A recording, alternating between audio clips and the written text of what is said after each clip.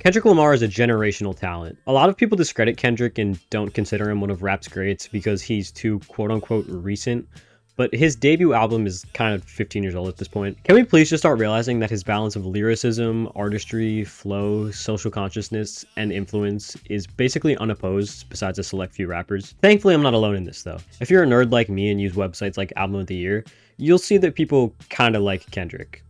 Like, a lot. Sadly though, when someone is so respected and praised, there will always be an almost equal amount of hate coming their way, especially if they're very popular, and that's exactly what's been happening to Kendrick in these last few years. Ever since he won the Drake beef, and more specifically ever since GNX dropped, there's been an insane hate wave for Kendrick, most of which coming from younger people on TikTok and Instagram. For a bit, it suddenly became very corny to listen to Kendrick, which really sucked. And why was this? Well, cause he screamed his producer's name. Mustard! Sorry if I come across as too serious while talking about this stupid ass mustard meme. I only act like this because my Ken Carson listening friends spam me with mustard and Kendrick hate videos for like 5 months straight, so I became very desensitized very fast. You know who you are, Matthew. So I'd like to use this video as a reminder to everyone who might have somehow forgotten that yes, Kendrick Lamar is the greatest rapper right now. Kendrick Lamar was the greatest rapper 5 years ago, and Kendrick Lamar will be the greatest rapper 5 years from now. And I'm going to prove that by ranking every single verse this guy's ever put out. Okay, maybe that won't explain how he'll be the best rapper in 2031, but you get my point. Every verse Kendrick spit on his mixtape Overly Dedicated, as well as his albums Section 80, Good Kid Mad City, To Pimp a Butterfly, Untitled Unmastered, Damn, Mr. Morale and the Big Steppers, and GNX will be included, as well as the rest of the Heart series, the Drake beef, deluxe songs, Cartoon and Serial, the Hillbillies, and the unreleased Bodies verse. Similarly to the Kanye video, features are not included, but I'm very welcome to the idea of a separate features ranking in the future. And to the 3 people wondering, no, I'm not adding any of the verses from the K-Dot mixtapes, because all of those verses would be at the bottom, and the retention for this video would be way lower because nobody cares about those verses. Bitch I'm in the Club would obviously be number 1 though. And with all of that out of the way, here's every single Kendrick Lamar verse ranked from worst to best.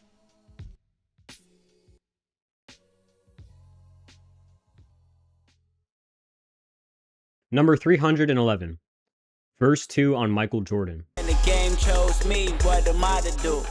Only thing I did wrong was make it possible. I might get torn to shreds for saying Kendrick's worst ever verse is a 6 out of 10, but it is what it is. Somehow Kendrick managed to rap an even more basic verse than the first one on Michael Jordan. Besides the fact that he says her pussy crazy like a billion times, I don't really know what to take away from this verse. Listen, I'm all for Kendrick making fun verses that don't have much meaning, but this isn't really that fun, just pretty boring, as his flow and delivery are nothing to write home about. Number 310, verse 1 on Alien Girl. She got me going, I'm all in, 50 stories, I'm falling. Later on in the video, I'll praise some of the verses on Overly Dedicated for showing just how talented Kendrick really was so early on in his career. This verse doesn't really do that. I mean, it's just kind of baffling that the same guy who wrote Love and Gloria also wrote a love song as basic as this. Here, Kendrick describes a girl as an alien because her looks are just so out of this world. The flow's cool, I guess. Number 309, verse 2 on Alien Girl. So now we own, so now we gone, living in the city of the unknown. Again, just a really basic love verse from this song. Here Kendrick talks about how people judge him and don't understand why his girl chose him, which they do mainly because of jealousy. Now, I'm sure this is a thing that happens regularly, and possibly even in Kendrick's life, but it's just not a very interesting subject matter in my opinion. It could be if Kendrick made it interesting, but he doesn't. Number 308, verse 1 on Tammy Song. I know this girl, she a real good girl, and she be low-key looking like a star with a real nice car. It's going to be hard to give any verse on Tammy Song a high score since they're all so short and none of them work too well as standalone verses. Not that I really want to praise this song anyways, since I really don't like it that much, but I digress. Kendrick basically just describes a hot rich girl in the hood, but she's not like a lot of the other hot rich girls, as she's not as selfish and is very faithful to her man.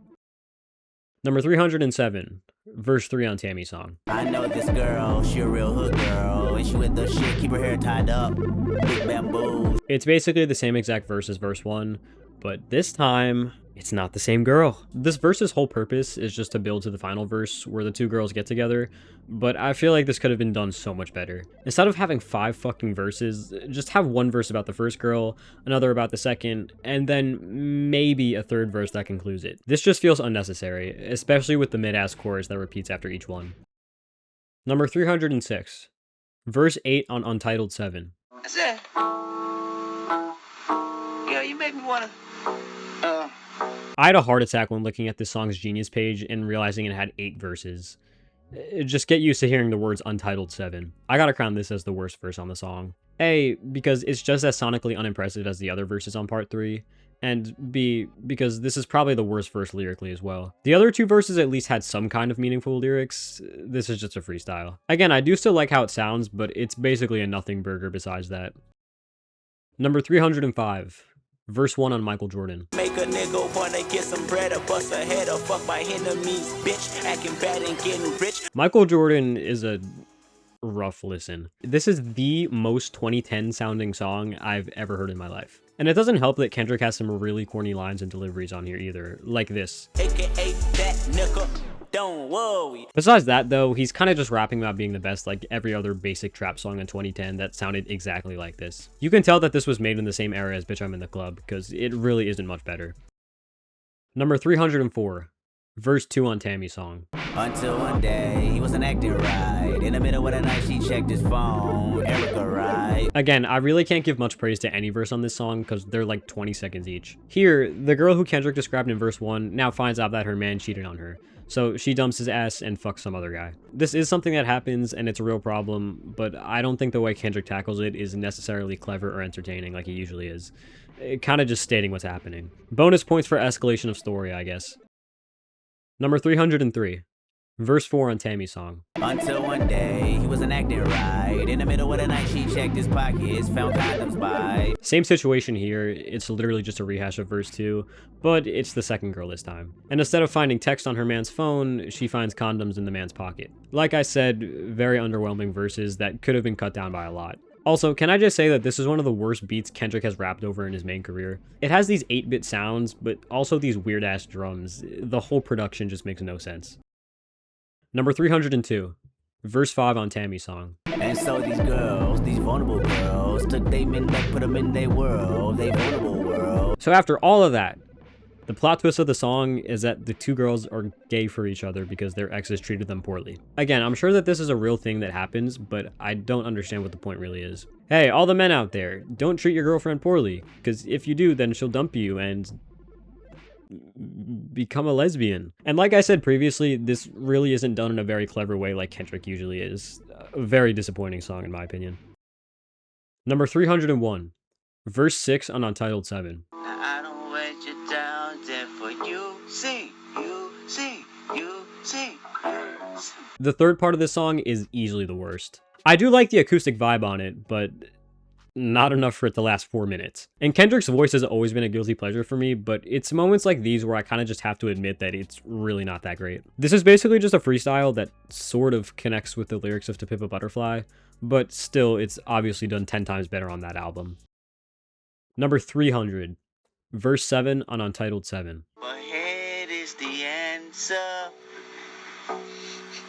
Again, I do like Kendrick singing here, but I'm not gonna lie and say that it's actually good. This is likely the session that was supposed to be some kind of reference track for Untitled 4, since the line "head is the answer" appears here in a less polished way. This is a pretty interesting line, as it means that both knowledge is how our society will progress, but also the fact that people need pleasure, specifically sexual pleasure, for the world to progress as well.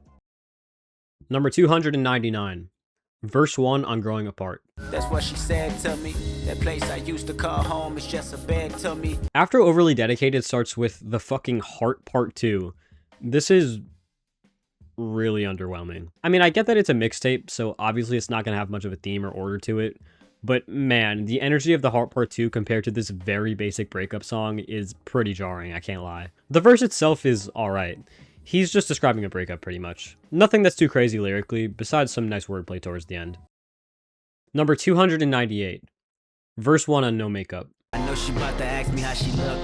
I tell her beautiful and how long it took. I make a face of disgust every time I'm listening to section 80, and I don't press skip soon enough, so I actually have to listen to more than a second of this Colin Monroe chorus. Thankfully, he's easily the worst part of the song, but the rest isn't great either. In this verse, Kendrick tells a girl that she looks good with makeup, but he prefers her natural look without any, which is nice if you're, talking to a girl. But presenting it on an album kind of just comes off as preachy and corny to me, especially making a whole song about it. I still have it at a 7 though, as the rhyme scheme and flow are good, and the double entendre about the girl hiding her bruises with makeup is admittedly pretty great writing. Number 297, verse 2 on No Makeup. I know she about to ask me how she look. I tell her beautiful and how long it took. I'm just gonna give this the same rating as verse 1. Again, the double entendre of the song in general is pretty cool, but I do feel like the song is a bit corny at certain points. But it still does fit into the album's narrative structure, so it's not necessarily a bad song. Just really sucks sound-wise. The rapping from Alori Joe here is alright. I don't think the verse is necessarily impacted positively or negatively without her part. Number 296. Verse 2 on Growing Apart. That's what it said to me, but that place I call ambition now dead to me. Slightly better than verse 1. I do like the concept of this song, which is that Kendrick describes the different parts of his life in every verse, this one being his drive to make it in the rap game. Flow is a bit better here than it was in verse 1, and I think the lyrics are a lot more interesting too. Still not anything impressive though, but it has solid meaning by showing Kendrick's vices, and how they stop him from achieving his dreams, something we can all relate to. Number 295. Verse 4 on Growing Apart. So in conclusion, we all seem to stumble, planning our own demise. Solid verse to wrap up the song that kind of brings the themes of the last few verses together to make the overall point of working for your success and to better yourself. I will say that I don't like how he starts the verse with "in conclusion," because that feels like it's straight out of an AP Lang essay. But the rest of the verse has a good sentiment that wraps up the song's themes pretty well. Number 294. Verse 5 on I Do This. These hoes wanna love me, man. So I'm like, what up? You could play this for your grandma and she would be able to tell you that this was from a 2010 rap mixtape. It's a posse cut over a mid-overproduced knockoff Lil Wayne beat about why every person on the song is the greatest rapper alive. Kendrick's verse being no exception to that. He of course has the best verse, but that doesn't really mean much here. His flow is pretty crazy though, I can't lie. Number 293.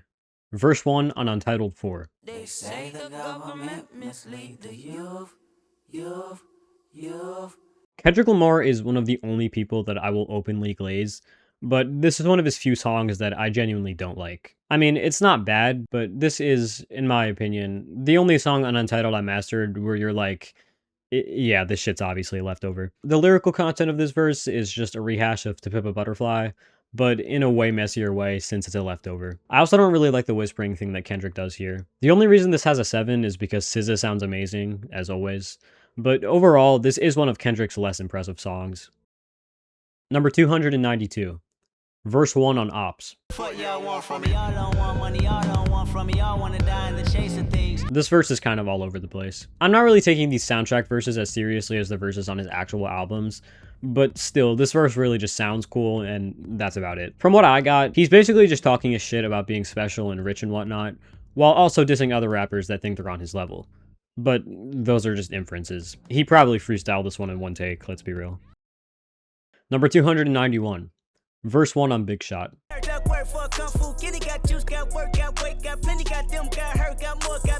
Kendrick was definitely trying to match Travis's vibe way too much on this verse, and song in general. He starts the verse with a pretty solid flow that sounds really good, then starts doing these weird voice inflections about halfway through. I mean, we know Kendrick is kind of known for these voice inflections, but I don't think they work as well here, especially since the beginning of this verse sounded way better. The verse still goes hard overall, but not the strongest song on the album.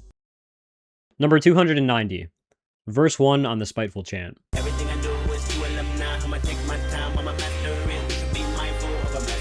The Spiteful Chant is a song I barely ever listen to as it's not on streaming, but if you haven't heard it, lyrically, you're not really missing out on much. I mean, besides the rhyme schemes, this verse doesn't do much. Kendrick is just talking about how people use him for money. The verse isn't very long and doesn't have much substance either. And to add on to that, the vocals don't really sound too good. The beat and aforementioned rhyme schemes carry this song. Number 289. Verse 2 on the spiteful chant. Everybody heard that I fuck with Dre, and they wanna tell me I made it. Nigga, I ain't made shit. If he gave me a handout, I'ma take his wrist and break it. Again, this song is just not impressive lyrically, but I guess that Dre bar is pretty cool. The mixing actually sounded kinda decent in that part of the verse, then it just turns into ass again for the second, which I just don't understand. But honestly, I do think there's a reason why Kendrick probably didn't fight much for the sample clearance on this song. It just doesn't add much to the narrative of Section 80. Number 288. Verse 4 on Untitled 7. Me don't want problem, me don't want problem, me don't want trick, me don't want trick. Worst verse on Levitate because the delivery can't really make up for the pretty basic bars here, but I still do enjoy the delivery, just not as much as the other verses. Similarly to verse 3, he seems to be rapping in the perspective of the people he's criticizing, who focus their lives on having sex and getting money, and yeah. As much as I enjoy the sound of this verse, it's clear that it's a leftover. Number 287. Verse 1 on Silent Hill. I be immune to shit, tucking the broom and shit, done with assuming shit. I do really like Kendrick's delivery on this verse. His flow is super fun, and his ad-libs are very entertaining. But I have no fucking idea what these lyrics mean. Maybe I'm too white for this shit, but besides the peekaboo line, I really don't know what the fuck he's trying to say here. I'm guessing he's saying that he's immune to all the fake shit and people he's surrounded by. Those are just my context clues from the chorus, to be honest with you. Kodak watched this guy, which is the saddest sentence I've ever said in my life. Number 286. Verse 2 on Dodger Blue. When I walk in, oh yeah, break neck. It's unanimous, high pop shit. I mean, yeah, the lyrics are absolutely nothing here. If I had to compare a Kendrick verse to Drake's 2C Slide, then it would be this one.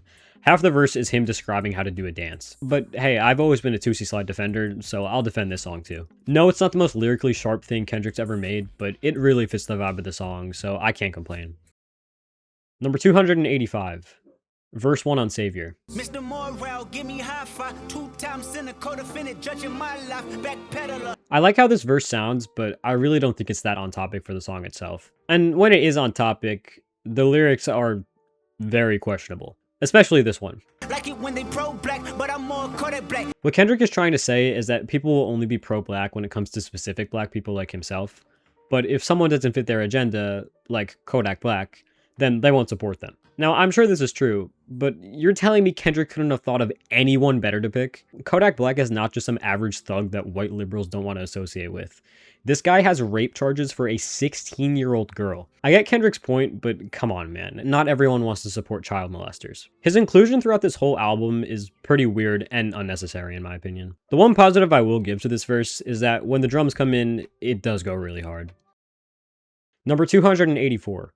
Verse 3 on Growing Apart. That's what he said to me, but that place we call heaven unfair to me. Again, I prefer this verse to the first one just because it's a more interesting concept than Kendrick just talking about his breakup. Here he talks about his faith and wonders if all he does will really get him a spot in heaven, since heaven is supposedly very restricted, and Kendrick is of course a sinner. Who's probably gonna sin again? Kendrick's faith is something that you see all throughout his career, and I definitely think it was tackled in better ways later on, but this is still a solid verse.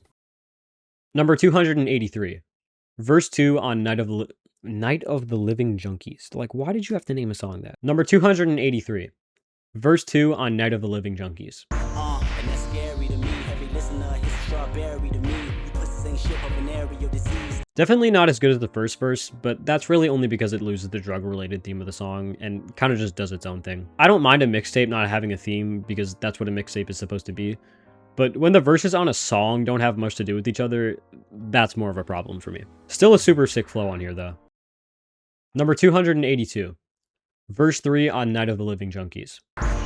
And it's scary to carry a smooth tight flow like a drink of Merlot that'll freak y'all out like a girl Virgo. Again, this verse doesn't fully connect with the druggy theme of the song, but it does so more than verse 2 did. Still though, I feel like a lot of what he's saying here just has nothing to do with anything and really serves as a cool freestyle verse. And if that's what he's going for, then he definitely succeeded, because he has a great flow and the rhyming is on point as always. Just not very cohesive song-wise. Number 281. Verse 1 on Cut You Off. I'm trying to learn something new. I'm trying to find myself. I'm searching deep for Kendrick Lamar. This song is about Kendrick getting rid of the negative things in his life that set him back from achieving his goals. And this specific verse is about a girl he's talking to. When this girl talks to Kendrick, all she does is shit talk other people, and Kendrick can't take hearing that level of negativity and jealousy in his life, so he cuts her off. pretty solid subject matter, and the rhyme scheme is really good too. Number 280. Verse 3 on Ignorance is Bliss. I'm SoCal, you so-called rappers need to go call Ghostbusters, cause shoe busters on Casper when I go off. The worst verse on Ignorance is Bliss, just because I feel like it doesn't add much to the theme that the first two verses established. But it's still an enjoyable verse, where Kendrick describes the ignorance of labels and other rappers who don't understand Kendrick's true potential. It's also much shorter than the first two verses, so it doesn't go as in-depth, but his delivery is really great, so that gives it a few points. Number 279. Verse 2 on Untitled 3. A piece of land, that's what the Indian said, I needed the man. Here Kendrick talks to an Indian man, who tells him to invest his money in land. It's not really clear if he's talking to a Native American guy or an actual Indian, but I would assume Native American because I don't really know how this would relate to India. Overall, this is one of the less impressive verses on the song, but I do still enjoy his flow here. And again, some pretty good advice because investing in land is very useful. Number 278. Verse 1 on Untitled 7. Love won't get you high as this, drugs won't get you high as this, fame won't get you high as this. This verse is very, very simple lyrically. Material possessions and drugs and power and sex will never bring you to the level that Kendrick is at, where he blocks all that out and allows himself to think freely. I do really love his voice inflections here though, which is why it's relatively high even though it's extremely simple. Overall, not very impressive, but I still enjoy the verse. Number 277. Verse 2 on Untitled 7. Life won't get you high like this here, no. He won't get you high like this here, no. She won't get you high like this here, no. I'm just going to put this at the same place as the first verse, because he's essentially saying and doing the same exact thing that he did there, but this time he focuses more on sex, specifically with his line where he mentions for free. The beat on this part of the song is stupid, but I just feel like he could have done way more with it than these very simple bars. I mean, I know it's a leftover, but still, some of Kendrick's best ever songs are also considered quote-unquote leftovers. Number 276.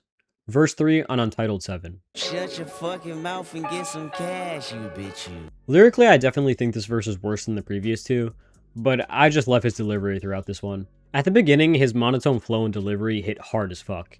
And then when he becomes super energetic and whiny, it gets even harder. He talks from the perspective of the people he was complaining about in the first two verses, who are solely focused on gaining wealth and having sex and not much else. This kind of lyrical content is obviously done much better on To Pimp a Butterfly, which is why this is a leftover, but I still enjoy it a bit here. Number 275. Verse 1 on God. Ever since a young man, all I wanna be was a gunman. I really like God sonically, unlike most people, but I do understand why this is the least praised song on the album. The lyrics here aren't really much, at all. Kendrick is talking about how once he had nothing, and now he's got to such a high point that he feels like God.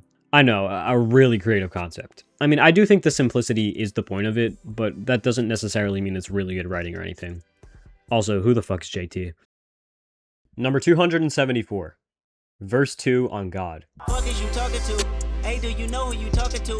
Slide on you like falling drapes. His flow is pretty hard on this verse, and I do prefer it to his melodic delivery on the first verse. Again though, this song is lyrically not doing much, especially for Kendrick standards. This verse specifically, I feel like is doing even less than the first one, where Kendrick is basically just saying that he's the best and that everything he touches turns to gold. Still a really fun song to listen to though. Number 273. Verse 1 on Black Panther. King of my country, king of my homeland, king of the filthy, king of the fallen, we living again. A pretty repetitive verse where Kendrick basically just says that he's the king of a multitude of different things. Something I do appreciate about this verse and song is that while he is talking about himself, he also writes it in a way so that it's also talking about the main character of the movie, which is pretty cool. I like his flow here a lot, but lyrically it's not the most impressive thing in the world. Number 272. Verse 1 on Rich Spirit. Taking my baby to school, then I pray for, cause you bitches ain't never been cool, writing testament. Rich Spirit is probably the least lyrical song on the album, besides Silent Hill, as it's basically just Kendrick describing his new way of life after being absent for 5 years. A lot of this verse is pretty basic stuff about Kendrick being the best in the game and whatnot, but he also has some lines about not wanting to only be seen as a rich and famous guy. His flow is really smooth here as well, and I enjoy his melodic delivery, even if it's not too impressive. Number 271. Verse 2 on Rich Spirit. Morality can wait, feedback on low latency. I'm glitching from the face as my thoughts grow sacredly. I'm running out of space. Mostly the same type of lyrics from the first verse, but there are a couple of noteworthy bars here. The one that always stands out to me is, Ask Whitney, she okay? Never mind 100K. because I feel like this is kind of a crack in the mold of what Kendrick's trying to say. This whole song is him bragging about his lifestyle, but then Kendrick quickly mentions Whitney and her feelings before immediately going back to talking about money. That's the real representation of Kendrick's lifestyle, and that's why that's the most notable bar in a song full of bars about money. Number 270. Verse 3 on Rich Spirit. Frat brother, real nigga, that brother. We dress up the score, give me that brother. I do like how all the verses on Rich Spirit sound, but I just don't feel like I get much out of them lyrically. In this verse, half of it has Kendrick voicing his concerns with fake people, like gold diggers or fake activists that will try to get clout off mourning someone's death online instead of mourning them privately. And the other half of the verse, I honestly have no idea what he's talking about. I mean, it sounds good, and yeah, that's about it. I at least agree with what I was able to understand from this verse. Number 269. Verse 2 on Cushion Corinthians. It go 1, 2, 3, 2 in the front, 1 in the back seat. I still appreciate the lyrics in this verse, but his flow is pretty choppy, similarly to verse 1. For the first half of the verse, he's very slowly describing how he's in the car with his friends looking to get revenge on someone, but he then questions why we even retaliate in the first place. But in the moment, the reasoning doesn't matter. Kendrick just goes along with it since that's what's happening, which he attributes to human nature. Again, lyrics on this song are great. The verses themselves aren't standouts though. Number 268. Verse 4 on Loyalty. Tell me who you're loyal to. Is it money? Is it fame? Is it weed? Is it drink? Is it coming down with the loud pipes in the rain? Kendrick's weakest verse on Loyalty, solely due to the fact that his smooth melodic flow isn't here to carry the pretty basic lyrics, but it still has a pretty solid flow. The lyrics here are more of the same, with Kendrick questioning the loyalty of the girl he's with, and asking her if she'll still be with him even if he goes broke one day. In other words, if shit hits the fan, will she still be a fan? I'm sorry, that was corny as fuck. Number 267. Verse 1 on Lust. Wake up in the morning, think about money, kick your feet up. Watch you a comedy, take a shit, then roll some weed up. I'm not going to rate this one too high because it's literally just the first part of the second verse, but cut off at the end instead. Here he portrays the average day of a man who lets lust overcome him. The man is doing absolutely nothing with his life. He's smoking weed, watching TV, not going to work, thinking about money, etc. This is clearly a life full of vices that these men shouldn't be living, but they do anyways, because they've been living like this since they were born. Again, he definitely goes deeper into this later, but this is still a decent starter. Number 266. Verse 1 on All the Stars. Tell me what you gonna do to me. Confrontation ain't nothing new to me. I think the Super Bowl is what made me realize how much Kendrick gets absolutely washed by SZA on this song. Like, he rapped his verse, and it was pretty good, and as soon as it's over,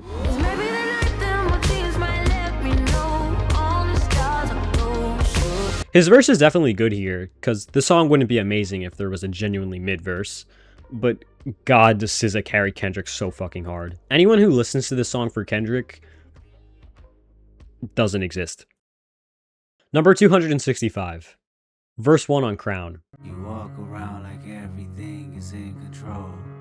A very vague verse to start off the song, but I think I get the gist of it. There's a lot of people Kendrick loves and cares for in his life that he'll do things for that he usually wouldn't do. Even when these people are at their lowest points, Kendrick will help them through it and give them the time they need. There is obviously more to this, but he gets into that in the pre-chorus and the chorus, not here. Number 264. Verse 2 on Crown. They idolize and praise your name across the nation. Similarly to verse 1, Kendrick doesn't really get into the main point of this verse until after it's already over. He now talks about his fans, who supposedly love him because they support the music he releases, go to his concerts, and praise him like he's the greatest rapper alive. I do want to clarify that I absolutely love this song and its message, but again, there's not much to go into without straying away from the verses themselves. Number 263. Verse 1 on Peekaboo. Peekaboo, I just put them bookers in my chain. Peekaboo, 80 pointers like a Kobe game. I'm trying to be as unbiased as possible, and that's really hard to do with this album. I was playing it so much when it first came out that I have like 80% of the album memorized, and I really like every single track. And yes, that includes the fire-ass title track that Kendrick doesn't have a verse on. While I do really like Peekaboo, I also do have to admit that it doesn't have the most impressive Kendrick performances. He's basically just talking his shit here with a very simple flow, but it still goes hard. Number 262. Verse 3 on Peekaboo. Hey, hey, hey, hey, hey, hey, hey, that's my bitch. Hey, hey, hey, hey, hey, hey, hey, that's my bitch. Hey, hey, hey, hey, with all that fake shit. Yeah, fuck being unbiased. I love Kendrick's performance on this song. Dude is literally doing Miles and Super Hot Fire impressions, and it's hilarious. Okay, yeah, this is obviously not great for Kendrick standards, but it still flows well, and it's really funny, so I still enjoy it. And when he's not doing those weird inflections, his flow actually hits so hard. It's pretty reminiscent of the first verse on TV Off. It's just a really fun verse to listen to overall. Number 261. Verse 2 on the Hillbillies. I'ma pass you to Neymar. He got time for your bestie, girl. Niggas know that I'm best dressed. Too high profile to access. The Hillbillies is such a simple banger, and I couldn't love it more because of that. This was the first song Kendrick dropped after I had become a really big fan of his, so I remember being really hyped when this song came out. And maybe I believe this because of that, but when Kendrick comes in on this song after BB Keem does the first verse, God, I just get 10 times more hyped. I like Baby Keem, but man, does Kendrick sound so much better than him on this song. This verse actually is split between the two, but Genius considers it mainly Kendrick's verse, so here we are. Obviously, the lyrics don't do much, which is why the verse is pretty low, but the flows from both Kendrick and Keem are so good on this verse, and track in general. By the way, I know this is a bit off topic since it's not in the verse, but as a short guy who has always felt comfort in knowing that one of my favorite artists is also a short guy, I am incredibly disappointed that he lied about his height in the chorus. Kendrick is not 5'7", he's 5'6", possibly even 5'5". Deplorable behavior, Kendrick. I thought you were better than that. Number 260. Verse 1 on Night of the Living Junkies. And that's scary to me, dope beat, dope flow. Very to me, especially when sound wave is on his P's. Solid verse with some cool drug-related wordplay and a great flow. I would say the only two reasons why it's so low are that the song kind of just sounds mid, and that he kind of made a whole album about this exact subject matter, and that album does it much better than this random mixtape cut that isn't even on streaming. This verse still displays the real talent Kendrick has always had, though. Number 259. Verse 2 on Cut You Off. I'm trying to learn something new.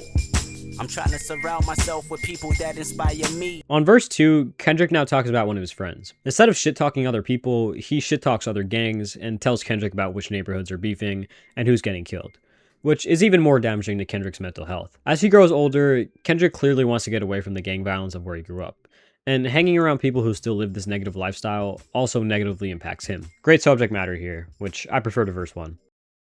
Number 258. Verse 3 on Cut You Off.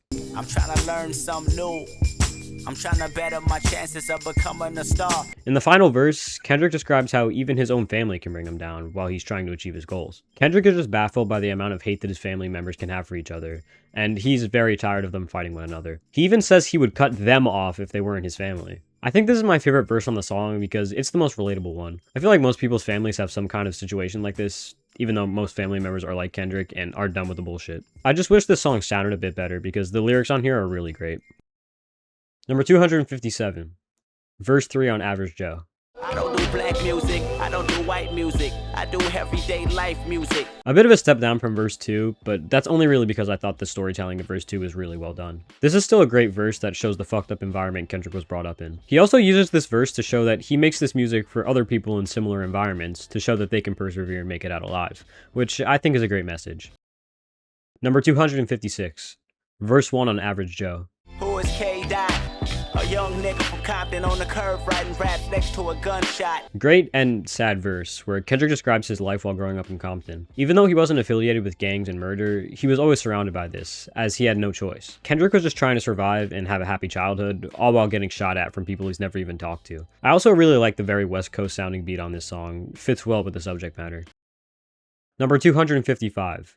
Verse 1 on Ignorance is Bliss. Kill him, wait, stand over him, shake his hand, then jump back in that minivan, double back to his block and blam, I ain't backing down for nothing. In this verse, Kendrick basically mocks the quote-unquote hood mentality. People who have a hood mentality just blindly shoot people and don't think twice about it, which is due to them being brought up in an environment where that's what people do. A lot of people with this mentality don't actually understand what they're doing is necessarily bad, they do it because that's all they know, hence ignorance being bliss. A very sad and interesting theme that Kendrick explores well here.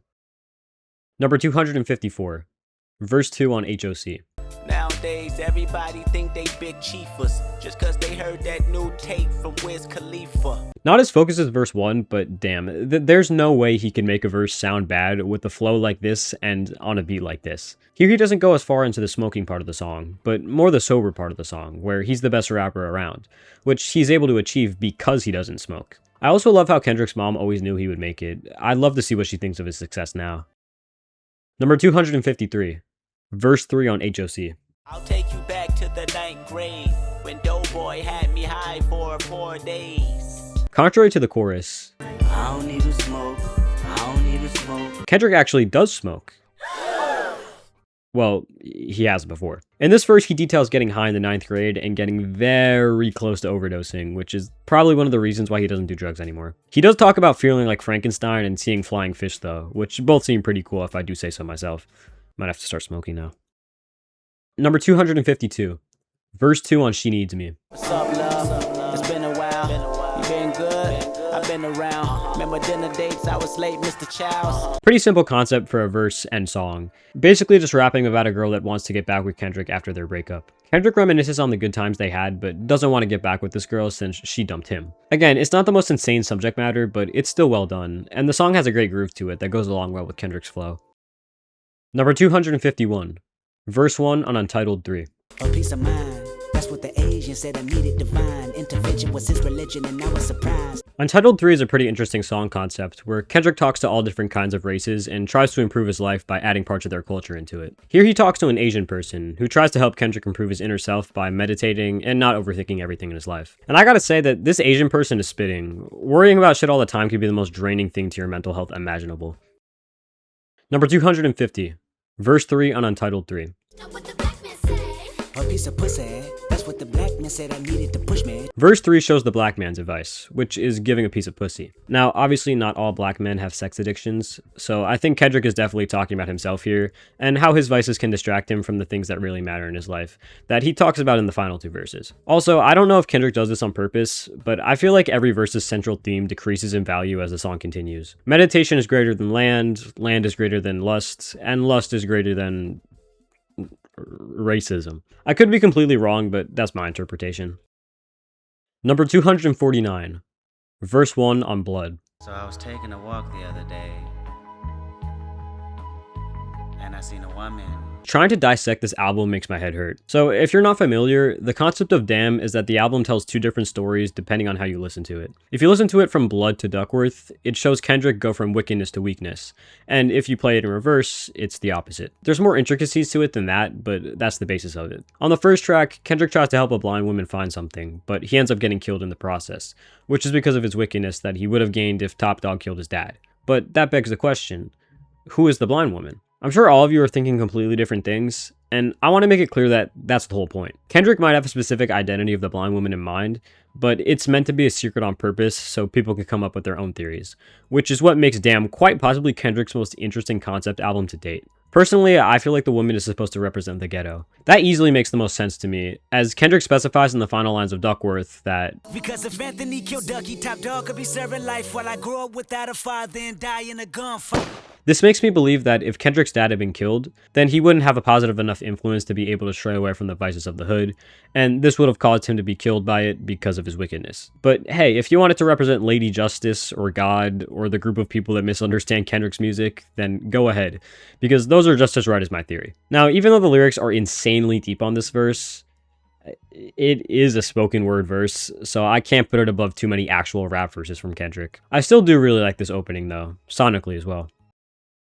Number 248, verse 2 on Black Panther. Hail the king! I dropped 1,000,000 tears. I know several responsibilities put me here. Kendrick gets rid of the repetitive nature of the first verse and now talks about his grief that has been caused by the ghetto. This isn't really subject matter that's original from Kendrick, as this has been a large part of basically all of his albums, but it's still good content nonetheless, and I do really like his flow over this experimental production. While it's not among his best work, this is still leagues above from what we should expect from a movie soundtrack.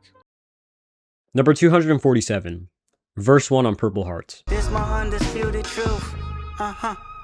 My life is like forbidden fruit. My bitch know better than I do. This song is a nice refresher after just hearing We Cry Together, because wow, it is the exact opposite of that. The song actually fits very well in the therapy concept of the album, since it shows Kendrick getting over the hateful events of the previous track and now having more positive mindset. He raps about love here, saying that love is much more important to him than religion or clout or even music. He does sound a bit monotone here, which I'm not a huge fan of, but I do like the parts of the verse where he gets melodic with his delivery.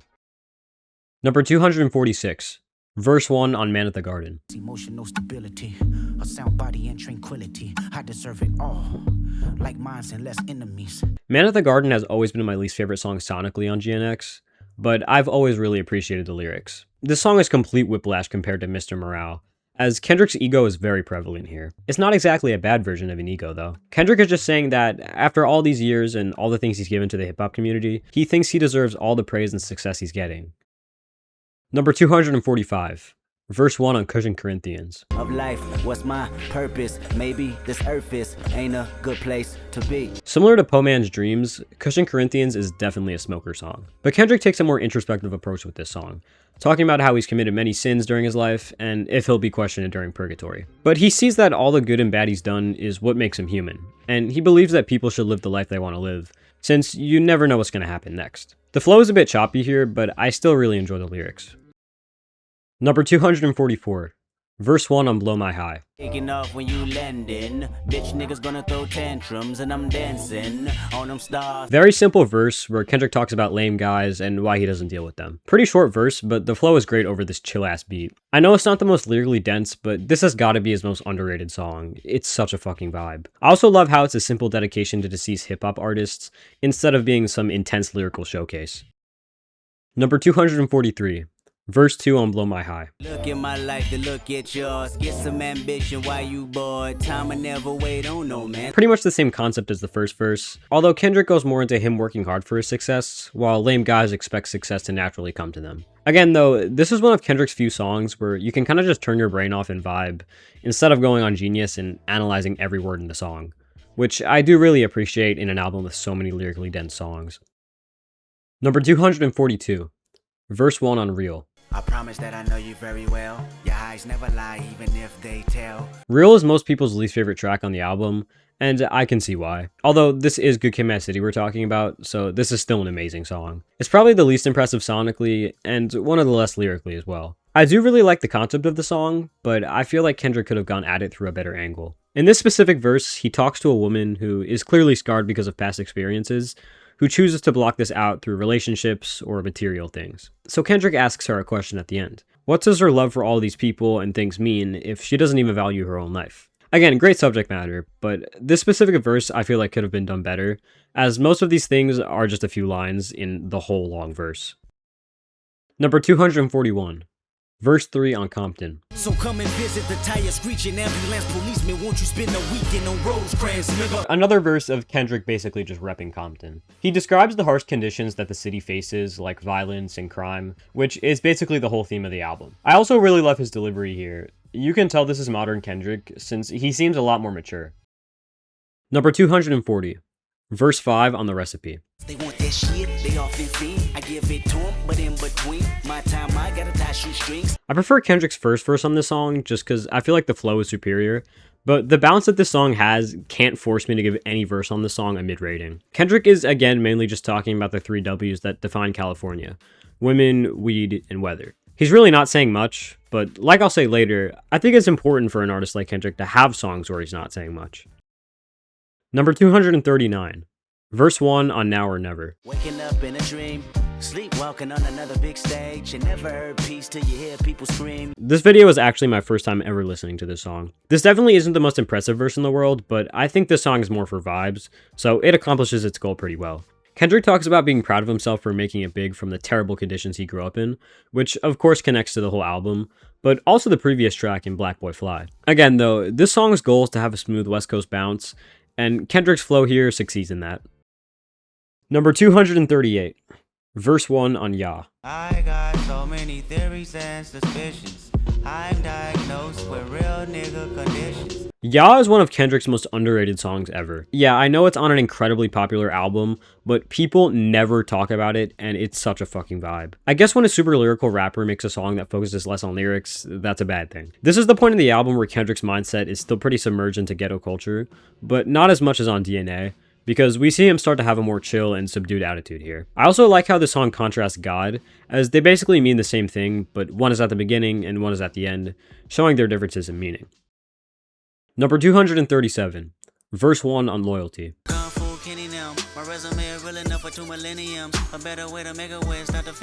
Nothing too lyrically deep on this verse, but man, is Kendrick's flow smooth as fuck. I've always loved how he started the verse with half the verse he's reiterating a lot of the points from the previous songs on Damn, and the other half he's connecting more to the song's themes, talking about how this girl clearly wants him because he's rich and famous, but might not be loyal enough to stick with him. Number 236.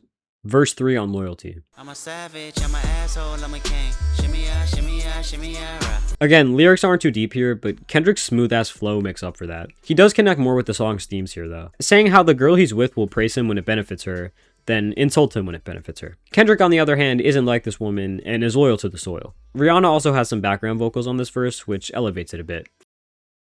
Number 235.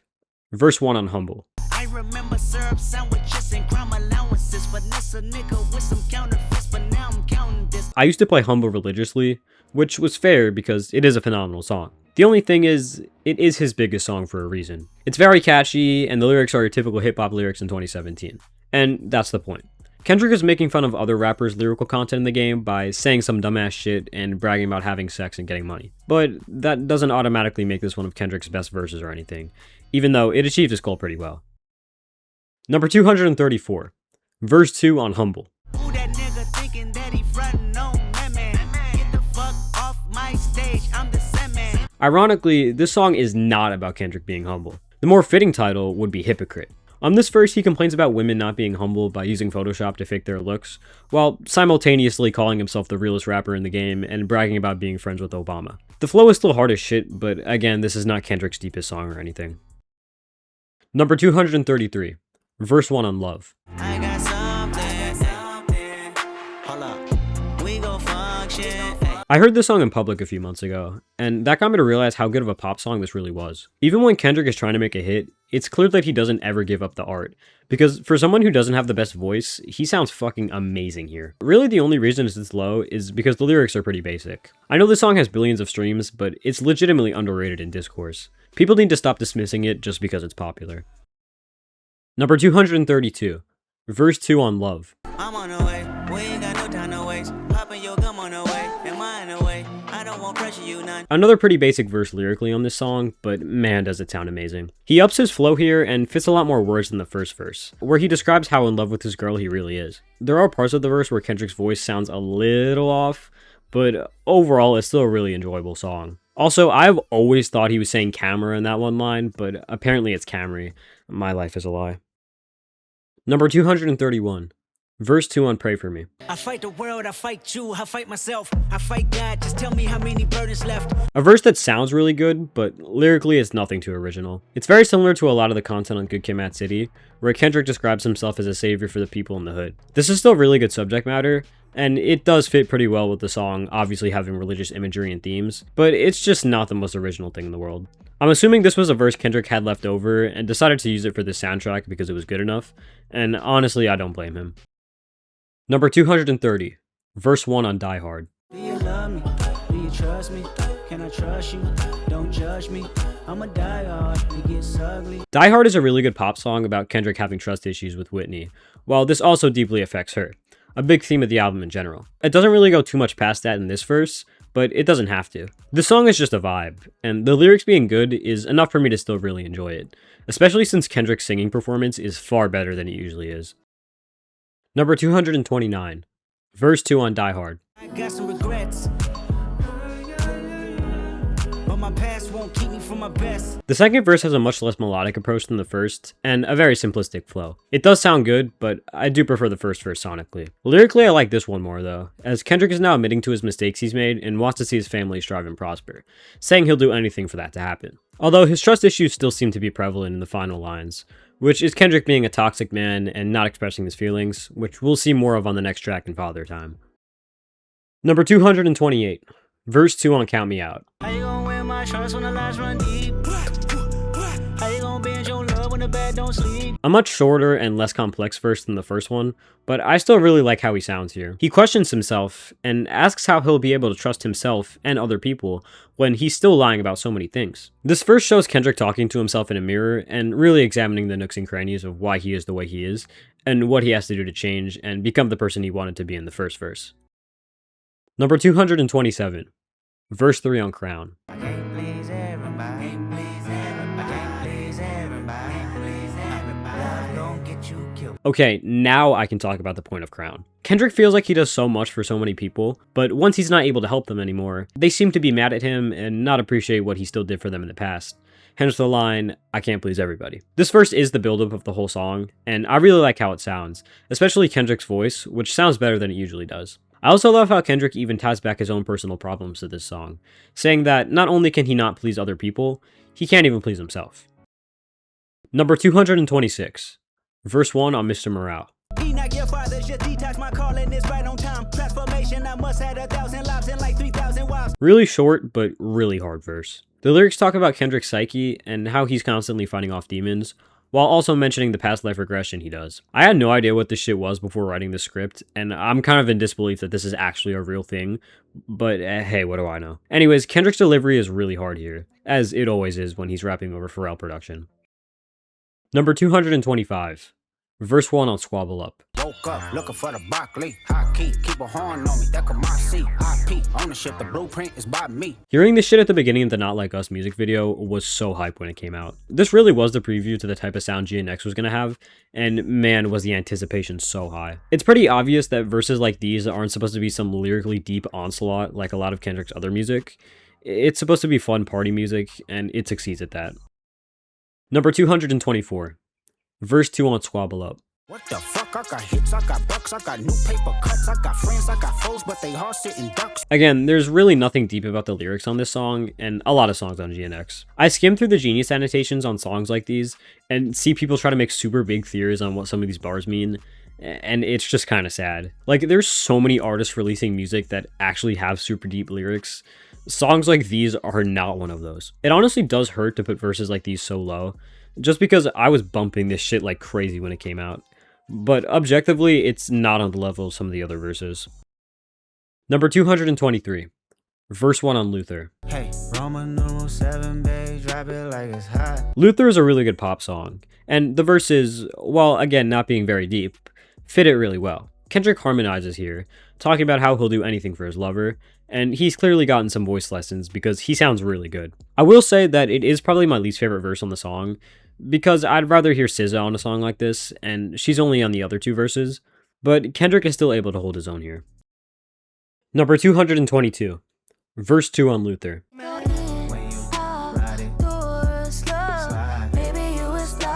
Honestly, I really don't know why Genius considers Kendrick the main performer on this verse, because SZA sounds way more prevalent here, as Kendrick is just doing ad-libs. But hey, blame Genius, not me. The sort of back and forth thing they do is really cool though. And SZA, of course, sounds as phenomenal as ever. The lyrics are, again, just pretty basic love song lyrics, but it sounds amazing, so I'm not complaining. Number 221, verse 1 on Dodger Blue.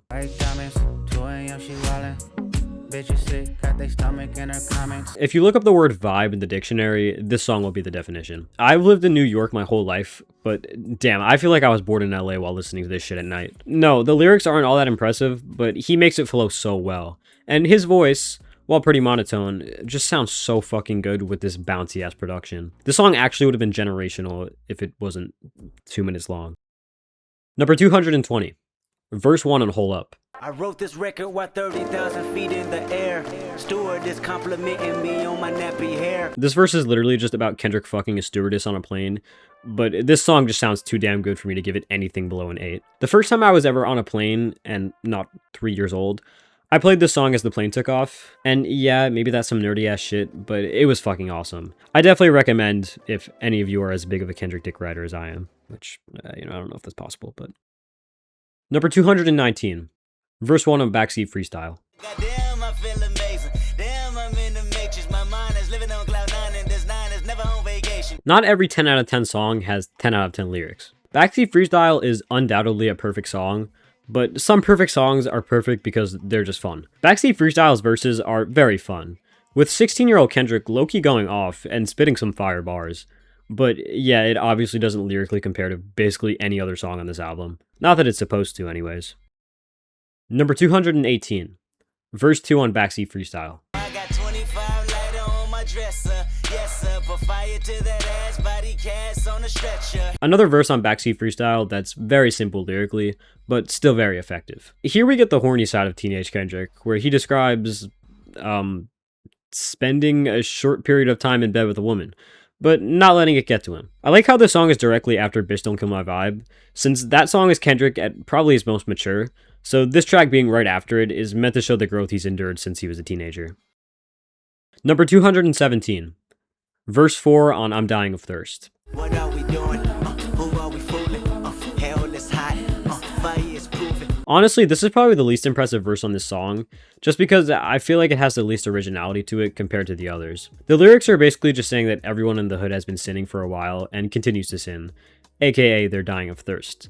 And this is why they need to find God. Honestly, when Kendrick adds religion into his music, I don't think he's necessarily saying that you have to become a Christian if you want to make a change in your life. I feel like he's using religion just as a metaphor for how people should be living their lives, whether it's to end violence or lust or any of the themes Kendrick talks about on this album.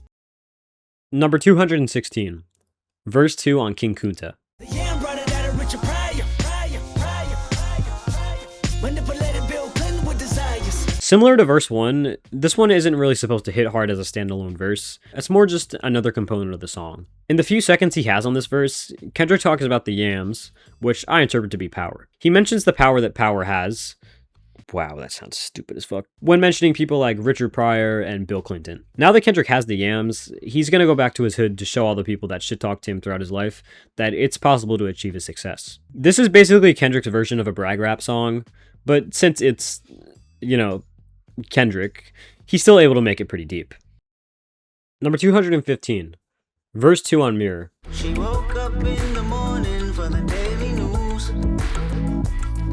Similarly to verse 1, this is super simple in its lyrics. I think he's talking to rapper No Name here, because he uses the pronoun she, and he also talks to her in the next verse, but he gets much deeper into it there, so I'll just save my thoughts for when we get to it. Anyways, Kendrick sounds really good again. This is one of Kendrick's more R&B-like songs, and it sounds magnificent. Number 214, verse 1 on TV Off. They like, what he on? This the Alpha and Omega, bitch. Welcome home. God, Kendrick's flow is so fucking fire here. That weird passive flow he does where he has no energy, but he still has energy. Fuck, let me just play it. Need you a man, baby. I don't understand, baby. Pay your bill and make you feel protected like I can, baby. The lyrics themselves aren't anything too crazy, which is why this verse isn't higher, but going solely off sonic enjoyment, this would be much higher. I was bumping this shit like crazy when the album came out. Number 213, verse 2 on Gloria. You go see other people if I didn't grow with you. When no more holding them pistols in front of stores with you. Worst verse on Gloria, but it's really only because it's much shorter. The positives I'm gonna have to say about the lyrics and the melodies of the other verses still apply here. This one just gets cut off by SZA's interlude, so it doesn't have much time to shine. The thing I find most interesting about this verse is when the pen tells Kendrick that if he's not able to grow with it, then their relationship isn't going to work. And that reminded me a lot of I Love Her Again off the new J. Cole album. Number 212, verse 1 on King Kunta. Yeah, Mr. Power, that beat. You can smell it when I'm walking down the street. King Kunta is one of Kendrick's best ever songs, but if we're considering this as a standalone verse, then it's definitely not his most impressive. Although, I feel like that's the point. The song builds up to this insane climax where a bunch of shit is happening, so this first verse being very simple fits a lot. Kendrick's flow is probably the least intricate you'll hear on this album, even though it still sounds great. Lyrically, he's talking about how, as a black man, he'll never compromise his principles for a check. An example of this type of person he gives is someone with a ghostwriter. I could dig rapping, but a rapper with a ghostwriter. What the fuck happened? Some people think he's mentioning Drake here, but I highly doubt Kendrick would take time out of his highly conceptual masterpiece to throw a subliminal at Drake. Plus, it's not like this line doesn't fit the song's narrative. It's pretty clearly talking to the rap game as a whole. Number 211, verse 2 on Element. I'm allergic to a bitch nigga, ayy. An imaginary rich nigga, ayy. 7 figures, how that slimmer than my bitch figure, ayy. Lyrically, I feel like there's a bit more filler on this verse than the previous one, but this is Element, so obviously this shit's still gonna be hard no matter what. I do actually really like the first line though. This line seems simple, but by his bitch figure, he means an hourglass figure of a woman, which is in the shape of an 8. So not only do millionaire rappers not even compare to Kendrick's wealth, their 7-figure wealth can't even compare to his girl's 8-figure. I feel like that line exemplifies the whole point of this song. Even when Kendrick is making a brag rap song, he'll still throw in fire-ass lyrics to make it look sexy, cause he's just 10 times better than anyone else in the rap game. Number 210, verse 1 on Whacked Out Murals. Yesterday somebody whacked out my mural. That energy'll make you niggas move to Europe. Great verse to start the album off. The drums don't kick in until the next verse, so this verse has a lot of suspense, and it especially did on first listen. I remember being in class and randomly opening Instagram and then freaking the fuck out. Well, I at least did in my head because, you know, I was in class. Then I listened to half the album with my friend 20 minutes later, and this shit was hard as hell. Kendrick basically isn't taking shit from anyone after the Drake beef, and I really like seeing that type of energy from him. The only problem I have with this verse is that he does that stupid ass thing where there just isn't a bar because, oh my god, the bar was just so controversial that we couldn't even put it on the song. Which is just like the corniest thing of all time, coming from someone who loves Kendrick's music with all of my heart. You can't act tough and simultaneously censor yourself at the same time. Number 209, verse 1 on Bodies or Deets. Reincarnated with love. My Gemini twin back powering up. No more handshakes and hugs. The energy only circulate through us. Okay, yeah, I know this song is unreleased, and I don't have any other unreleased songs in this video, but I mean, he kind of played this song at the Super Bowl. I feel like I have to talk about it. And man, he really needs to fucking release this song. The only reason this has an 8.5 is because it's clearly not the full verse. This could easily be a 9 or above if it ever comes out. Kendrick's flow at the beginning is very mellow and nice to listen to, and then the beat drops and his delivery gets much more aggressive. Both of these parts of the verse sound amazing, which includes both of their productions. Although it's been almost 2 years since this was first previewed, so the chances of us actually getting this are really low at this point. Unless this was for some reason a teaser for his next album. Number 208, verse 2 on pimp 1.5. I wrote this song when they drove home and caught that flat in the main G flats, and it made me think if we only could blink to change locations where we at. Sometimes this mixtape pisses me off because certain verses on here are so damn good, but the sound just isn't there yet. I do like the sound of this song, especially when comparing it to other songs on the album, but it still would benefit so much from sounding better, since this verse is really good. Here, Kendrick basically calls out sex and alcohol addicts, because he is one himself. He knows that all of them are addicted to these vices because they're too scared to open the skeletons in their closet, too scared to actually confront their problems, and instead use these vices as coping mechanisms. This is something he tackles in a better way later in his career on Mr. Morale, but this is still a very mature and conscious way to handle a serious topic like this, especially this early on. Number 207, verse 1 on ROTC. So wanna say fuck rapping, I need money now. Like should I start trapping if what I write down? You know an artist is good when their interludes have this much effort put into them. Here Kendrick kinda does a what if scenario, where he explains what his life would be like if he sold crack instead of rapping, which makes for a pretty entertaining verse with a great cadence and delivery. As this mixtape was before Kendrick made it big, him almost giving into the allure of making easy and quick money through drug dealing makes a lot of sense. Number 206, verse 2 on Average Joe. Walking from Centennial when an unidentified vehicle rolled up and I was like, hold up. Here Kendrick gives an actual example of himself getting shot at during his childhood. He was a teenager walking down the street, gets confronted by gang members, then gets shot at while running into a building. So many kids in America, including myself, thankfully will never have to deal with situations like this because of how blessed we were to be brought up in better areas. But it's just so depressing that any kid would have to be scared for their life while doing something as basic as walking down the side of the road. The final line is also really sad. Thought about that so long, I had failed my finals. Fuck. Number 205, verse 1 on Opposites Attract. And so he said, why you gotta be so kind-hearted? Why you couldn't be a kind artist? Okay, so now I'm just confused. Alien Girl was such a mid-love song, but then he makes a really great love song literally one track later. I guess I'm too used to Kendrick being consistent. Anyways, this is a very interesting concept for a song, where Kendrick describes a woman who is basically just the perfect partner, only for Kendrick to reveal at the end that this is why he cheats on her. Pretty messed up way of putting it, but it is an effective way of showing the chorus's main theme. Number 204, Verse 2 on Opposites Attract. Why you gotta be so mean to me? Why you don't know what you mean to me? Why you always playing games? Another great verse from the song that I think exemplifies its message even better. Kendrick now raps in the perspective of the woman who he's mistreating. I prefer the woman's perspective here because you really get to see how much she truly loves and cares for Kendrick, just for Kendrick to not give that same love back. The final lines are really great as well, where the girl says that her man will even hit her sometimes, yet she still can't let go of him, which is sadly the most realistic part of this whole song. Great concept overall. Number 203. Verse 1 on Heaven and Hell. Niggas hating, bitches hating, babies dying, bullets flying, helicopters, police sirens, preachers lying, genocidim, criticism, unemployment, racism. As you could probably tell from the title, this song is about heaven and hell. Well, actually, just hell. He talks about genocide, wars, racism, AIDS, police brutality, and much more. The only catch is that this is real life. This kind of stuff continues to happen because of our people who can't find peace, and our government who can't seem to do anything about it either. Really great fast flow here too, alongside the rhyme schemes. Number 202. Verse 1 on Chapter 10. Don't know better, don't nothing go better with ignorance, but the belligerent kids that we living with, some of them masculine, some of them feminine. Okay, hear me out. I know this verse is super short, and a lot of people don't even consider Chapter 10 a song, but the rhyme scheme and flow on this verse are fucking insane. Lyrically, it's going along with the themes of the album, which are obviously about the youth of kids from the projects destined to fail because of the crack era. But go back to this verse and tell me it's not insanely impressive, even while being a few bars long. The beat is also super weird in a really great way. I don't know how he even figured out how to rap on this, to be honest. Number 201. Verse 2 on Black Boy Fly. Used to be jealous of JC Young. I used to be jealous of JC Young. I also hadn't ever heard this song before this video, and I'm really happy I decided to include the bonus tracks. Here Kendrick switches the subject matter to now talk about The Game, who got famous when Kendrick was in high school. This was around the same time when Kendrick was envious of Aaron Aflalo, and his envy continues here, where he realizes that if he doesn't go and chase his dream now, then he might not ever get the chance to again. Number 200. Verse 4 on Untitled 3.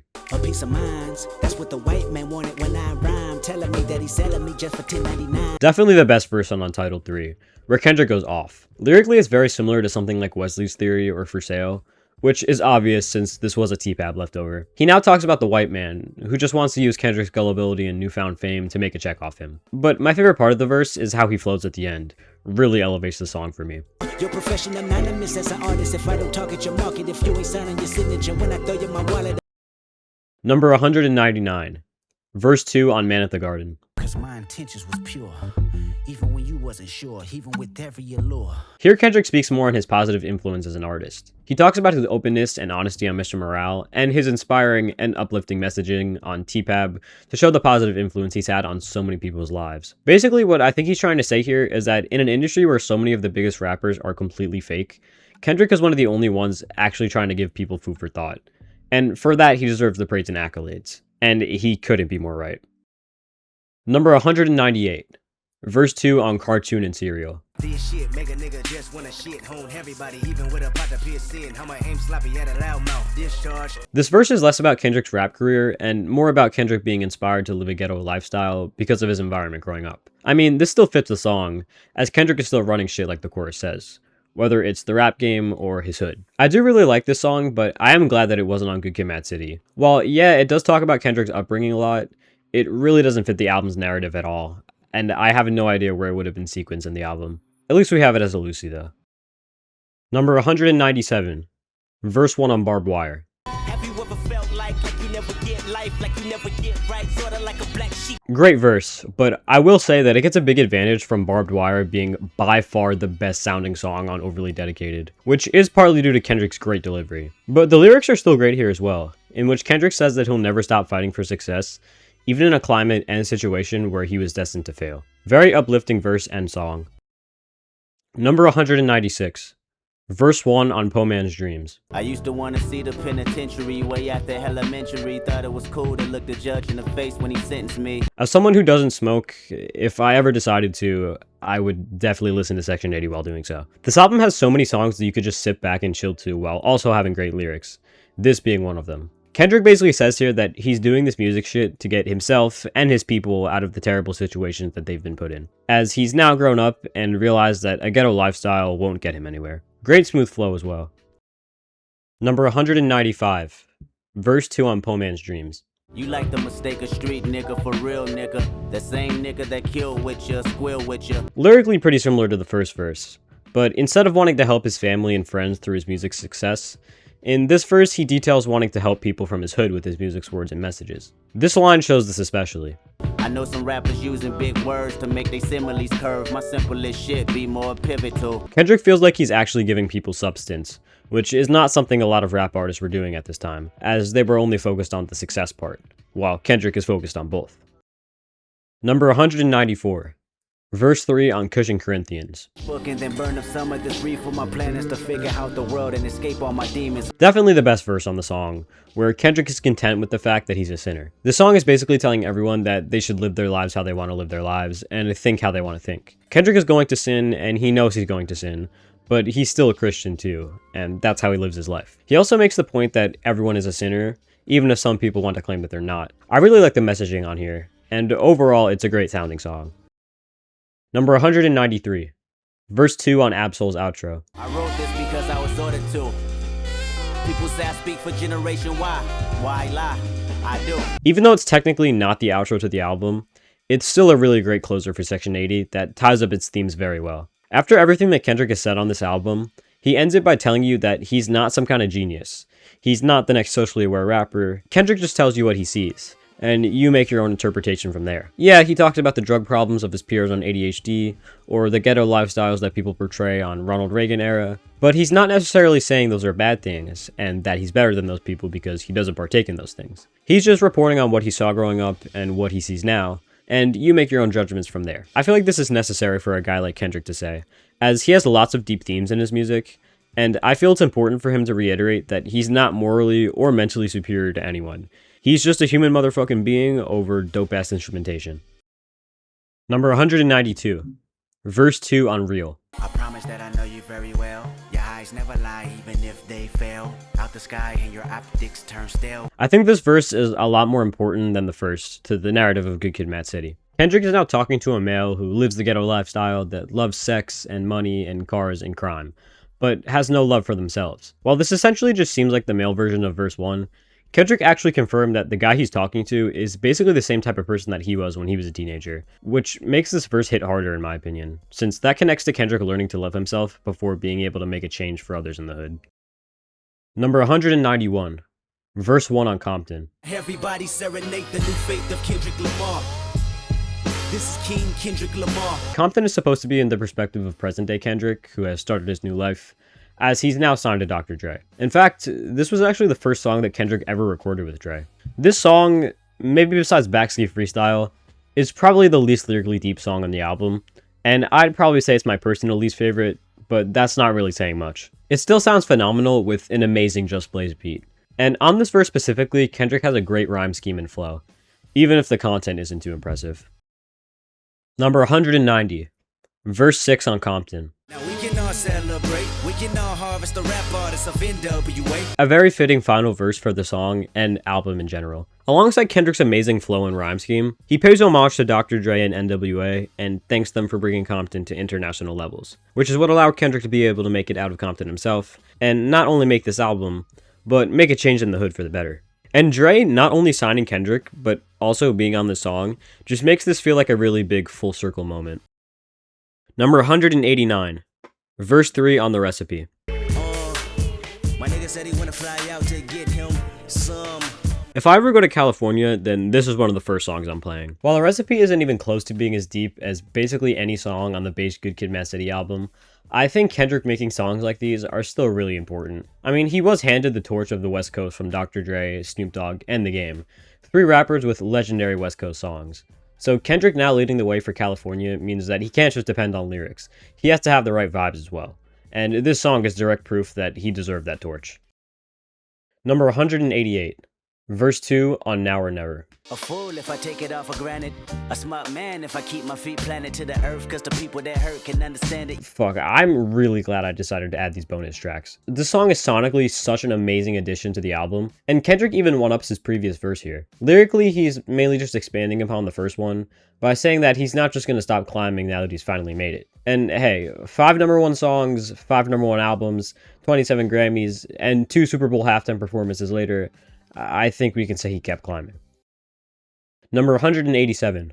Verse 1 on You Ain't Gotta Lie. I can spot you a mile away. I can see your insecurities written all on your face. So predictable your words, I know what you're gonna say. If I had to pick, then this is probably the weakest song on tpab, but that really isn't saying anything. This verse specifically isn't the longest, so I can't really put it too high, but I still do really like the lyrics and delivery here. Kendrick raps in the perspective of his mom, who is telling him that she knows he's faking his personality around his friends, and that he just needs to be himself. Kendrick being insecure in this verse also connects to the ending of the previous song, The Blacker the Berry, where he calls himself a hypocrite for criticizing racist violence against black people, while he partakes in gang violence himself. Overall, good message, and great sounding verse. Number 186. Verse 2 on You Ain't Gotta Lie. And the world don't respect you and the culture don't accept you, but you think it's all love. And the girls gonna neglect you once your parody is done. Now on this verse, instead of Kendrick's mom talking to Kendrick, we have Kendrick talking to other rappers in the game that completely fake their personality for wealth and fame. He tells them that if they keep this up, they're not actually going to have anyone that cares about them in their lives by the end, because their whole personality is fake. He also says that these types of people are probably really insecure like he was, and try to hide it by being the loudest person in the room. The thing I really like about this line is how Kendrick actually gets louder when he says this. Under complex. The loudest one in the room, nigga, that's a complex. Let me put it back in proper context. Number 185. Verse 3 on You Ain't Gotta Lie. What do you got to offer? Tell me before we off here. Put you deep in that coffin. Been allergic to talking. Been aversion to bullshit. Lyrically, this verse is very similar to the second one, where Kendrick is talking to artists and people in the hood and telling them that faking your whole personality isn't going to get you anywhere. I would say this is slightly the best verse on the song because it's longer than the other two, and the flow in the middle section is really good. Niggas be fugazi, bitches be fugazi. This is for fugazi. Niggas and bitches who make a bitch with line babies. But they're all essentially on the same level. Number 184. Verse 2 on Untitled 6. My mama told me that I was different the moment I was invented. It's strange, baby, no, I'm not ashamed. The fact that this song is a throwaway just bewilders me. I mean, it's probably one of the less deep songs lyrically from this era, but God, it just sounds so good. I still really enjoy Kendrick's verse here, where he discusses how imperfections in people make them who they are, especially in relationships. The girl he's with is trying to change things about herself to come off as more attractive or normal to Kendrick, but he wants to see her imperfections, because that's the real her. Notice how this is essentially the same concept as no makeup, yet this is so much higher. Just goes to show that a great concept can be ruined by bad execution. Number 183. Verse 1 on Untitled 8. Tears in the bucket, I cry with you. But I can never lie with you. I can never afford not to afford. This is possibly the grooviest song on the album, and it just sounds so good. Lyrically, I understand why this is a leftover though, even though it's still really good. The verse is basically about Kendrick continuing to hustle even through all his struggles in life. Even though he might be depressed as fuck in the inside, he's continuing to make money and become famous. I'm assuming this would have been towards the beginning of To Pimp a Butterfly, because it connects a lot with songs like You and Institutionalized. Number 182.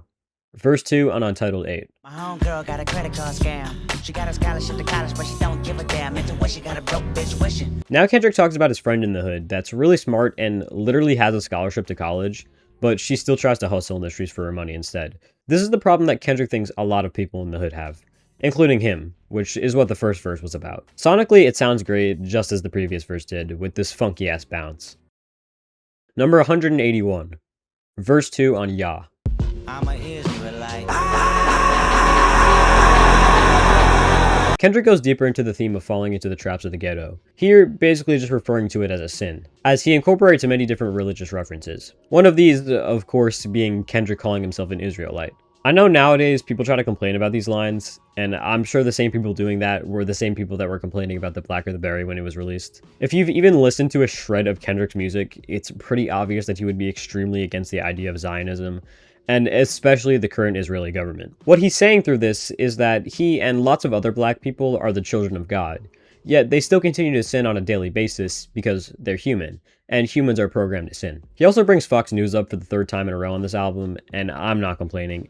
He could have brought it up 11 more times, and that still wouldn't have been enough Fox News hate. I'd rather listen to Bitch I'm in the Club for 10 hours straight than watch 5 minutes of Fox News. Number 180. Verse 2 on Lust. Wake up in the morning, think about money, kick your feet up, watch you a comment, hold up. Like I already said before, the first half of this verse is just verse 1, which is the day in the life of a man consumed by lust. The second half of the verse, while also giving us this hard-ass beat drop. Whatever you're doing, just make it count. Wake up in the morning thinking about money, kick your feet up. Shows us a woman consumed by lust. She makes sure that she looks amazing for Instagram, curses out her man, and tries to find sex at a club. A cool detail about this verse is that the first line in both perspectives about thinking about money is the same, showing that money is by far the most universal vice among everyone. The song gets deeper in its final verse, but I still really like the cadence and storytelling here. The song also sounds amazing. Number 179, verse 3 on King's Dead. We like fast cars, fast money, fast life, fast broads, egotistic, gone ballistic. This verse low-key carries King's Dead, I can't lie. Lyrically, I don't think it's anything too special. I mean, it's cool that he's rapping in the perspective of Killmonger, who is the villain in Black Panther, but besides that, it's more of Kendrick talking his shit, which I'm completely fine with when his flow and delivery are this hard. And they're only that hard because the beat switch that precedes it is some of the hardest shit ever put on a Kendrick song. Number 178, verse 3 on Count Me Out. Let me tell you about the woman I know, that's my babe. I know karma like to follow us strong. I know millionaires that feel alone. Another verse of Kendrick analyzing his inner self, but it's much longer than the second one, which is why I prefer it. Kendrick talks about forcing himself to work hard to cover up his feelings, instead of handling them like a man and going to therapy. He knows a lot of people will blame this type of shit on otherworldly forces like the devil, but Kendrick knows that this is his fault and his responsibility. So he simply blames his own ego for why he acted like this. I also really love that part towards the middle where the beat strips down to some snaps, which gives it a soul vibe that I love, especially after the whole song having this intense trap beat. Number 177, verse 2 on Savior. Bite they tongues and rap lyrics, scared to be crucified about a song, but they won't admit it. Politically correct is how you keep an opinion. Thankfully, a much better verse than the first, where Kendrick discusses many things, such as the no-virus vaccine, fake activists, and the Russia-Ukraine war. I'm sorry that I said no-virus. I'm pretty sure I'm still not allowed to say the name of the virus on YouTube, even though it's 2026, so yeah, I'm just taking precautions. I think the lines that fit most with the narrative of the song are the ones about fake woke people and why Kendrick hates them. Anybody mad at Kendrick for not blacking out his Twitter profile is the definition of a fake activist, because Kendrick's music has had way more impact than any of that shit ever did. We shouldn't be expecting anything from these artists we idolize. We should take their art for what it is and enjoy it. I really like that message. Just maybe don't collab with a sex offender next time and it'll work better. Number 176, verse 3 on Squabble Up. Baby rockin' it. Quid pro quo what you want, cause I'm watching it. Work on the flow, let me know if you clocking it. This one gets a higher rating than the other verses because it's longer and I really like his delivery in the second half. It hurts for me to admit this, but I honestly did overrate GNX when it came out. I played this shit nonstop till like February, and since then I've listened to it maybe 5 times. Back when I was bumping it though, so many of these songs were some of my favorite songs Kendrick had ever released. This one included. Now, while I still love this song, I could definitely see that I was letting recency bias get in the way of how good the music actually was. Number 175, verse 3 on Luther.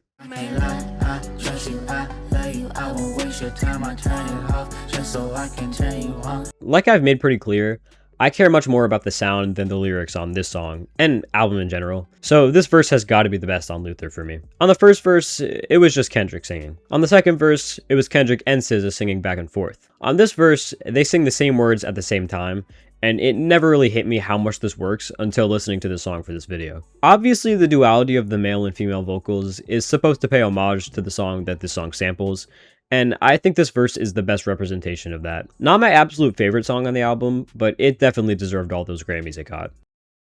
Number 174, verse 3 on The Heart Part 3.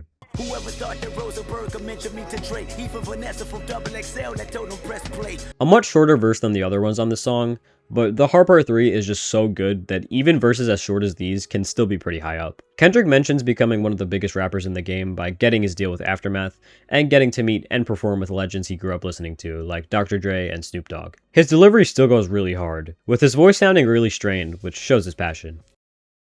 Number 173, verse 3 on Hole Up. Nigga working his ass for it, she popping that ass for it. The king of diamonds with diamonds, I never do ask for it. Hole Up really doesn't have much of a concept besides Kendrick just talking his shit, but when he's spitting bars and the song sounds so good, that's not really a problem for me. Plus, his rhyme scheme on this verse is incredible. It might be a shorter verse, but he keeps one rhyme consistently throughout the verse, which is really cool. Not much more to say with this one. Really good verse on a peak song. Number 172, verse 3 on Backseat Freestyle. I rolling dough with a good grind and I with a bouquet, they say, K, you gon' marry mine. Lyrically, this isn't much more impressive than the first two verses on Backseat Freestyle, but his energy here is crazy. I don't know what the fuck this voice inflection is supposed to be, but it's fire as hell. And he picks up the pace with his flow here as well. Again, he's mainly just talking about fucking bitches, getting money, and being the best, but he still makes it super entertaining with references to OJ and other clever lines.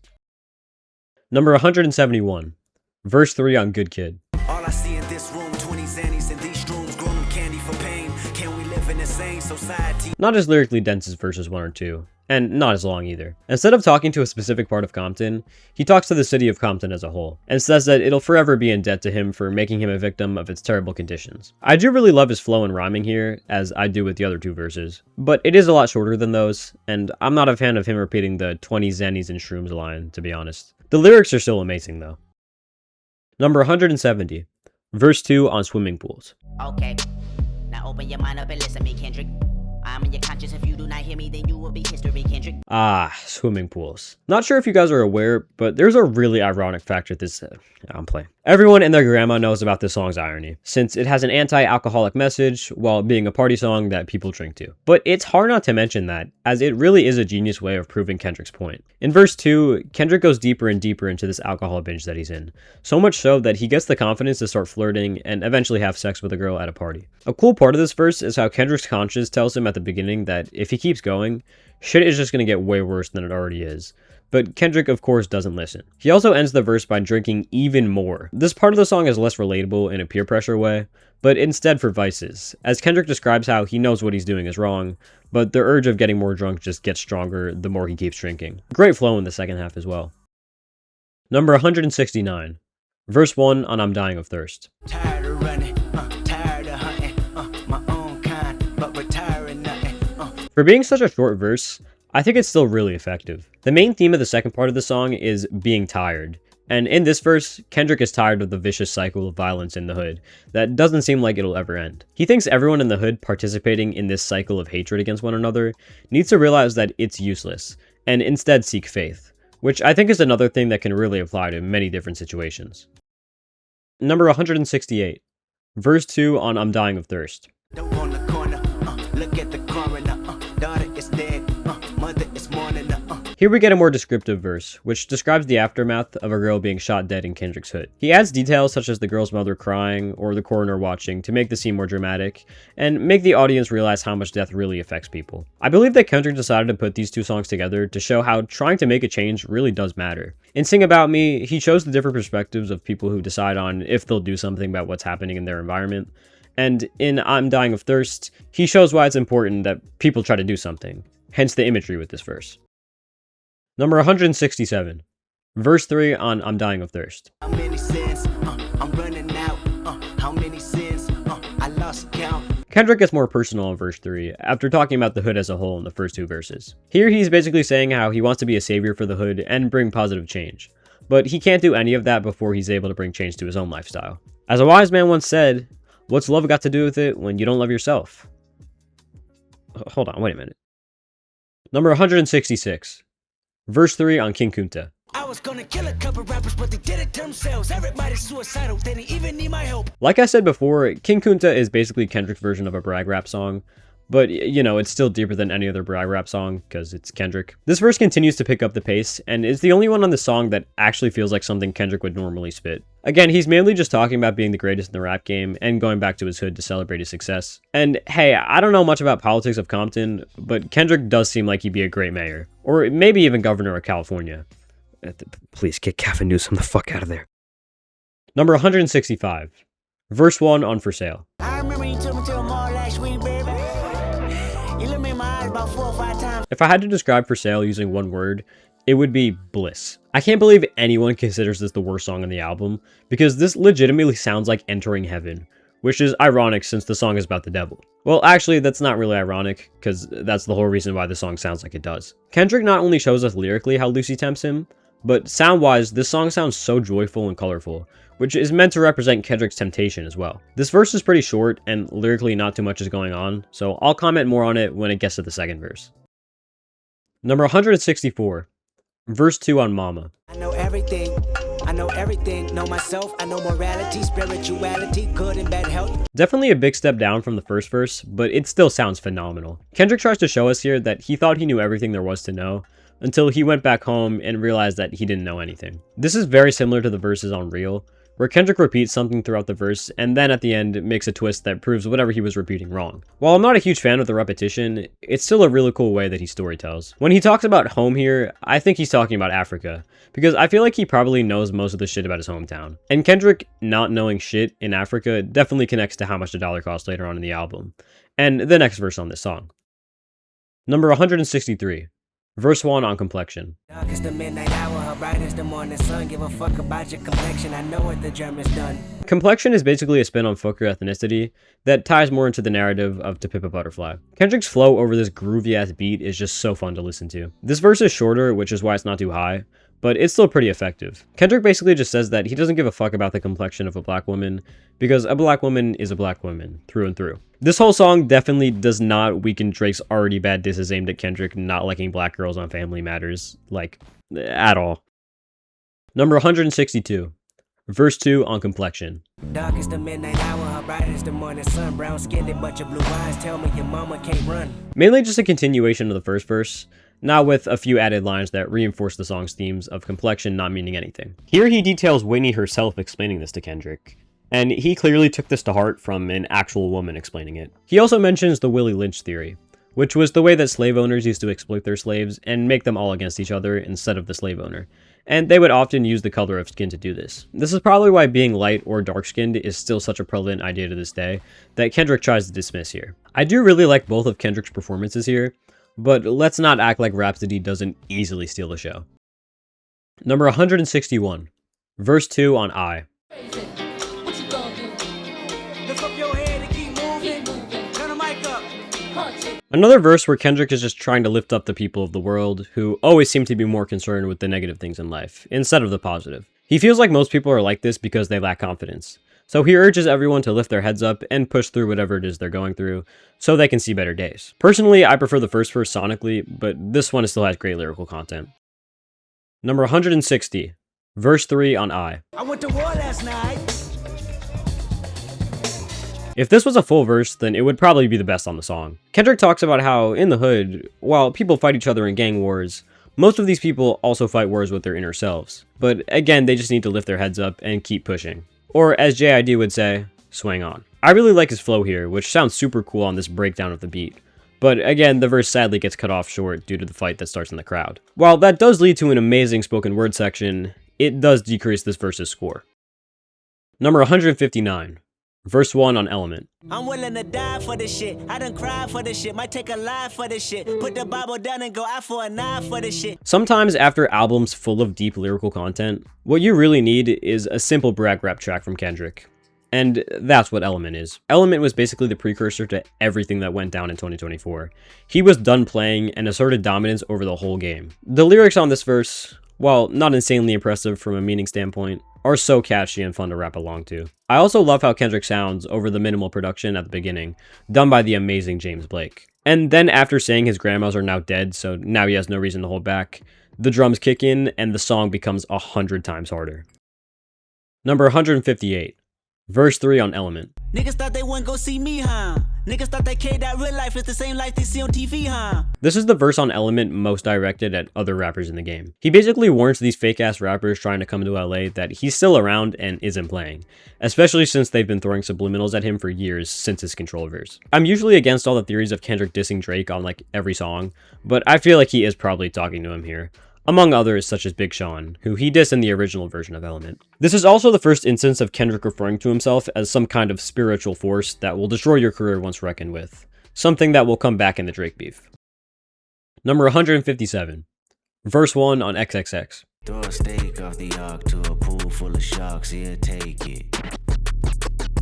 XXX is one of my favorite songs of all time, so I'm going to try to stay as unbiased as possible when talking about its verses. While the first verse might be the simplest of the three, it still has great lyrics that set up the rest of the song really well. At the beginning of the verse, Kendrick raps in the perspective of America, similarly to something you'd find on tpab. He does this to show America's racism towards black people. He describes America basically putting black kids in situations where they're not likely to ever succeed and will become much more violent than they had ever been, which is exactly what Kendrick describes himself as on Good Kid, Mad City. After this, Kendrick then raps in his own perspective after being one of these black kids.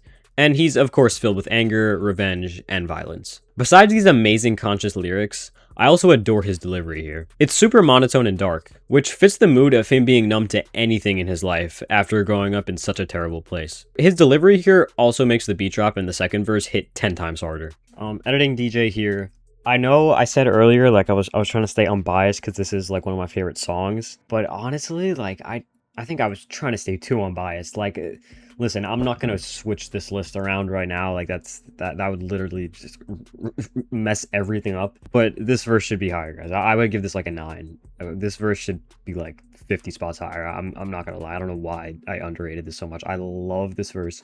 I love every verse on the song. This song is actually so good. You'll see my thoughts later. But yeah, this verse should be way higher. Number 156, verse 1 on N95. Take off the cloud chase, take off the Wi-Fi. Take off the money phone, take off the car loan, take off the flex and the white loss. Listening to this verse makes me remember what a terrible time period the early 2020s was. Because of that one virus that I'm still somehow not allowed to mention, everything online became so fabricated and terrible. People always talk about having nostalgia for the songs that came out around that time, but 90% of the mainstream hits from 2020 are genuinely terrible. Okay, I'm getting a bit off topic. This verse has Kendrick call all of that bullshit out. He calls out people hiding materialistic things and basically being fake in general, and connects this to the N95 mask that was used during this time. The whole verse has a repeated flow of Kendrick saying "take off," which works really well. And even besides this great lyrical content, the song is an absolute banger in general. Okay, it is time for the interlude. If you have seen any of my rankings before, at the halfway point of the ranking, I always do a little mini ranking. So for the Kanye video, we ranked every Kanye album. We're going to continue that here. We are ranking every Kendrick album. I'm just going to do his main albums because the only ones I would consider besides that are obviously his compilation Untitled Unmastered and his mixtape Overly Dedicated, which I don't think either of those are as strong as any of his albums, to be honest with you. Untitled Unmastered is very close, but it doesn't. It's not above my number 6, but Overly Dedicated I like. It's inconsistent, but it has its moments. All right, there are actually some verses I haven't talked about from Overly Dedicated yet. We'll get to those later. There's some great stuff on there. Obviously, Untitled Unmastered is just tpab leftovers. Really good album. So number 6, we're gonna have Section 80. Honestly, it pains me to put Section 80 this low because anywhere from my 3rd most listened Kendrick album to my 1st. Like, I have played this album so many times. I love its vibe. It is, oh my god. The time period in which I first listened to it, it was like March. I don't know. It was like such a vibe when I first listened to it. Fuck Your Ethnicity, ADHD, Hole Up, Rigor Mortis, Blow My High, High Power, Absol's Outro. Like, there's so much quality on this album. I love it so much. It just pains me to put it this low, but I have to. Just because, I mean, No Makeup and Tammy song aren't good. Like, they're not bad songs, honestly, but they just don't stack up to the quality of the rest of this album. And that's the main problem with earlier Kendrick music. He didn't really have the consistency fully down yet. The worst songs besides those two are still great. Like, they're still really good songs. Like Chapter 10 and like Spiteful Chant, I'd say, are probably the worst besides those two. But they are like really good songs. Objectively, this is, I would say, his worst album. Really wish I could put it higher. I don't think I can. All right, number 5, I'm gonna have Mr. Morale and the Big Steppers. Lyrically, this is probably my favorite Kendrick album. Well, it's the one I relate to the most, for sure. Just because it's so personal. You know, I just relate to things that he talks about. This was the Kendrick album to make me a fan. I knew some of it. I really liked select few songs from Kendrick before this album came out, but this was the album to like really like make me start listening to Kendrick a lot. I mean, this is like phenomenal album. No skips. Some of his best ever songs and verses on here. You know, obviously we'll get to that later. United in Grief, N95, Father Time, We Cry Together, Anti-Diaries, Mother I Sober, Mirror. Like, there is quality here. You know what I mean? I feel like the only reason I put it a little bit lower is just I do have certain like, you know, I was talking about earlier, the whole Kodak Black inclusion, I'm not too big on. I feel like that was kind of weird, especially in that one line where he's like, you know, they want me to be pro black, but I'm more Kodak Black. Like, I don't know about that one, Kendrick. But I also love the vibe of this album, kind of like a stage play sort of thing. Production's phenomenal on here. I also will say there are like a couple songs that I'm not like huge on, like Silent Hill. I was talking about earlier, like, I don't know, like I do really like the sound of Silent Hill, but like lyrically it's doing nothing. I'm sorry. You know, Rich Spirit as well. The lyrics are good, but they're not anything crazy, and you know, I do really like the sound of it, but it doesn't stack up with the rest of the album. So I don't know, it just has a couple weaker links here and there, but overall it's still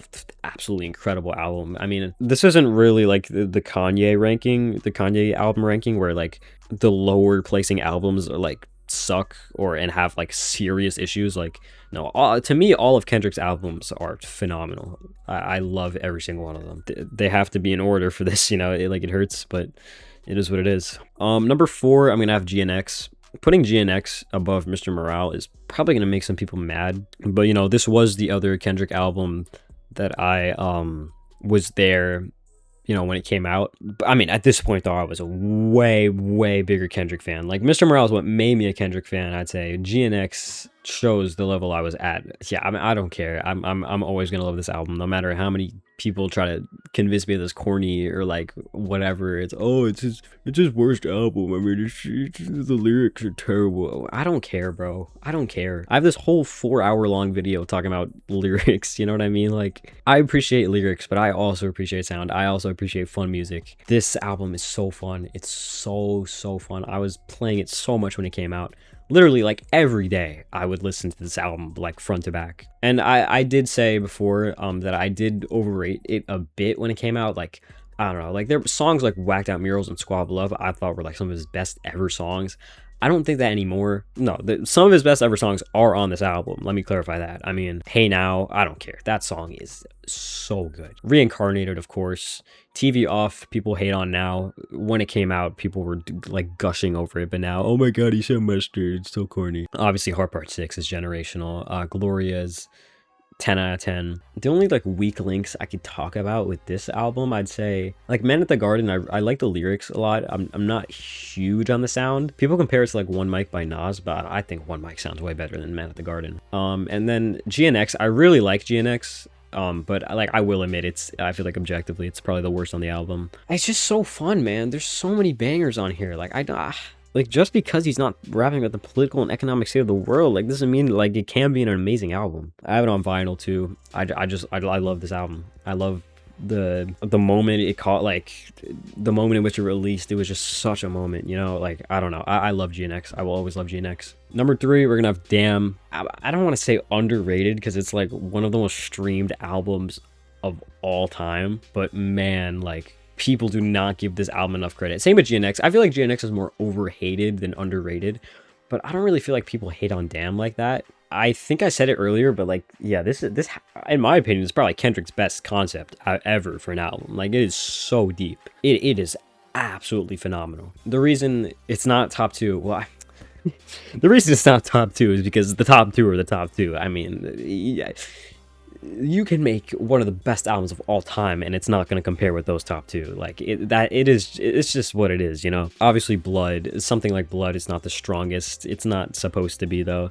And God, like, I really like listening to God, but you know, lyrically it's not much. And by the way, let me clarify, when I talk about weaker songs on these albums, besides Section 80, I still really enjoy the songs I'm talking about weaker as. This is Kendrick we're talking about, guys. All right, DNA, generational. Like, I don't care how popular that song is, it's so good. Element, what a banger, what a banger. Pride is phenomenal, it gives me goosebumps every time I listen to that. XXX, like I said, one of my favorite songs ever. Fear, recently I've been really getting into Fear. Oh my god, what a song. And Duckworth, do I even have to say anything about Duckworth? We will get, don't worry, we will get to Duckworth later. You're gonna have to wait a while for us to get to Duckworth in this video. It's just such an amazing concept and it's executed so well. While yeah, it does go for the mainstream sound more, I don't want to say that's to its detriment. I mean, I will say, like, my favorite songs on this album aren't as mainstream sounding. Like, I do love Humble, I do love Love, God is really good, but they're not some of my favorites on the album, but still, they're really good songs, you know? I love Damn. It's such a phenomenal album. I guess number 2's got to go to Good Kid, Mad City. It hurts to do that. I'm not a person that gives 10 out of 10s lightly, to albums at least. Albums, I'm pretty strict with that 10 out of 10. Like, I really, if you go on my album of the year account, which go follow me. Oh, I always forget to do self-promo. Go subscribe to the Odyssey, my group channel. We do gaming videos there, tier lists there, commentary videos. I haven't uploaded in a bit because I've just been wasting all of my time on this video, but I plan to upload a bit once this comes out. We do some videos related to music on there. Go check it out. Anyways, my album of the year. Also, go follow me on album of the year. I don't care as much about that though. I have 5 10 out of 10s, only 5. So, but I have two 10s for Kendrick. So it's hard for me to even say one of these albums is better than the other. But yeah, I'll say Good Kid, Mad City is number 2. What do you want me to complain about? I guess I'm not as big on real sound wise, and Compton I'm not as big on lyrically, even though they're both still absolutely amazing songs. I mean, besides that, I mean, it's just, I don't know if I want to say it's his most accessible album. I feel like Damn probably is. Like, if you want to get into like conscious like really lyrical rap, this is like the most accessible album to do that. Like, it is such a simple story to follow. Every song 10 out of 10, like 10 out of 10 lyrics, storytelling. Oh my god, like Art of Peer Pressure, guys, come on. Swimming Pools, Charade, Sing About Me Down with Thirst. Like, what do you want me to say about that song? Come on. And even like the poppy songs on here, Money Trees, Poetic Justice, are some of his best songs ever. It's generational. It's production, sound wave cooked so hard on here. I don't know, how much did he even do? Oh, he only did 2 songs on here. I just think a Bitch Don't Come My Vibe. That song's production is so good. But yeah, I mean, it's Good Kid, Mad City, guys. I mean, it's one of the most praised rap albums ever, and you know, it's for a reason. And number 1, it's Pimp a Butterfly, the most praised album of the modern age, to be honest with you guys. Like, pretty much everyone that's heard it, if you're not like a Drake dick rider, you most likely love this album. I feel like even people that don't like hip-hop love this album.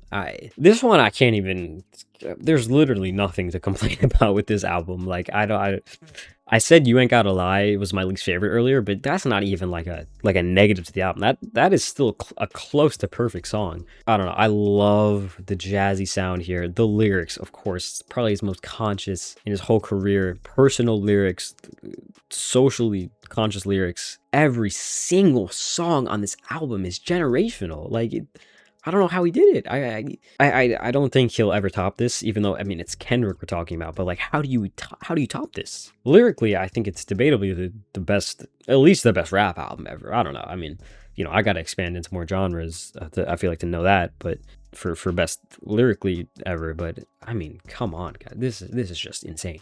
Every single song is like actually generational. I don't know. I mean, Wesley's Theory. I have a hard time not mentioning every single song when I'm mentioning the highlights. You All Right, Black the Berry, How Much a Dollar Cost, Mortal Man. Literally every song on this album is a highlight, one of his best songs. Yeah, I don't know what you wanted me to say, man. I mean, that album, everybody knows. Everybody knows how good that album is. But yeah, hope you guys are enjoying the ranking. We're just gonna resume right here. Stay tuned after the ranking is over as well. I will do a top 10 list once I'm done talking. So yeah, stay tuned.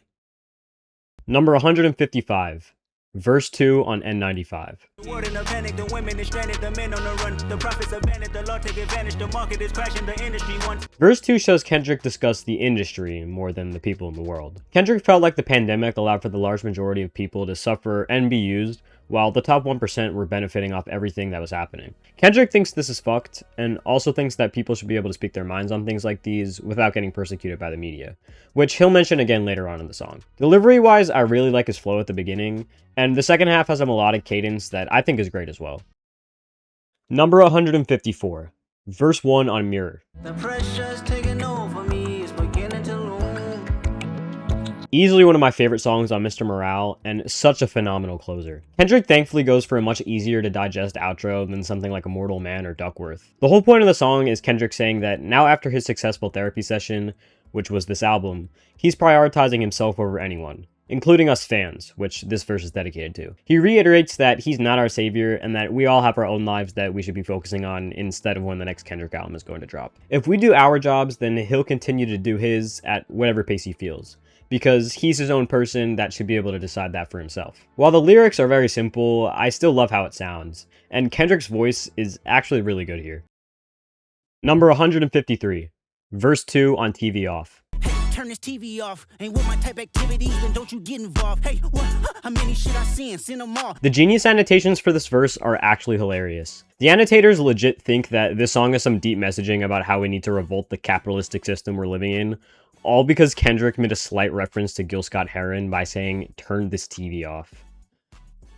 Man, I'm not gonna lie, I feel like he's just saying he's gonna fuck someone up. Like, literally nothing else about this verse or song would make anyone believe this is actually a deep song.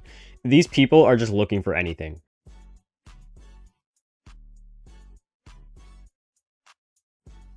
If you want lyrically deep Kendrick, then go to literally any other album from him. This is meant to be a simple banger. Anyways, the verse itself is really fun to listen to. Number 152. Verse 1 on Gloria. My bitch got a complicated relationship. She's so controlling, I notice it ain't no playing with. The final song on GNX shows Kendrick supposedly rapping about a woman, until it's revealed later on that he's really rapping about his pen. Now, this is not an original concept in the slightest. Hell, this concept is so unoriginal that me making fun of it being unoriginal is actually also unoriginal, as I made this same joke in my homecoming segments in my Kanye ranking. Although I still really like the way Kendrick does it here, so I have no problem with it. Kendrick also sounds really good, which is great to see since he can be pretty hit or miss with his melodic performances. Number 151. Verse 2 on Ignorance is Bliss. And they bitches wanna salute me or seduce me. Indubitably, I'm too street. Indubitably, I'ma do me better than your bitch would. On verse 2, Kendrick takes a different approach, explaining how he can make music that will make his ancestors and culture proud for discussing social issues, while juxtaposing this by half of this verse still being more gangster/ghetto themed. This all culminates in the final line, when Kendrick says, The critics are calling me conscious, but truthfully, every shooter be calling me Compton. So truthfully, only calling me Kweli and Common proves that ignorance is bliss. This is also basically a callback to the hard part too. I swear to God, half of y'all just don't know Kendrick. The school of hard knocks, we was the first ones in attendance. A lot of critics think Kendrick is just some backpack rapper talking about the issues that face society, without realizing that Kendrick only raps about these issues because he grew up on this stuff. He's directly a part of this culture and has ties to Compton. Number 150. Verse 1 on HOC. Everybody know I spit that other shit. Shit that make you duck for cover shit. Shit that make you hop out your seat. I don't understand how there was a point in time where I didn't like this song. Like, holy shit, Kendrick's flow over this incredible sample is so smooth. As someone who has never smoked in their life, this would be perfect to smoke to. And similarly to me, Kendrick also doesn't smoke, which is what he raps about in this verse. Whenever he's in the studio, he feels like the odd one out since everyone around him is smoking. But Kendrick knows that he's so sick that no drug can make him a better rapper than he already is, which is a message that I really fuck with. Number 149. Verse 3 on Man at the Garden. Put a smile on my mama. Good health and good karma, yeah, she deserves it all. 100 murals out in Compton. I just realized the song's similarity to Mother I Sober. Obviously not the lyrics, because they couldn't be farther apart in that regard. But the way that the first two verses are pretty low energy with minimal production, then in the third verse, both Kendrick's delivery and the production build up gradually until it crescendos at the very end. I felt like fucking Shakespeare after writing that, I can't lie. And the crescendo is such a phenomenal way to end the song. I deserve it all because it's mine. Tell me why you think you deserve the greatest of all time, motherfucker. Number 148. Verse 1 on Worldwide Steppers. I am not for the faint of heart. My genetic build can build multi-universes. The man of God playing Baby Shark with my daughter. I've always loved the way that Kendrick started this verse. He's super energetic on the chorus, then as soon as the verse starts, he's completely monotone. My guess is that this is because he gets a lot more personal and open on this verse in comparison to the chorus, where he's talking to a whole group of people. In the verse itself, he discusses having 2 children, and how they're what took him out of his writer's block that he had for 2 years. He also once again mentions his lust addiction, and gives us an unintentionally funny final line. Sciatica nerve pinch. I don't know how to feel like the first time I fucked a white bitch. Number 147. Verse 2 on Worldwide Steppers. The first time I fucked a white bitch, I was 16 at the Palisades, fumbling my grades. I traveled with the team, the Apache life. This verse goes deeper into Kendrick's mindset and his justification for his sex addictions. He tells the story of the first time he ever fucked a white bitch, which was back when he was 16, and that specific girl's dad was a cop. Later on in his life, he fucked another white girl in Copenhagen while on tour. After Whitney asked Kendrick if he had a problem, Kendrick justified what he did by saying that he was getting retaliation on these girls' racist ancestors for the shit they put the black community through.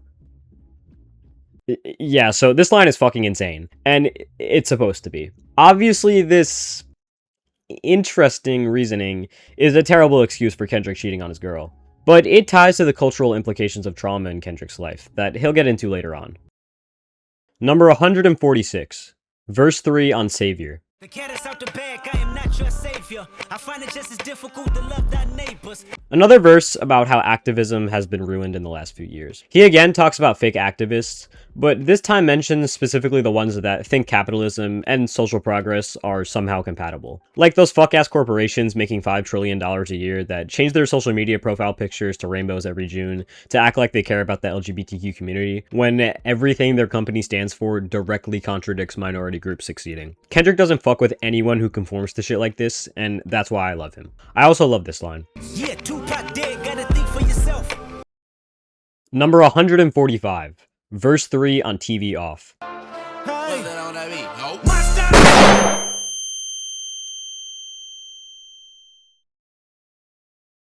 This verse is really good. I love his delivery on this. It feels very purposefully offbeat, and I really fuck with the weirdness of it. You know, if this part of the song wasn't weird enough already. This is another one of those verses that I would rap constantly back when this album came out, so it hurts me to not put it higher. Hell, TV Off literally made it to number 4 on my Spotify Wrapped, even though I've played the song like maybe 5 times at most since the month of February. That shows how much I was playing this shit from December to January. Also, this line goes so hard. The city just made it sweet, you could diabetic. Number 144, verse 2 on Fuck Your Ethnicity. I'm tired of y'all, cause everybody lied to y'all, and you believe it. Recognize them false achievements, it's treason. Lyrically, it's not as deep as verse 1, so I can't really put them on the same level, but I'm still in love with his flow and delivery here. Section 80 is one of my more listened to Kendrick albums, so I might have a bias for some of these verses, but I digress. This verse is mainly just Kendrick talking about how real he is, and nothing wrong with that when there's standout bars and a great flow. Number 143, verse 2 on Hole Up. Back in this bitch in the back of that bitch with my back against the wall and your bitch on the edge of my dick. Jump off. Again, there's not much of a concept to hold up, but this verse is definitely better than the first. First of all, his flow and delivery at the beginning is fucking insane. And second, he does have some very interesting bars towards the end, such as him saying that he feels like he's so advanced that he has the brain of an 87-year-old. I also really like the bar where he compares himself to reverends holding hands with the devil, as Kendrick attempts to be a Christian, but also has his wicked side as well. Number 142, verse 3 on Poetic Justice. Every time I write these words, they become a taboo.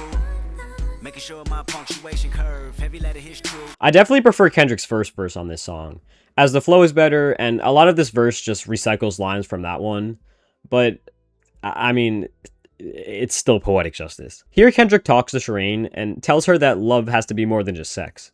It has to be honesty, respect, and love for yourself. I also love the wordplay with this bar. Making sure my punctuation curve, heavy letter hits true. Living my life in the margin, and that metaphor was proof. Even besides the insane quadruple meaning that it apparently has, the way he's able to fit all of those literary devices into 2 lines is insane. Number 141, verse 1 on PNP 1.5. Welcome to my diary. Stressing got me gray hair, something to inspire me, rather than society's. Again, Kendrick clearly always had talent, because this is a really great verse and concept for a song. In this song and verse, Kendrick describes the hardships of his life, such as dealing with life-altering racism in his neighborhood and the murder of his uncle. Because of the struggle he continuously goes through, he copes with PNP.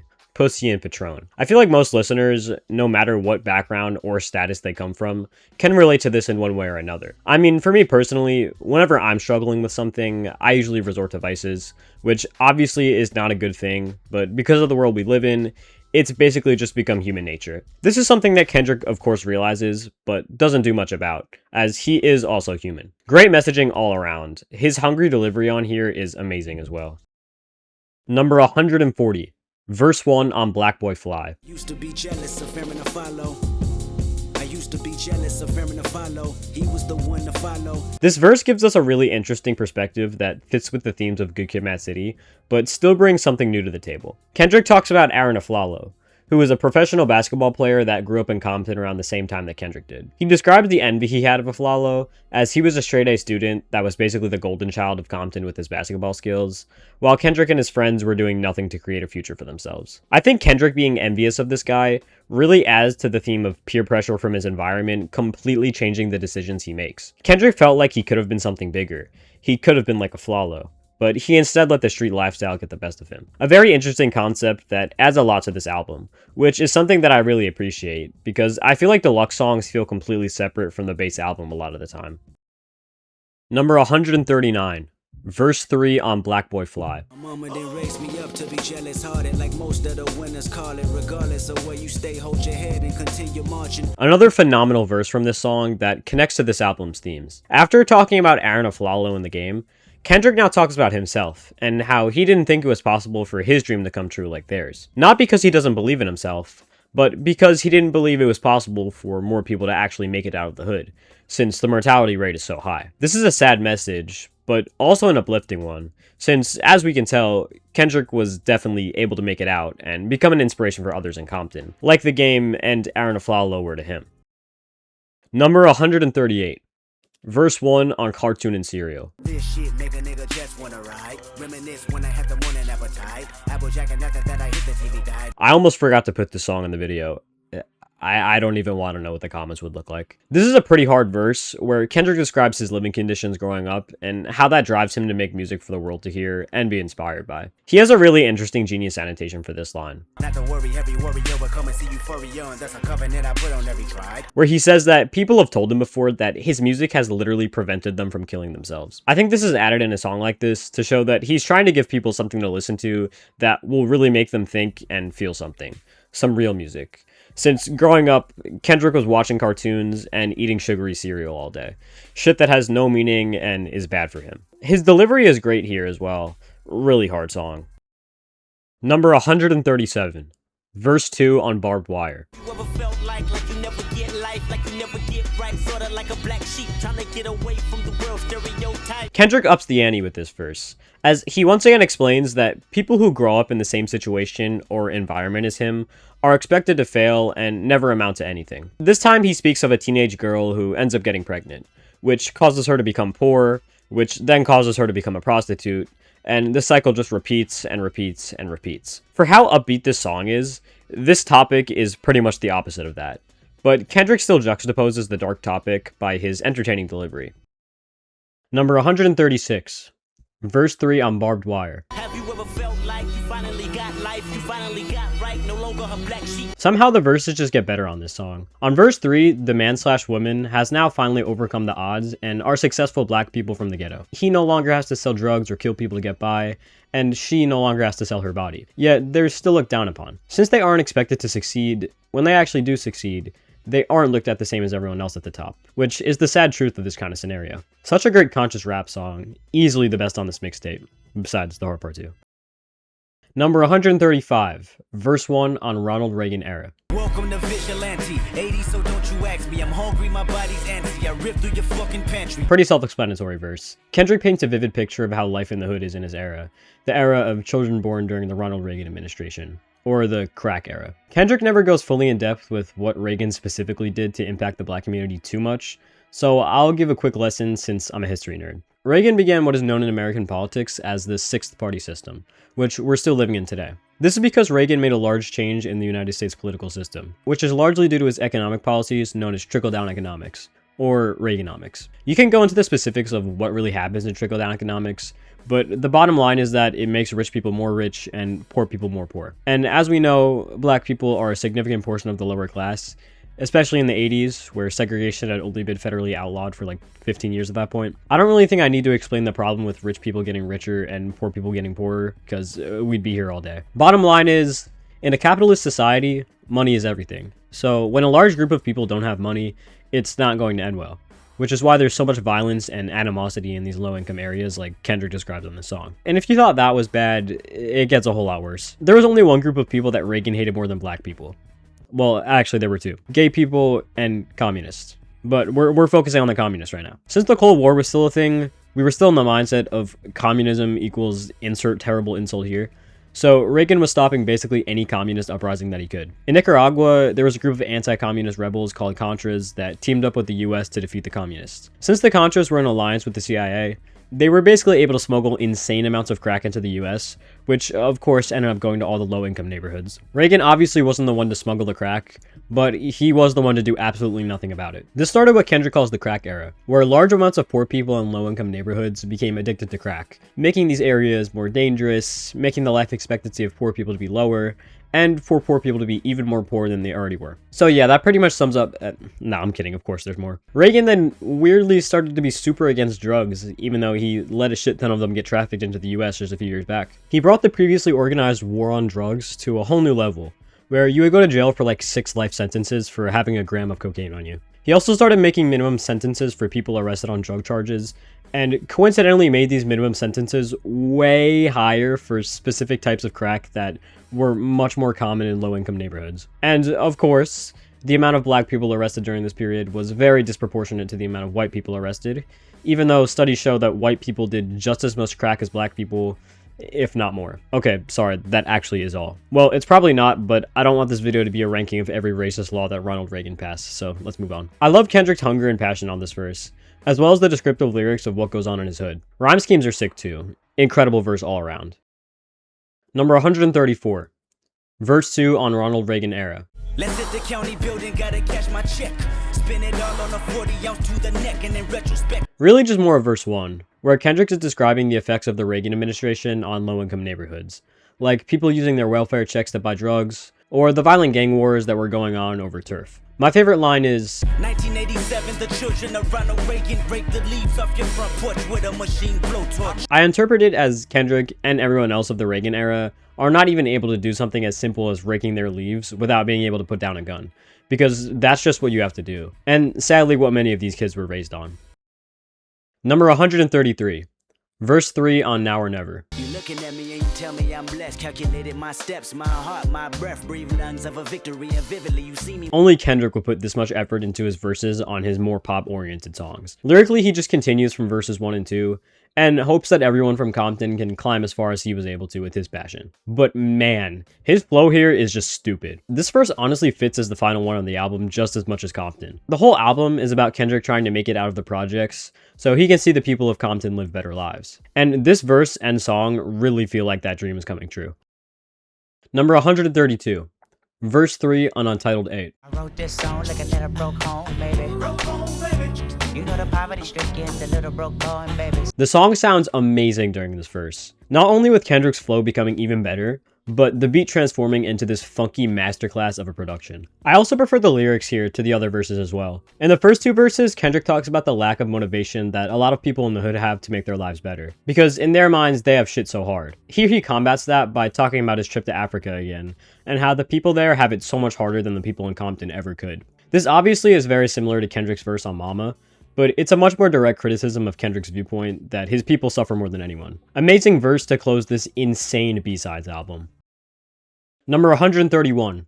Verse 1 on Feel. Feel like a chip on my shoulders. I feel like I'm losing my focus. I feel like I'm losing my patience. I feel like my thoughts in the basement. Feel is a pretty stark contrast to Element, sound, and energy-wise, which was the previous track on the album. But lyrically, I think it connects pretty well. Element was all about Kendrick asserting dominance over rappers who he considers fake or weak. And on this verse, he talks about how he's tired of everyone being fake in the industry, to the point where fake people are bleeding into his life as well. Again, a much different energy though. I also feel like his cadence here takes inspiration from What by Tribe Called Quest, but maybe that's just me.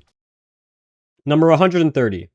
Verse 3 on Worldwide Steppers. 8 billion people on earth, silent murderers, non-profits, preachers in church, crooks and burglars. After 2 personal verses, Kendrick starts talking more about the world as a whole. Basically, what Kendrick is trying to say is that everyone complies with this damaging system in one way or another, whether they'd like to admit it or not. Kendrick showed us in the first 2 verses how he himself did, and now he shows how everyone else does in this verse. He mentions the media and industry a lot, and how they basically control how everyone thinks and acts, which is a very sad truth. This is further exemplified by the cancel culture that Kendrick can't stand, which directly ruins the chances of any celebrities having opinions in fear of them losing their careers. Besides the lyrics, I absolutely love the beat that plays for like 10 seconds at the beginning of this verse, before switching back to the first beat. I don't even know why it happens, but I'm not complaining. Number 129, verse 2 on Mr. Morale. Boosting your fathers in deep meditation, my spirit's awakened, my brain is asleep. I got a new temperature. For being such a banger, this song has some really deep lyrics. This verse goes into black trauma, which Kendrick will talk about much more in the next track, so he mostly just introduces it here. Kendrick understands how trauma can affect people until their growth, which we saw in songs like Father Time in his own mind. Here he brings up people like R. Kelly and wonders what their lives would end up being like had they not been molested when they were children. I really love his delivery here too. The high pitch he does at the end of each bar goes so hard.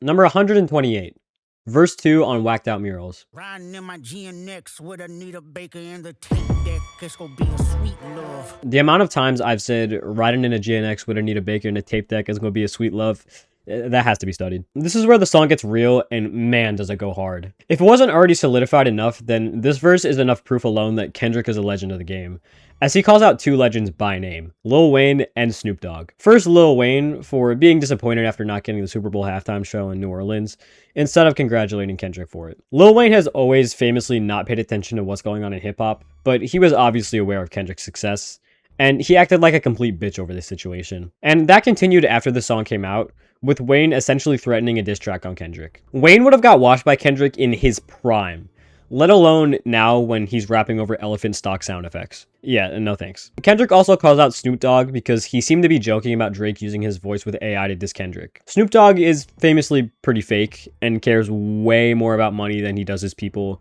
or his culture. But thankfully, he was smart enough to respond to this by playing into the line itself. Kendrick also mentions Nas here, but actually thanks him instead of calling him out, as he was basically the only major artist to actually congratulate Kendrick for receiving the halftime performance. Notice how Nas is the only guy out of these three that can actually be considered a better rapper than Kendrick? Coincidence? I think not! Number 127, verse 3 on Whacked Out Murals. Niggas from my city couldn't entertain no boy. Promising bank transactions and even Bitcoin. Another crazy verse where Kendrick goes off on fake people in the industry. He doesn't name anyone specifically, but the Don't let no white comedian talk about no black woman as law. line is definitely referring to comedian Andrew Schulz. I don't really know much about him, but hey, I agree with the sentiment. He also does one of the self-censor things in this verse, but I don't have much of a problem with it here because it's only in the middle of the bar, and it's also pretty obvious who he's talking about. Delivery-wise, I absolutely love the fast flow that Kendrick does towards the end. Great verse where Kendrick talks his shit. Number 126, verse 5 on The Heart Part 3. Cool. Cause niggas won't outdo us in the booth. Even when my album leaked, fans still buy it for proof. As The Heart Part 3 came out right before Good Kid, Mad City, this verse feels like a precursor to all of that album's themes. He mentions the story of how Shireen set him up and how he put his heart and soul into the album, which is obviously very true, as it's one of hip-hop's greatest ever albums. Similarly to the other verses on this song though, Kendrick's passion is the most apparent part. He's so energetic, even when he's sick, which shows that this shit isn't a joke to him. The way he starts the verse off is also fire.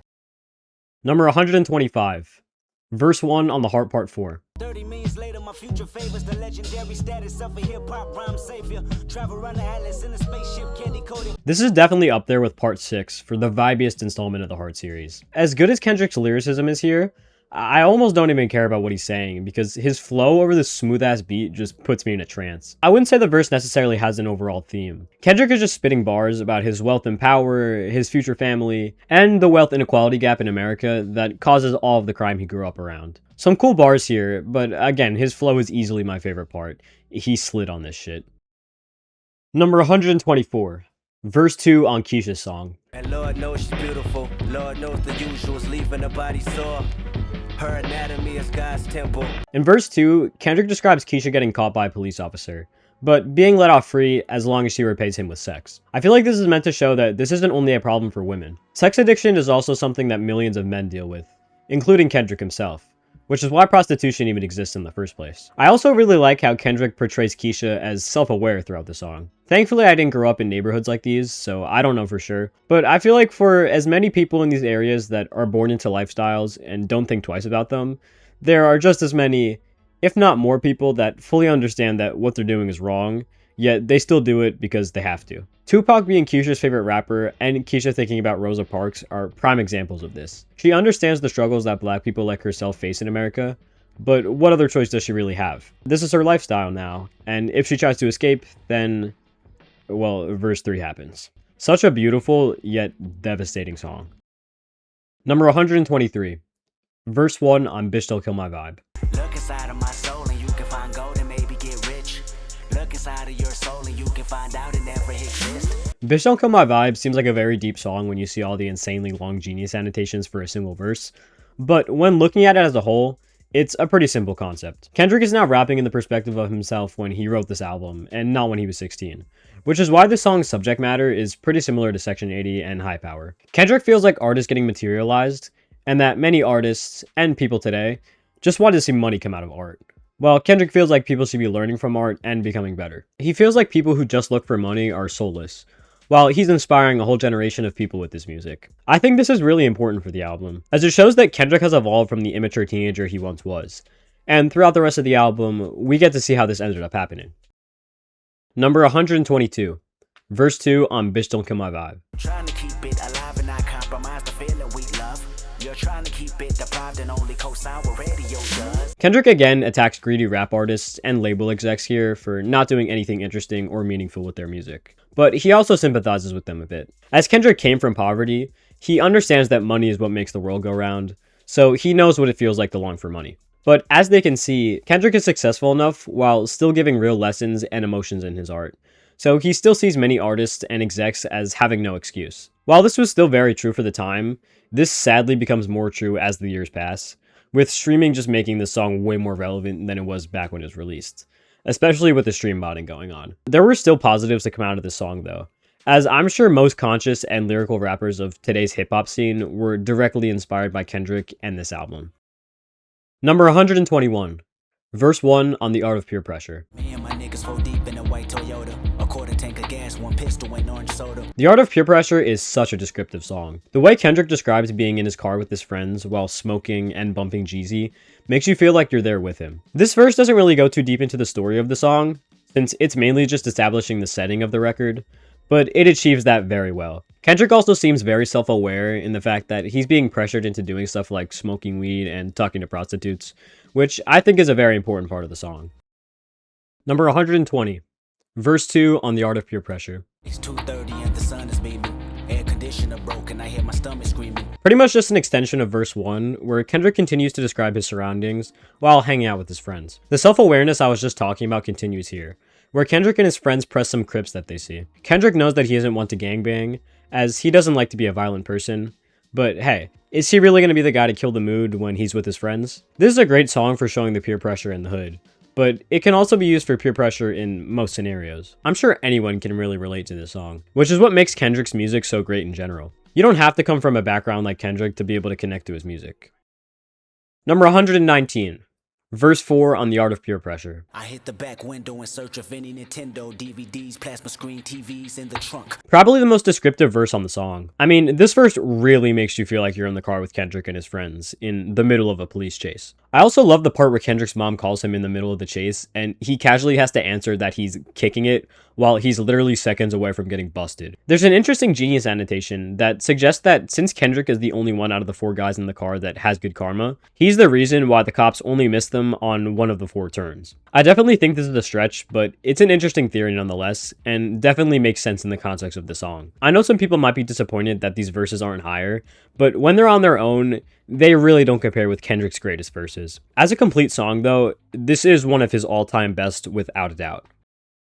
Number 118, verse 3 on The Art of Peer Pressure. Bragging about the episode we just had. A shot of Hennessy didn't make me feel that bad. This verse goes even deeper into the idea of Kendrick acting like a completely different person when he's around his friends. He mentions how he always thinks that karma will come to haunt those who do bad things, and he then juxtaposes that by describing him and his friends doing a bad thing by robbing a house. When Kendrick is alone with his thoughts, he thinks rationally. When he's with his friends, he thinks how they think, and that's just how it is. Like I said before, anyone can really relate to this. I mean, when I'm with my friends, it almost feels like my mind isn't on at certain points, and that can be dangerous if you're hanging around the wrong people, which Kendrick definitely is. The Hennessy line is also great. It shows that the more Kendrick hangs out with these guys, the more he becomes desensitized to bad things like alcohol. Overall, probably my favorite verse on this song, but they're all around the same quality. Number 117. Verse 1 on Swimming Pools. I done grew around some people living their life in bottles. Granddaddy had the golden flask, backstroke every day in Chicago. I think this song's sequencing in this album is very important, as it comes right after Mad City, which showed how Kendrick's environment forced him to be someone that he's not. This song and verse specifically go even deeper into that, particularly with alcohol. Kendrick grew up around alcoholics, which made alcohol just become a normal part of his environment. This continued into his teen years, where now people his age are drinking, and if someone isn't drinking, well, they're a loser. It doesn't matter if Kendrick actually wants to drink alcohol or not, because that doesn't matter when you're just trying to fit in. I feel like this is another reason why this song was such a big hit beyond its ironic factor, as this is a message that I feel most people can relate to, or at least I certainly can. Really amazing subject matter. Number 116, verse 3 on Swimming Pools. All I have in life is my new appetite for failure. And I got hunger, pain that grow insane. Tell me, do that sound familiar? This verse is only in the album version, which I think fits. This verse plays into the narrative theme of the album mostly, as Kendrick talks about his mindset as a teenager who grew up in his environment. This mindset being to just use vices over and over again to cope with issues, instead of actually confronting the issues yourself. I think this is a really great way to end off the song, as it really calls out all types of addicts for not having the courage to admit that they have a problem, and instead continuously indulge in their vices. At the end of the verse, Kendrick also describes his friends laughing at him after he threw up, which I think is another great way of showing how normalized alcohol consumption is in not just the hood, but the world in general. Kendrick's friends are laughing at him, not realizing how damaging this lifestyle can really be, which is proven through the following skit.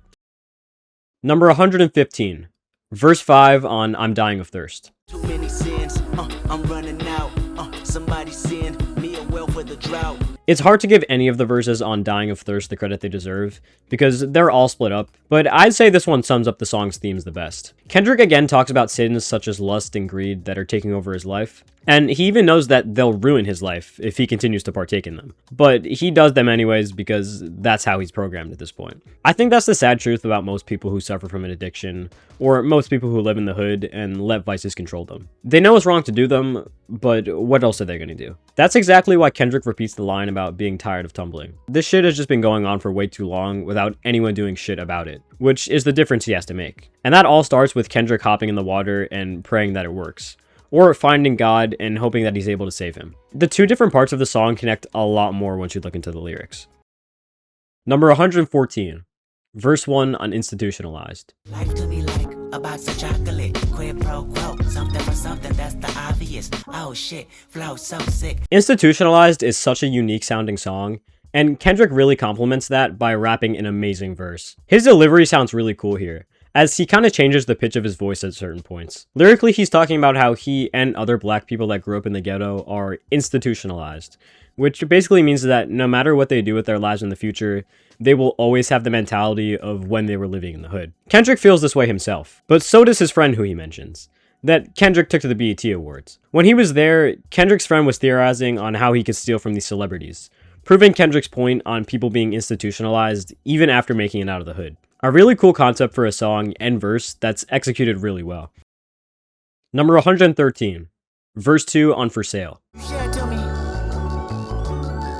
you said your name was Lucy. I said, where's Ricardo? You said, oh no, not the show. I want to start by saying how much I love Kendrick's delivery on this verse. I can definitely see it being off-putting to some, but I think this again really encapsulates Kendrick's temptation to a great level. He sounds so innocent and excited by Lucy, who is basically meant to be a woman here, which of course symbolizes lust, another one of Kendrick's vices. When Kendrick talks in the perspective of Lucy here, there's also small things noticeable in his delivery that add so much to me. Like Lucy purposefully mispronouncing words so Kendrick understands what she's saying, which basically means that she thinks Kendrick is stupid and gullible. And that's where the lyrical content is at as well, with Kendrick being fooled by Lucy to sign all these contracts and fuck himself over economically because he has money now, and that's what rich people do, right? Calling for free and For Sale interludes is so insane to me, because they're legitimately some of the deepest songs on the entire album and sound phenomenal. Number 112, verse 3 on Mama. Met a little boy that resembled my features, nappy afro, gap in his smile, hand-me-down sneakers bounce through the crowd. Great storytelling on this verse. Kendrick describes meeting a boy in South Africa that resembles him when he was a kid, and he actually learned a lot from someone that's similar to him, but grew up in a totally different environment. The kid tells Kendrick that while they might have grown up in different settings, both of their roots are in South Africa. So Kendrick should be more aware of the issues in his motherland. And this is what I presume Kendrick meant when he said he didn't know shit. He doesn't explicitly say what the issues in South Africa are, but they are admittedly even worse than what Kendrick talks about in Compton. Even though apartheid is outlawed, South Africa is still essentially segregated, and despite the large majority black population, the racism from the rich minority whites is as prevalent as ever. In my eyes, Kendrick is basically saying that he profited off of black trauma and violence, but went to Africa to clear his mind and realized that it's not just in America that black people have issues like this. It's all around the world, and especially in South Africa. Also, I just want to add that part 2 of Mama is pure bliss. Sadly, I couldn't cover it because it doesn't have a verse, but it's incredible. Number 111, verse 1 on Hood Politics. I don't give a fuck about no politics and rap, my nigga. My little homie's done a deuce, ain't never coming back, my nigga. At certain points, Hood Politics kind of just sounds like Kendrick talking his shit, and that is what it is, but it is a great juxtaposition to Mama, which is the song that precedes it. In Mama, Kendrick went to the motherland to reevaluate what struggle really is, but now we see Kendrick fully embracing the hood culture he was brought up in. I've always loved his delivery here. Lots of people say it's meant to symbolize Kendrick being young, which is definitely possible, but it sounds cool either way. Besides all that though, the verse just slaps really hard, so that's the main reason it's this high up. Number 110, verse 2 on Hood Politics. Hopped out the caddy, just got my dick sucked. The little homies called and said the enemies that clicked up. Oh yeah. Kendrick ties the political themes of the album back to the song in a really cool way. The first half of the verse is Kendrick again describing gang violence and culture in the hood, then creates a twist by saying that the government considers these people animals, while they literally do the exact same thing with political parties. The only difference is that while gang wars might lead to a few deaths, political parties fighting can lead to the suffering of all Americans. And it doesn't help when both parties are run by soulless neoliberal corpses that will sell their soul to Israel for a breakfast sandwich. He also basically calls out Obama in the song for still trying to act like he's for the people because he's black, even though all he did to help the people was bomb a few Middle Eastern children. It's super funny when you realize that Obama's favorite album of 2015 was To Pimp a Butterfly, cause like, did he miss this lyric or something? Anyways, I love the interlude that this verse leads to, and the verse itself is really great sonically and lyrically. Number 109. Verse 3 on Hood Politics. Everybody wanna talk about who this and who that, who the realest and who whack, or who white and who black. On the third verse, Kendrick now discusses the politics of the East and West Coasts, or hip-hop in general. He feels that he's become such a powerful and iconic figure in rap that he and Snoop Dogg are the only guys from the West Coast that could reignite the East and West Coast beef from the 90s. In fact, Kendrick basically says that he almost did that with his Control verse, but after sitting down with Jay-Z, who is the most powerful guy from the East, they were able to prevent it from happening. I also think Kendrick is trying to say that hip-hop is hip-hop, no matter where you're from. So the coast rivalries seem stupid to him, just like political rivalries, and just like gang rivalries. Great lyrics throughout this song. Number 108, verse 2 on How Much a Dollar Cost. Staring at me in disbelief, my temper is building, he's staring at me, I grab my key, he's staring at me, I started the car. We see Kendrick go deeper into the religious themes of the song in verse 2. Throughout the verse, the old man continuously stares at Kendrick, which obviously plays into the fact that this man is really God, who is staring down at Kendrick in disappointment for his refusal to give him $1. Kendrick being super aware of the man staring at him, I think is also meant to show that he knows it's wrong to be this much of a pretentious asshole to a homeless guy, but he's too stuck in his mindset that he worked for his money and will keep every penny of it. The concept of Kendrick not being able to do this is even more benefited by the fact that Kendrick's whole message throughout his music is to help black people get out of the struggle that he was in. Yet, because of the wealth gained from this, he can't actually do something in practice to help a black person. Not even something as little as giving him $1. Just amazing writing all around in this song. Number 107, verse 1 on I. After a whole album filled with insane, deep, and depressing themes like gang violence and police brutality and damaging capitalistic systems, sometimes you need a positive refresher, and that's exactly what I is. Kendrick asks everyone in the world to stop always looking for the negatives in everything they talk about, and instead be positive. Because if you're negative all the time, then your life isn't going to amount to anything. Besides the lyrics, I love how it sounds, especially the live version. Kendrick's rhyme schemes and flow also hit hard as fuck too. Number 106, verse 1 on Untitled 2. Tell the squad, come on, we go ball again, before he call us home. Sonically, Untitled 2 has always been my favorite on the album, And man, a lot of that is because of Kendrick's delivery on both of his verses. On this one specifically, he's basically singing his lines, then going into a really high pitch at the end of each one, which is super infectious. Lyrically, he mentions needing God's forgiveness because he's just soaking himself in materialism and his vices. This sounds like a brag rap verse when passively listening, but going deeper, it's obvious that Kendrick is almost mocking people that make songs like this, as he's asking God for forgiveness at the same time. Number 105. Verse 3 on Untitled 5. The other side is never mortified by mortal mind. The borderline between insanity is Father Time. I always love when rappers do a back and forth verse, and this one is no exception. Kendrick and J-Rock trade bars here about how their shitty situation in poverty-stricken Compton has seethed into their mental health. After years of seeing their friends die and not having money to be able to eat, it's starting to really negatively affect their mindsets and how they think about the future. The rhyme schemes are also really great here, especially in a verse like this where one guy continues the rhyme scheme that the previous guy had. Number 104, verse 1 on DNA. I got loyalty, got royalty inside my DNA. A lot of Kendrick's most popular songs wouldn't be up there as some of his best in my opinion, but this song is a clear exception. This is one of the hardest songs he's ever released, and I wish more people would admit that instead of grouping it as an overplayed pop song. While definitely inferior to part 2, the first section of this song is still amazing. The reason I only give it a 9 is because I feel like it's not the craziest when it comes to the actual meaning of the lyrics. It's just about the things that make him who he is today, while mainly talking about his family and upbringing, and how that makes him a proud black man. The rhyme schemes are really, really good though, and his delivery is super energetic and fun throughout the whole verse. Overall, a really good verse, but it gets washed by the second one. Number 103, verse 1 on Pride. Hell raising, well chasing, new worldly possessions. Flesh making, spirit breaking, which one would you listen? I'm really happy that Pride became a big song on TikTok, because more people really needed to be exposed to the greatness of it. The song is what you would expect it to be about. Kendrick's pride. The themes of duality in Damn are seen very clearly with songs like this and Element. In that song, Kendrick is basically celebrating his pride, while here he's criticizing it. Kendrick knows that he's far from a perfect person, and never would be, and never will be, because he doesn't put his faith in people as a whole. Sometimes he's much more worried about rapping and making money than he is the people around him, which is pretty crazy to think about when it's the guy who made albums like To Pimp a Butterfly that's saying stuff like this. But that's basically the point he's trying to make. Even though he may seem like a respectable figure that makes conscious albums to help the people, he's not above anyone and is just as human as them, which is proven by his pride. I also love the pitch shifting on this verse, which is meant to juxtapose what Kendrick hopes to do in his life and what he actually does in practice. Number 102, verse 3 on XXX. Hail Mary, Jesus and Joseph, the great American flag is wrapped and dragged with explosives. Kendrick wraps up XXX by speaking on the current state of America, and how it clearly hasn't changed at all from when he was a kid. Everything that the government does is in the interest of making money. Back when Kendrick was a kid, the government profited off of mass incarceration of black people through private jails, profited off of foreign wars, and profited off of the division of races, parties, etc. Now in the present day, the government profits off of mass incarceration of black people through private jails, profits off of foreign... Yeah, I think you get the point. The verse mainly focuses on the poor public image America makes of genuinely good people because of their race. But the standout lines are sadly the ones about Trump and foreign wars in today's day and age. If you think Kendrick is lying on this verse, then just turn on the news and reevaluate. Number 101, verse 1 on Fear.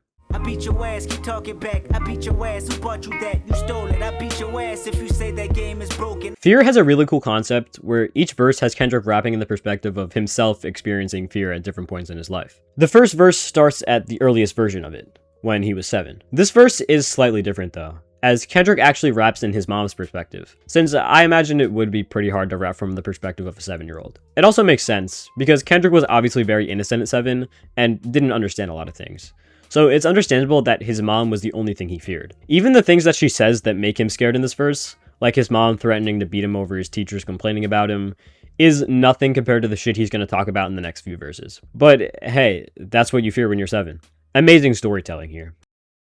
Number 100, verse 2 on United in Grief. I met 103rd night in Chicago, North America tour, my eye closed. V545, she was a model. After the beat switch, the song starts to get much more specific and personal. Now we have Kendrick directly introducing us to his sex addiction. He details hooking up with a model when he was on tour in Chicago. Because of all the grief he's going through in his life at the time, like the stress of his newfound fame and the weight put on him, or the survivor's guilt he was feeling because of the people dying in his hood. His vice to combat that is sex with other women. This whole song is very sad to listen to because this is something that millions of men go through, but it's also something that will negatively affect the women in their lives as well, which we'll see later on with Whitney. He also mentions the fact that this woman has green eyes 3 times, which I think is meant to show the comforting allure that she had for Kendrick in this time of disparity, but I could be wrong. Number 99. Verse 3 on United in Grief. So what? Paralyzed the county building controlled us. I bought a Rolex watch, I only wore it once. I bought infinity pools, I never swam in. I slightly prefer the lyrics on the previous verse, but man, his flow here is extraordinary. The drums on this song are insane, and his delivery makes them hit even harder. Lyrically, it's still amazing though. Now, instead of talking about his sex addiction, Kendrick is grieving by buying materialistic things such as cars and watches, which are obviously just there to fill the void of emptiness that's now a part of him. He also mentions Baby Keem doing the same thing, which I think is very interesting.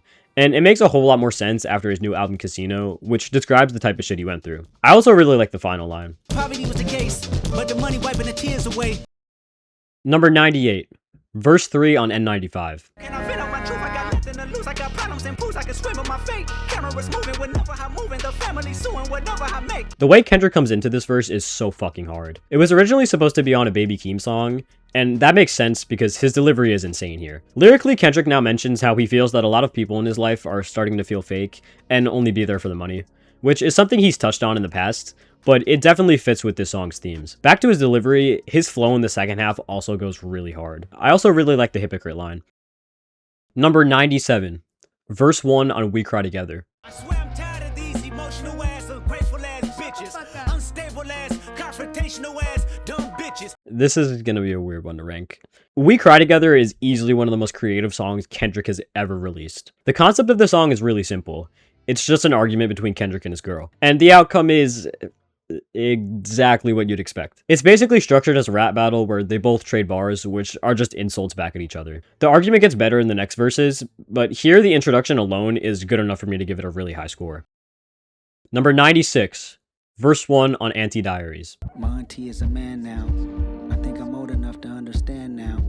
Drinking Parmesan with her hat turned backwards. Oh boy, it's finally time to talk about Anti-Diaries. For all the Red Pill Sneeko fan 14-year-old boys, you might want to sit this one out. Well, this verse doesn't have what we all know the song for, so I won't get into that yet. He does introduce the story though, by very bluntly saying, My auntie is a man now. He tells the story of his aunt transitioning into a man when Kendrick was very young. And even though he claimed to understand it at the time, he very clearly didn't, as he misgenders him many times throughout this verse. Kendrick misgendering him in the song definitely did not make me also subconsciously misgender him the first time I wrote that line. Not much more to say for this specific verse. Interesting and amazing storytelling that sets up the rest of the song very well.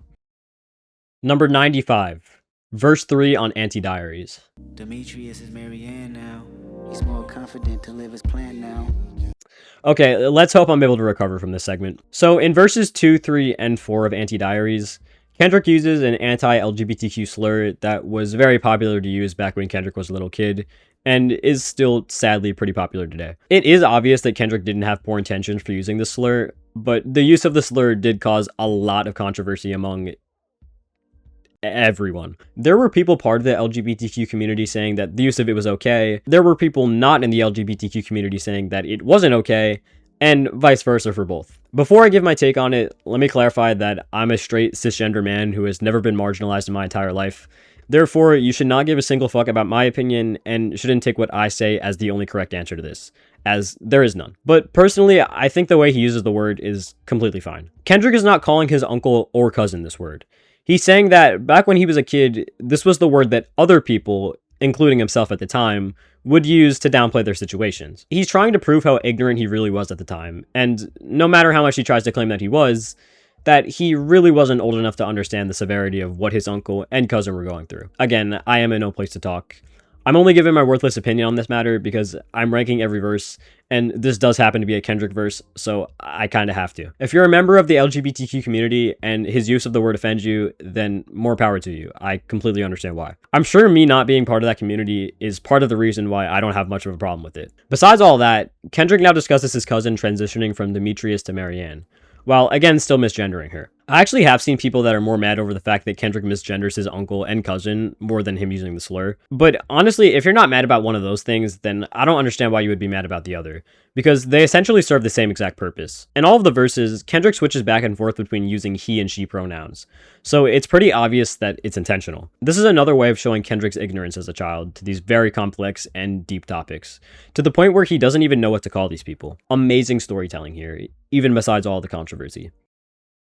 Number 94, verse 3 on Mirror. Cause all of it's toxic. Girl, I'm not relevant to giving no profit. Personal gain of my pain is nonsense. This verse goes for a much less melodic approach, and it still succeeds very well. Here he's most likely talking to rapper No Name, who was very controversial back in 2020 for calling out rappers like J. Cole and Kendrick Lamar for not doing enough in the wake of the Black Lives Matter movement. While Kendrick actually was seen protesting back in 2020, it really doesn't matter if he did or not. Kendrick doesn't owe anyone anything. He gave us years worth of music that tries to uplift the black community. I mean, All Right alone had such a huge impact. Kendrick is now getting rid of the savior complex he created on Good Kid, Mad City and is choosing to follow his heart, even if that means leaving his culture and letting the people think for themselves. The great thing is, while Kendrick doesn't owe the culture anything, he still clearly is supplying with entertainment and unity with a song like Not Like Us. Hopefully that can be achieved with his next album. But maybe I'm starting to sound too much like the people he's actively talking to in this song. Number 93, verse 2 on Hey Now. Hey now, say now, I done slid on a back street. Heavy on the Parmesan, everyday tax season. What the fuck you wearing, bro? It's tacky. I prefer the first verse on Hey Now, but man, Kendrick still goes so hard here. Again, he continues to subliminally diss Drake, but it's not too in your face to the point where it's obvious. But if you look into the lyrics, then he probably is talking about him. The actual disses are basically just saying the same thing as in the beef. Kendrick is real, Drake isn't. The rest of the verse is basically just a brag rap, but you can't be too mad at it when the verse itself sounds this good. I especially love his delivery on the second half. It's ingrained in my memory from how many times I rapped along with it back when this shit came out. Number 92. Verse 1 on The Heart Part 5. I come from a generation of pain where murder is minor. Rebellious and more jealous to chip you for designer. Something I find really interesting about The Heart Part 5 is that its main topic is the hood.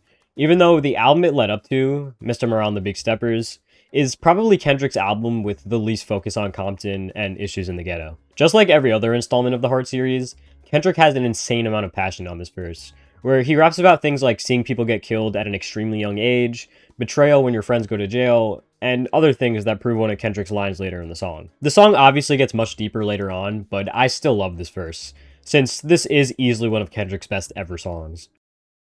Number 91.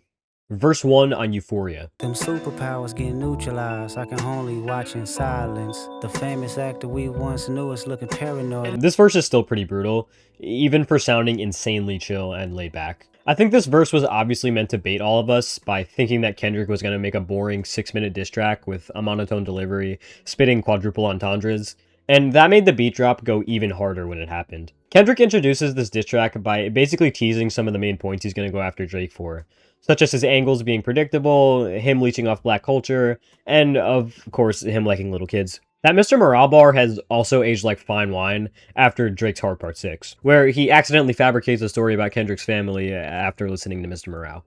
Dude's a fucking prophet. Number 90. Verse 3 on Real. The reason why I know you very well, cause we have the same eyes, can't you tell? The days I tried to cover up and conceal. Easily the best verse on this song. This is another super important verse to the narrative of the album, as Kendrick is finally coming to terms on what he actually needs to change. In this verse, he's now talking to his current self, and talks about all the things in the hood, like lust and drugs and violence, that he uses to cover up his deep trauma. The whole second half of the verse builds up to him asking an important question. Should he hate the things that he partakes in, or should he hate the fact that they're stopping him from being a real person? What I think he's trying to say is that he can't hate these things because they're just a part of the culture he grew up in, and if he actually wants to make a change, then he can't do that by hate. Like I've said, and like I'll say many times, a reason why I love the subject matter of this album is that it can apply to so many different people than just those who grew up in the hood. Just because I didn't grow up in Compton and didn't see people get shot when I was a child, doesn't mean that there aren't things in my life that are holding me back from being the best version of myself. Kendrick is just a brilliant writer all around. Number 89.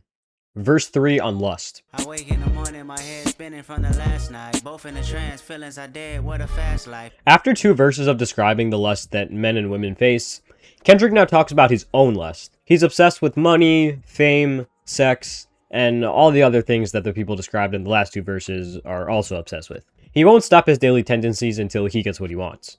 But since these vices only supply short-term pleasure, Kendrick and millions of others are just going to go through this cycle forever, being stuck in their ways. Kendrick then ties all of this together by bringing up the then recent election of 2016, where an old racist white man was elected president. In this world that we live in, since humans are humans, they're never going to learn from their mistakes. So much so that even after slavery was abolished, and segregation was outlawed, and a black man was elected president, we still are somehow conforming to right-wing propaganda. I think the point of this whole song is that everyone is guilty of lust. We all conform to something in one way or another. And man, has this song very, very sadly aged incredibly well.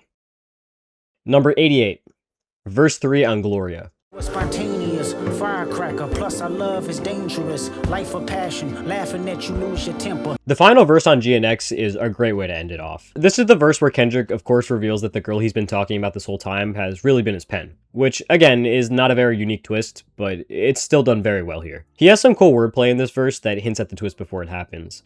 Like the girl's favorite movie being The Notebook, or her wiggling through a sentence after catching a body. I also really like the final lines before the twist, where Kendrick is dissing fake people in the culture when saying that there's bitches that are trying to erase the history of hip-hop and trying to devalue people like Kendrick. But they'll never be successful because Kendrick and the pen are together. The final thing I'll say about this song is that it's the better of the two SZA collabs on this album, and I'm glad other people are finally coming to that realization.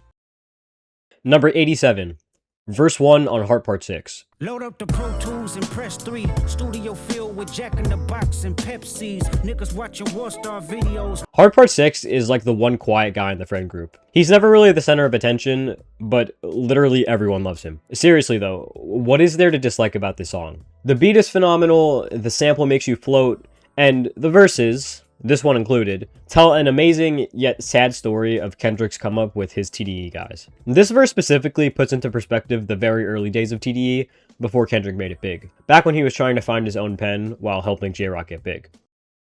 Number 86, verse 2 on Heart Part 6. My nigga Dave had a champagne Acura, a bunch of instrumentals I freestyled in the passenger. This whole song just gives me the chills. There wasn't even any specific line in this verse that gave me goosebumps.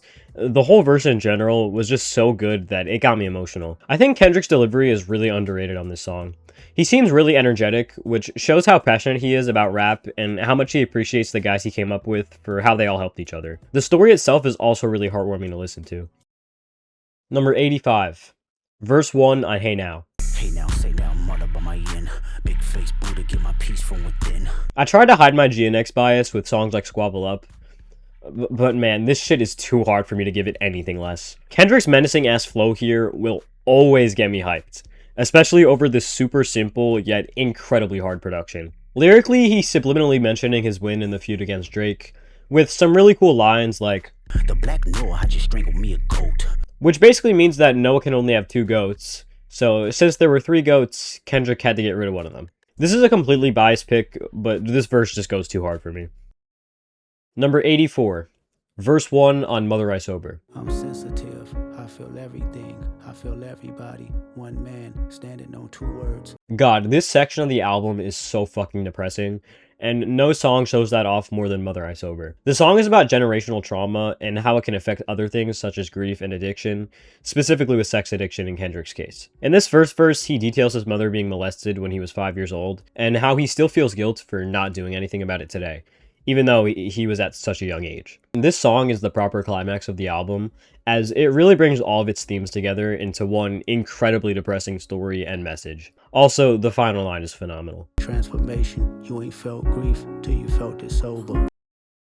Number 83, verse 2 on Anti-Diaries. My auntie is a man now. I think I'm old enough to understand now. Kendrick also uses the F slur in this verse, but I'm not going to go into my whole spiel again. What I said in this segment for verse 3 still applies here. Anyways, I do really like how Kendrick reveals that his uncle is the first person he ever saw write rap, which shows us how important this person has been to Kendrick all of his life, even at points in time where Kendrick had transphobic tendencies because that's just the era he grew up in. He also introduces his cousin's transformation, which will become very important in the next few verses. This is also a fire line. My auntie became a man and I I took pride in it. She wasn't gay, she ate pussy, and that was the difference.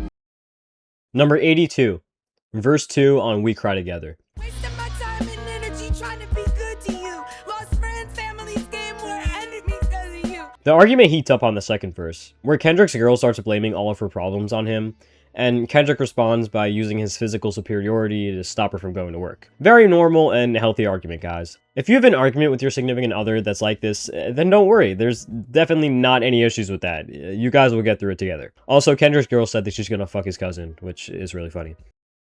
Number 81, verse 2 on Fear. I probably die anonymous, I probably die with promises. Kendrick now raps in the perspective of himself at 17, and the stark contrast between this and verse 1 are very apparent. Kendrick uses an aphorism in both verses to reiterate what he's afraid of at that specific age. When he was 7, he was afraid of his mom beating his ass. Now at 17, he's afraid of dying. Because of his situation in the place he's growing up in, he's genuinely expecting to just up and die tomorrow for a plethora of reasons. A lot of these reasons are understandably similar to the lyrical content on Good Kid, Mad City, since Kendrick was around the same age in the lyrics of that album. His delivery is also a clear juxtaposition to the first verse, where now he's clearly depressed as he understands the weight of the world and the environment he was brought up in.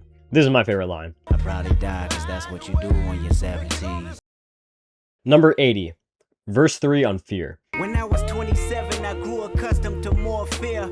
On the third verse of Fear, we have 27-year-old Kendrick talking. Even though he's now rich, famous, and no longer living in a place where he expects to die every day, he claims that his fear is 10 times worse than it was back then. The older Kendrick grows, the more scared he gets of losing everything he has, such as his money, his influence, his family, and his inner self. He expresses this in a really cool way, by connecting the titles of the tracks on this album, and really hammering in the wickedness or weakness theme. He's scared of his pride overtaking his loyalty.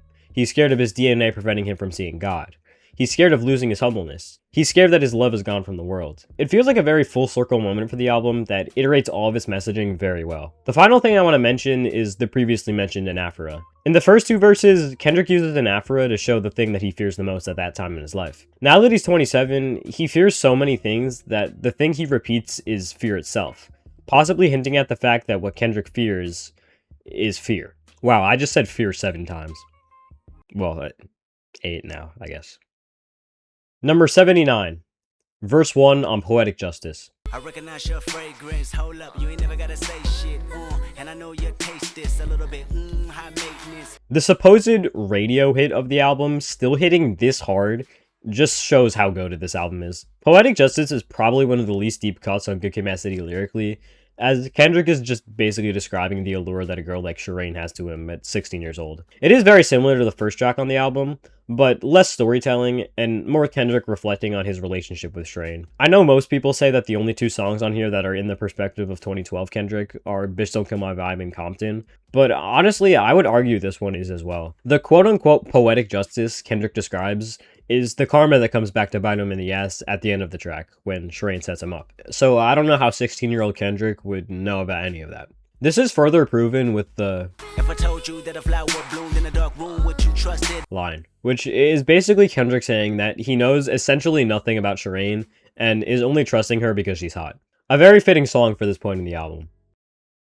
Number 78, verse 1 on Money Trees. Me and my niggas trying to get it, you bitch. Easily one of Kendrick's most iconic verses ever, and for good reason. It makes sense why Money Trees has become the most popular song from this album, as it's easily the most accessible. A song where Kendrick describes his lust for a woman might not be loved by everyone. A song where Kendrick describes the peer pressure to make bad decisions in the hood might not be loved by everyone. But a song that has elements of both can be. If there was a song that summed up the whole album the best, it would be this one. He basically just talks about the life that he lived while he was growing up in Compton. Like how he and his friends had to rob people just to get by, or how he would have unprotected sex because it was the norm, or even how he would cope with his awful circumstances through music and freestyling. Plus, his delivery on here is great too. Always loved his simple yet effective flow over this insane sample flip. Number 77, verse 2 on Money Trees. Dreams of living life like rappers do. Another phenomenal verse on Money Trees. This one going even deeper into the tragedies and harsh realities of hood culture. My favorite part of the verse is when he talks about his uncle Tony, who encouraged Kendrick to keep rapping and said that he would be successful in the future, who ended up getting 2 bullets to the head. This is a really sad line that shows that even the best and most caring people aren't safe in a place like Compton, but Kendrick's ad-libs here are also really funny. 2 bullets in my Uncle Tony head. My Tony head, my Tony. He said, For the rest of the verse, Kendrick just talks about how there's not much more he can do than just continuing to feed into this ghetto culture he's a part of. Because how else are you going to get out of this terrible situation than a money tree? While I do think Money Trees is a good summary of the album as a whole, I also think it's important that it's situated at this point in the album, because Kendrick learns later on that power, money, sex, etc. don't bring meaning to your life, they just bring more anguish and pain. Also, since this is only a Kendrick verse ranking, let me just mention J-Rock and Anna Wise here real quick. Both of them easily have some of the greatest performances on this whole album. And I'm sure Kendrick wrote J-Rock's verse, but that doesn't take away his delivery from it at all. Such an incredible piece of art. Number 76. Verse 2 on ADHD. And then she started feeling herself like no one else in this apartment. Beg your pardon. Not quite as good as the first verse, but I still think it implements the message of this song incredibly well. Here Kendrick describes him talking to a girl at the party he's at. And while he's more grounded in reality, she is just like the people he was describing in verse 1. She's hyper, addicted to drugs, yet she's self-aware. And she even tells Kendrick, You know why we crack babies? Because we born in the 80s. That ADHD crazy. I think this is a great line because it basically exemplifies the whole point of this song. This girl has no idea who Kendrick is or what his background is, but just by his age and where he's from alone, she tells him that he's a crack baby. She doesn't know if Kendrick's mom was smoking crack while pregnant with him, and it doesn't matter if she was or not. Everyone from that era and setting are a result of the crack era because of what was done to people in low-income neighborhoods around that time in general. The doings of our good friend Ronald Reagan. Again, just incredible storytelling and messaging from Kendrick. Number 75. Verse 1 on Fuck Your Ethnicity. Fire burning inside my eyes. This the music that saved my life. Y'all be calling it hip-hop. I be calling it hypnotized. I'm sure this verse was an introduction to Kendrick for a lot of people, and man, what a verse it is for that. As race is a large theme of Kendrick's music overall, he specifically gets this out of the way on the first verse of the first song on his first album. He doesn't care what color you are, because he knows that all that causes is the type of situations he had to deal with growing up, like public housing and gang wars. Very powerful verse. Not just for the lyrics, but the way he comes in with his flow and more monotone delivery is so infectious. Number 74. Verse 1 on Untitled 1. I seen it vividly jogging my brain memory. Life no longer infinity. This was the final calling. God, the fact that verses like these are on a Lucy's album is just insane. I mean, I understand why, as this song is lyrically like a continuation of Mortal Man, which obviously was the closer of To Pimp a Butterfly. But this still is better than most rappers' best verses. Kendrick is basically just rapping about an apocalyptic type of world where everything is turned into anarchy. And I think the point he's trying to make is that we're really not as far away from this happening as we might think. His imagery is just so good here. He explains every terrible thing happening in detail, which makes you very invested in the story he's trying to tell. All while he's spazzing the fuck out flow-wise. He also talks to God in the second part of the verse, in a similar vein to Reincarnated, where it's Judgment Day and God wants to see what Kendrick's achievements are that will allow him into heaven. Insane verse all around. Number 73. Verse 2 on Feel. I feel niggas been out of pocket. I feel niggas tapping their pockets. I feel like debating on who the greatest can stop it. A much more extensive verse than the first, where Kendrick again discusses the plights of fame and all of his thoughts that come with it. Again, connecting back to Element, Kendrick thinks he's one of the only rappers left in the game that still cares more about making art than making money. And this deeply troubles him. He's also troubled by the fact that even though he is one of the only rappers giving people a real message, he's still attacked by organizations like Fox News for trying to promote hate and violence. This type of thing is what weighs on Kendrick's mental health, which is why he resorts to lavish spending and essentially becoming those same artists he was complaining about earlier. All of this comes together towards the end of the verse, where Kendrick says that this is just how the world is overall at this point in time, and he's not happy about it. A track of Kendrick just speaking his mind, and it's done incredibly well. Number 72. Verse 1 on Count Me Out. One of these lives, I'ma make these right with the wrongs I done. That's when I unite with the father, son, till then I fight. What a way to start the second disc. Against what he told Whitney on Father Time, Kendrick finally goes to therapy and achieves a breakthrough, where he basically just spills all of his inner feelings out. He admits how much he's fucked up in his life and wants to be the best person he can be going forward, which is a very inspiring message that fits really well with the inspiring sound of the song. This verse goes on for a really long time, and the background vocals build as he keeps rapping, which gives the whole thing this very triumphant vibe that makes you feel like Kendrick is going to succeed now. Kendrick learning self-love is something we've seen throughout his whole discography, but it's very important on this album, as he's now able to admit to all of his wrongdoings and trauma, which will really allow him to love himself fully. Number 71. Verse 2 on the Heart Part 4. My fans can't wait for me to sun your punk ass and crush your whole little shit. How big pun your punk ass, you a scared little bitch. You know the line in Euphoria where Kendrick says, I hate the way that you sneak this. If I catch flight, it's gonna be direct. Well, I think this verse is enough proof to completely erase that bar's credibility. This verse's disses are so quote-unquote sneaky that people still debate to this day if the song is about Drake or Big Sean. Well, until 2024 at least. Now it's pretty obvious that it was about Drake. Kendrick does call out Drake for sneak dissing here, and while it is a bit hypocritical, this is still a much more direct diss than anything Drake sent Kendrick's way pre-2024. Besides all the Drake disses though, we have Kendrick commenting on the state of the world, as he disses Trump and Putin. Imagine being Drake and being dissed on the same song as authoritarian world leaders. I would have just killed myself right there. I know this is a very iconic verse, and most people probably expected it to be a 10. I do love basically everything about it, but I'm just not the biggest fan of the third beat on this song. The first beat was such a vibe, and the second beat was from Fear, which I obviously love because it's a 10 out of 10 Alchemist beat. So this beat being such a stark contrast just didn't work too well in my opinion. It's still a really good beat, but if he would have stayed on that Uncle Al production, it would have been 10 times better.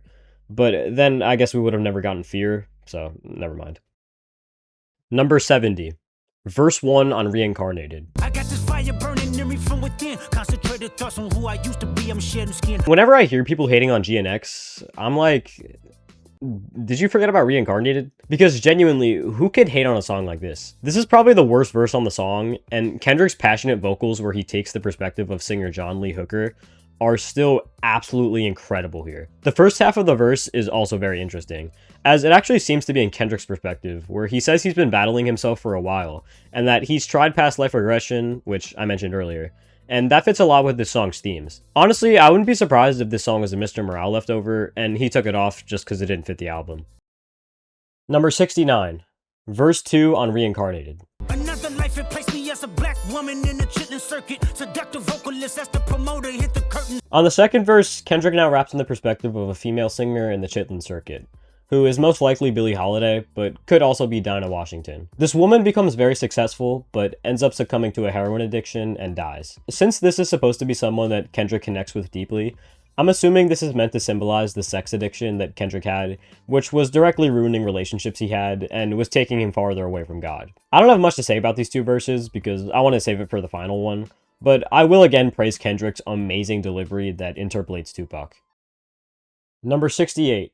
Verse 2 on Mother I Sober. I remember looking in the mirror, knowing I was gifted, only child, me for 7 years. Another incredibly personal verse on Mother I Sober that delves deeper into Kendrick's trauma, more specifically sexual trauma, with Kendrick continuously being asked by his family members if he was touched by one of his cousins. And no matter how many times he would say no, they would never believe him. It's very possible that this cousin was Mary Ann from Anti-Diaries, since Kendrick describes a lot of his family members as being transphobic back then. So they might have been accusing him of things like that for that reason. But that also could be a stretch. All of that, plus the bars about child Kendrick having to look at his mother's beat up face, really emphasize the black trauma that he's been mentioning throughout the whole album. And again, it's just a very depressing song to listen to. Number 67. Verse 1 on Father Time. So losers forever, daddy Early morning wake ups, practicing on day offs, tough love. This song is just pure bliss, and this verse just adds to that. This song is obviously about Kendrick's daddy issues and his issues with masculinity that stem back to his childhood. Growing up in the hood with a tough father, Kendrick was never taught how to show his feelings. He was never taught to give up. His dad taught him to quote-unquote be a man and act like everything is okay. Mind you, he was saying this type of shit to a little kid. But obviously when shit gets into your mind as a little kid, that sticks with you for the rest of your life. And this is what caused Kendrick to be so against the idea of something like therapy in the intro of this song. I also love the whole vibe of this song. The production is very grand and loud, which makes Kendrick have to be really loud and open in his delivery, which of course juxtaposes the nature of the lyrics. Number 66, verse 1 on United in Grief. What is a bitch in a miniskirt? A man in his feelings with bitter nerve. What is a woman that really hurt? A demon, you're better off killing her. When this album came out, I was barely even a Kendrick fan, and that first piano key still made me more hyped than anything ever had in my entire life. United in Grief is one of Kendrick's best ever intros, and one of his best ever songs, and this verse is a large reason why. It's a phenomenal opener for the album, as it shows Kendrick's newfound vulnerability off the bat. In the very first bar of the entire verse, he calls himself a man in his feelings with bitter nerve, and then goes on to admit to emotionally hurting his fiancée and questioning the answers to everything in his life. You can tell that this is Kendrick's first album after a 5-year break, because the lyrics feel like he's having a midlife crisis of sorts. It also, of course, mentions things like therapy and psychiatrists, which play a big role in the album's narrative. Besides the lyrics, though, I absolutely adore the way this verse sounds. The way Kendrick starts it by doing a sort of question and answer flow, then in the second half doing that cadence with the cool ad-libs, it's just a very creative delivery that we all know Kendrick for. Amazing opening verse to the album. Number 65, verse 2 on Pride. Now in a perfect world, I probably won't be insensitive. Cold as December, but never remember what winter did. This verse ditches the pitch shifting, which sucks, but lyrically it's definitely superior to the first. Kendrick continues to criticize himself and anyone else in this world that doesn't practice what they preach. All humans have some sort of pride in themselves, which is why a perfect world is impossible. And this brings one of Kendrick's best ever lines. A perfect world is never perfect, only filled with lies. The whole point of the song is basically just to say that just because Kendrick is a poet that tries to uplift the black community doesn't make him perfect. He's just as flawed as everyone else, because he's human. This is shown through the final lines, where he describes the type of things that he would do if he was perfect, like turning prisons into schools or ending religion so everyone just praises one single god. Again though, we would be lying to ourselves if it was possible for Kendrick to do these things in the world we live in. That's just not who he's able to be, because he's not a god. Super deep and important song for Kendrick's discography. Number 64, verse 1 on Untitled 5. I got 100 on my dash, got 200 in my trunk. Name in the grab bags, put my Bible in the trunk. I got kind of pissed when that one remix of this verse got super popular on TikTok, because I feel like it made people forget just how good the original song is. I just love Kendrick's energy here. He's screaming his lines with a super unique flow, and since the song's instrumental is basically pure jazz, his delivery juxtaposes it super well. A lot of the lyrical content is a rehash of You, but he does add something interesting at the end, where he's planning on shooting and killing a wealthy man until he sees him with his child and decides not to, which is meant to show the humility that most people have, even at their lowest points. Number 63, verse 1 on Mortal Man. Do you believe in me? Are you deceiving me? Could I let you down easily? Is your heart where it need to be? Is your smile on permanent? Now we get to one of the most important songs on To Pimp a Butterfly, Mortal Man. I feel like when most people talk about this song, they only mention the amazing spoken word outro that features a Tupac interview. While that is a phenomenal way to close the album, the actual song part of this track needs to be discussed more. The whole point of the song revolves around one idea. If Kendrick's career or life were ruined, would you stick by his side? On the surface level, this might sound a bit egotistical and wrong, considering there's many people, such as a Kanye West or a P. Diddy, that people justifiably won't support anymore because of their actions. But I feel like this has such a deeper meaning in the context of this album, and the context of Kendrick's career as a whole. Kendrick has talked about the idea of him being a savior for the people in the hood a lot in his music, especially Good Kid, Mad City. Again, this might sound very egotistical, but it's really not. Kendrick just wants to use his influence to be able to make a difference, so that black kids, or any kids for that matter, won't have to grow up in situations like he had to. And this is exactly what Kendrick is talking about here. Let's say Kendrick was caught running an illegal drug business and got arrested for life. Would we still continue his movement and fight for equal rights and better living conditions? Or would we ditch his whole movement because that guy got caught doing a bad thing, so it's clearly not worthwhile? This isn't Kendrick saying he's more important than any of these ideas. It's saying the complete opposite. His movement is what needs to be taught for generations. I'll get more into this in a bit, but overall this verse is a phenomenal way to set up this topic. Number 62, verse 2 on Mortal Man. Do you believe in me? How much you believe in her? You think she gon' stick around if them 25 years occur? On verse 2, Kendrick goes deeper in the mindset of trying to make a difference for the people in the hood. He consistently talks in the second person throughout this verse, and personally I feel like he's talking to himself. He starts to doubt that what he's doing will really make a difference if he gets locked up and people in his life distance themselves.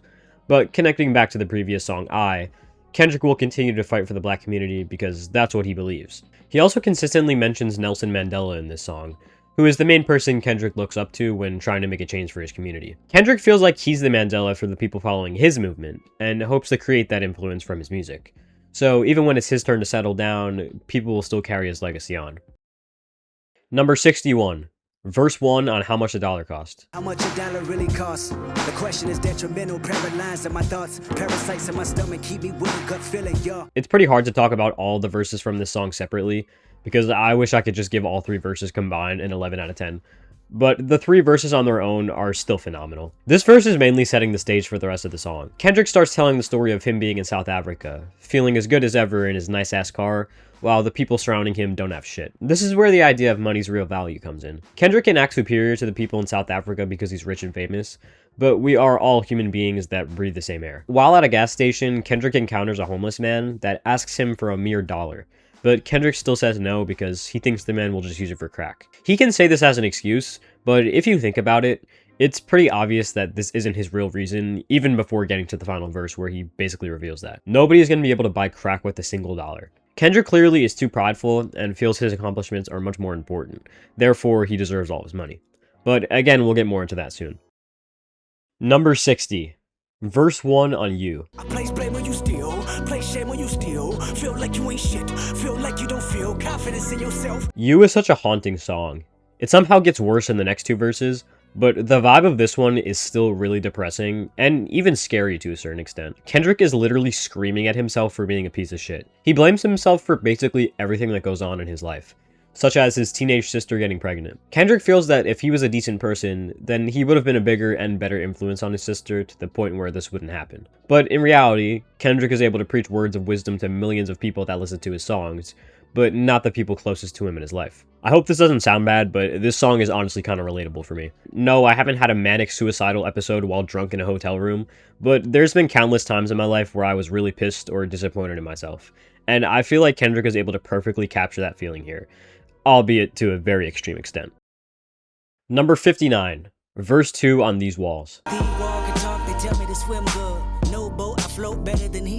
Kendrick really likes using metaphors in his music, and this song just might be the most lyrically impressive metaphor of all time. Kendrick talks about walls throughout the first verse, and they mean different things at different parts of the song. Here they're talking about a woman's insides. Specifically the girl of the guy who killed Dave and became Mad City, but we'll talk more about that later. While this verse mainly just focuses on this one metaphor, it still does it incredibly well. If you were just passively listening to the song, then you'd have no idea that he's talking about a woman.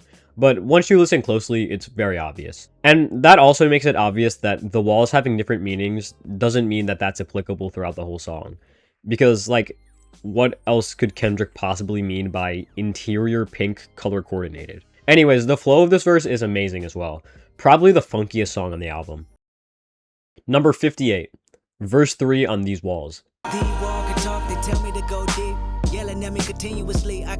This verse fully has a double meaning in my eyes. The walls represent both a woman and the racial and socioeconomic barriers set on Kendrick and others in the ghetto. Kendrick talks a lot about knocking the walls down. This, of course, can allude to him fucking this girl, but it also alludes to him knocking down the barrier set on black kids in the hood who aren't supposed to make it past 25 or do anything successful with their lives. This, of course, connects right back to the themes of basically every song that precedes These Walls, but just in case we were bored with this subject matter, Kendrick wrote the verse so people could also get horny as well. Exactly why he's the GOAT.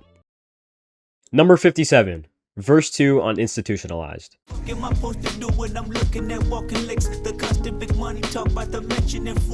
Furthering the themes of verse 1, Kendrick now raps in the perspective of his homie that he took to the BET Awards. Kendrick's first verse did a pretty great job at showing us how many black people are institutionalized, but this verse brings it to the next level, as we now see the point of view of someone who is really institutionalized. Kendrick's friend sees all of these rich and famous people at this awards show, and instead of being inspired by them, he wants to rob them of their wealth. How is it fair that a recession is going on and he and his people are suffering while these celebrities are out clubbing? While Kendrick is now one of these celebrities, his homie's perspective is the exact reason why he's still institutionalized. Yes, he's now out of the hood, but he still has that hood mentality because he lived like his friend for such a large portion of his life. Brilliant writing on this song, which is again complemented by Kendrick's super experimental delivery, kind of like what he did on Mad City, that shows the urgency and stress someone like Kendrick's friend is under because of his conditions. Number 56. Verse 3 on Sing About Me. Sometimes I look in the mirror and ask myself, am I really scared of passing away? If it's today, I hope I hear her. While not as effective as the first two verses, in my opinion, verse 3 is still a phenomenal way to end the narrative of the first part of this song. After rapping the perspective of Dave's brother and Keisha's sister, Kendrick now raps in his own perspective. Continuing the concept of the song, Kendrick asks a really important question. If he were to die tomorrow, would his service to the black community be enough for people to remember him and talk about him forever? Kendrick talks about his fixation with death a lot in this verse, which makes a lot of sense in the context of Good Kid, Mad City. The idea of unexpected death has been very prevalent throughout this whole album, since it's a very prevalent idea in ghetto culture in general. You could be as innocent as a kid as Kendrick is, and still be scared to go on a walk, because that's just how it is in the hood. But because Kendrick got so trapped in his Mad City, he ended up doing things that went against what he stood for. And the more he does things like that, the more he sees his fate becoming similar to Dave's brother, who was murdered in cold blood, or Keisha's sister, who faded into the background of Compton for the rest of her life. That's why Kendrick started rapping. That's why he's making this song at all. He wants to be Compton's human sacrifice. He wants to genuinely make a change for not just himself, but the people brought down by this lifestyle all around the country. Lyrically, it's a phenomenal way to conclude this masterpiece of a song. I just feel as if the first two verses really portray this sad reality of people's lives in the hood through the different perspectives that this verse just isn't able to match. Number 55, verse 1 on Good Kid. Look inside these walls and you see him having withdrawals of a prisoner on his way. Trapped inside your desire to fire bullets that stray. Kendrick raps his fucking ass off on this verse. Kendrick uses internal rhyming here, and it's actually crazy how many words he's able to fit into like 3 rhymes. The lyrics are incredible as well, where Kendrick talks about how the hood made him the way he is and thinks, not because he's a bad person. How he acted throughout the first half of this album was because he was a product of his environment.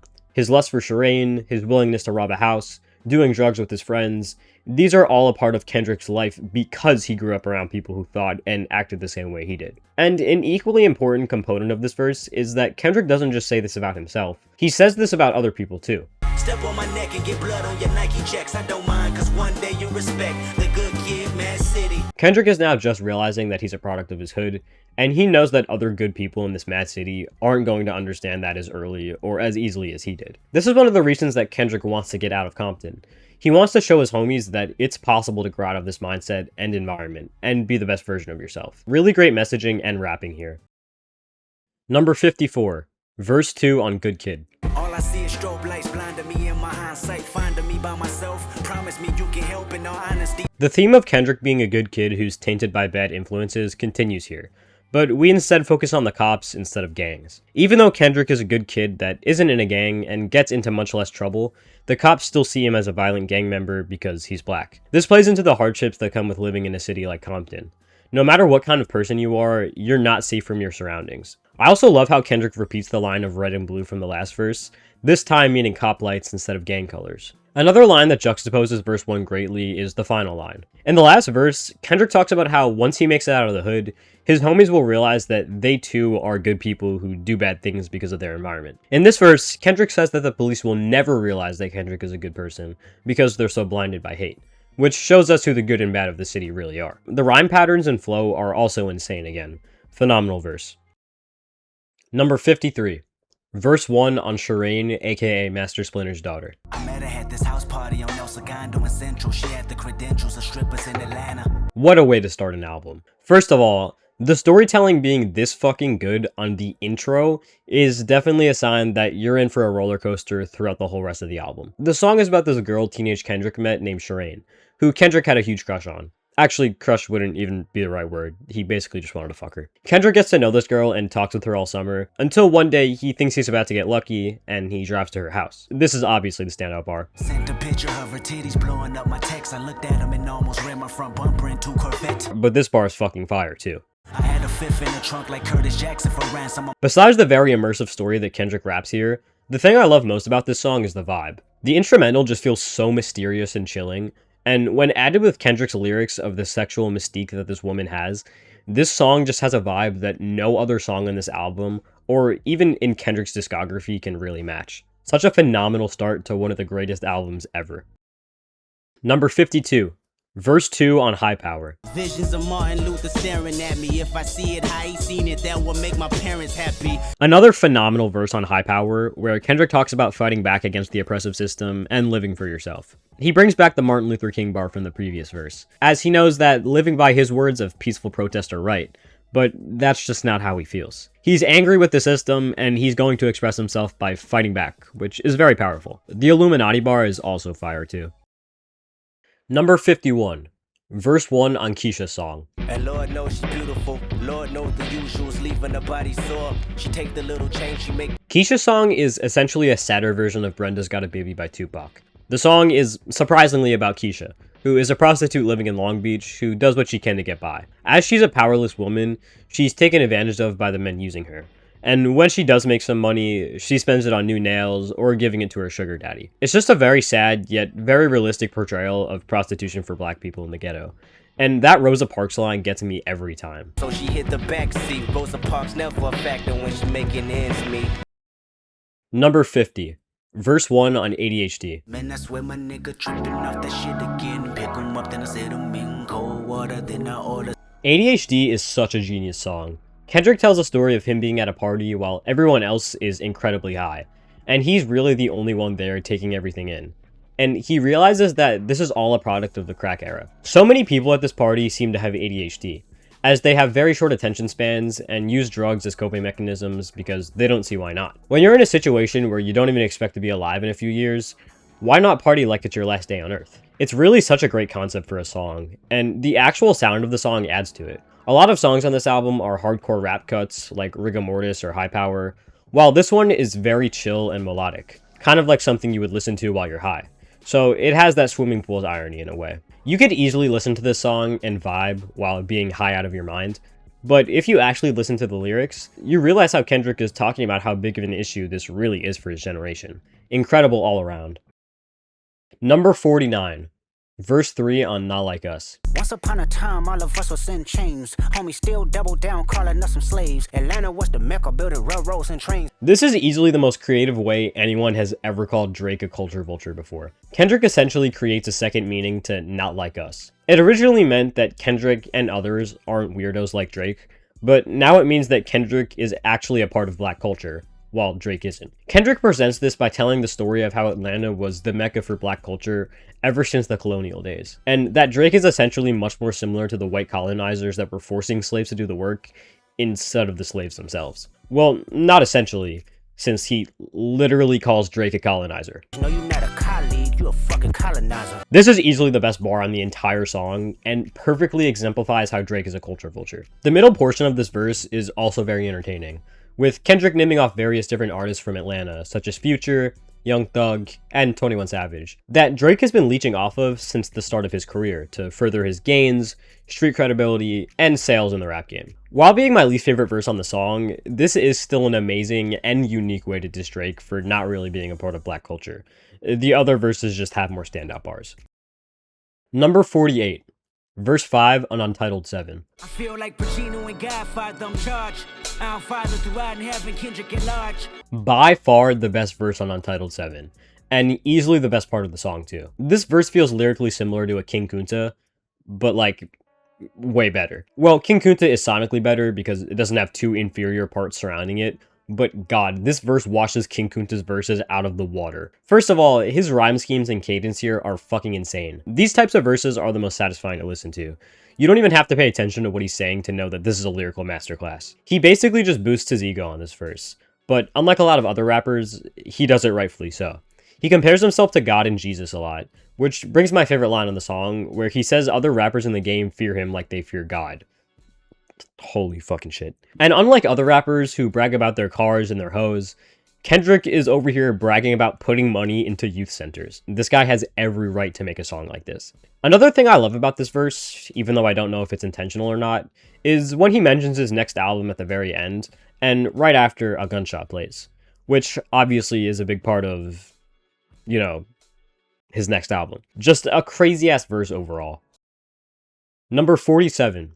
Verse 2 on Untitled 2. Cornrow Kenny, he was born with a vision all morning with the mixed dashboard, triple digit parallel park like an alien came visit. What a fucking verse, man. That flow he starts with has genuinely got to be one of my favorite parts in any Kendrick song ever. And after this, Kendrick just keeps fucking going, continuing to talk about his vices now that he's famous, and the fact that he used TDE to be able to bridge the gap between his fame and his come up in Compton. He raps about basically everyone from TDE here, but most notably Top Dog, who Kendrick describes as the godfather of the West Coast Mafia, which is, of course, TDE. The Obama line is also one of my favorites. Might tell Obama be more like Punch. He also changes his flow a bunch of times in this verse, most notably at the end, where he goes from a monotone delivery to a super energetic and loud one. He does this because this is where the lyrical content starts to go back to Kendrick using his vices again, which is the type of delivery that rappers who talk about being rich and fucking bitches will use. Besides all these intricacies of the verse, at the end of the day, the song just fucking slaps.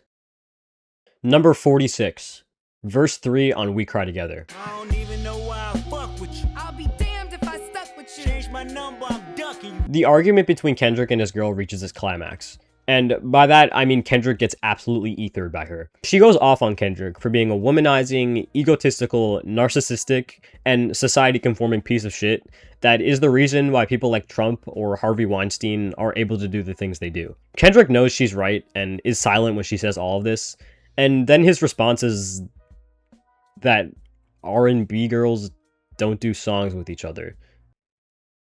Yeah, fuck this guy. 1-0 for Taylor Page. Then at the end of all of it, their way of apologizing to each other is to have sex on the couch, which we of course have to hear. Fuck me, nigga. I'ma fuck you, bitch. No, fuck me, nigga. Fuck me. I'ma fuck you. Wait. I don't think I can even joke about this anymore.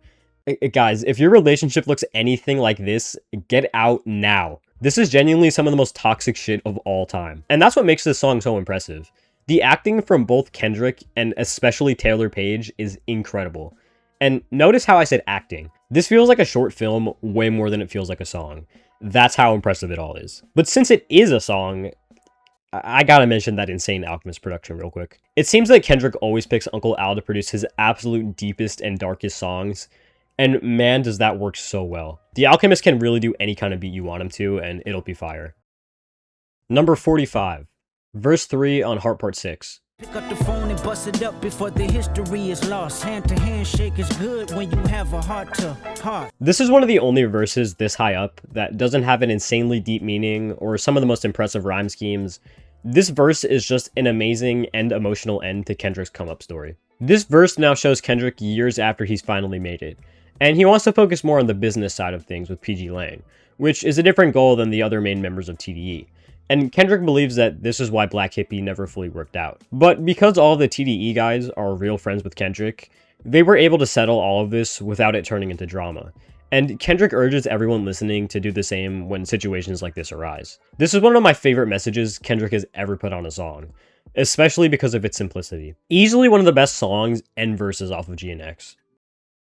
Number 44, verse 2 on the Heart Part 5. Said I do this for my culture, to let y'all know what a nigga look like in a bulletproof Rover. Even without the music video, this verse is fucking phenomenal. We have Kendrick continuing to describe the plights of hood culture, like not being able to trust the people close to you, people getting in jail because of snitches, and gang violence, which all tie into the idea that when so many people of the same background that claim to love each other are hurting each other, yeah, this is pointless. There's no way I'm describing this better than Kendrick did.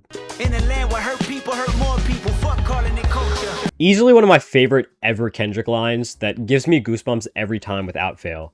And it's very similar to something like The Blacker the Berry. Now, when we incorporate the music video into this, we get some new insight into what Kendrick means with some of these lines. As amazing as the music video for the song is, a lot of people act like you need to watch it to understand the song, or that the song has no value without the video.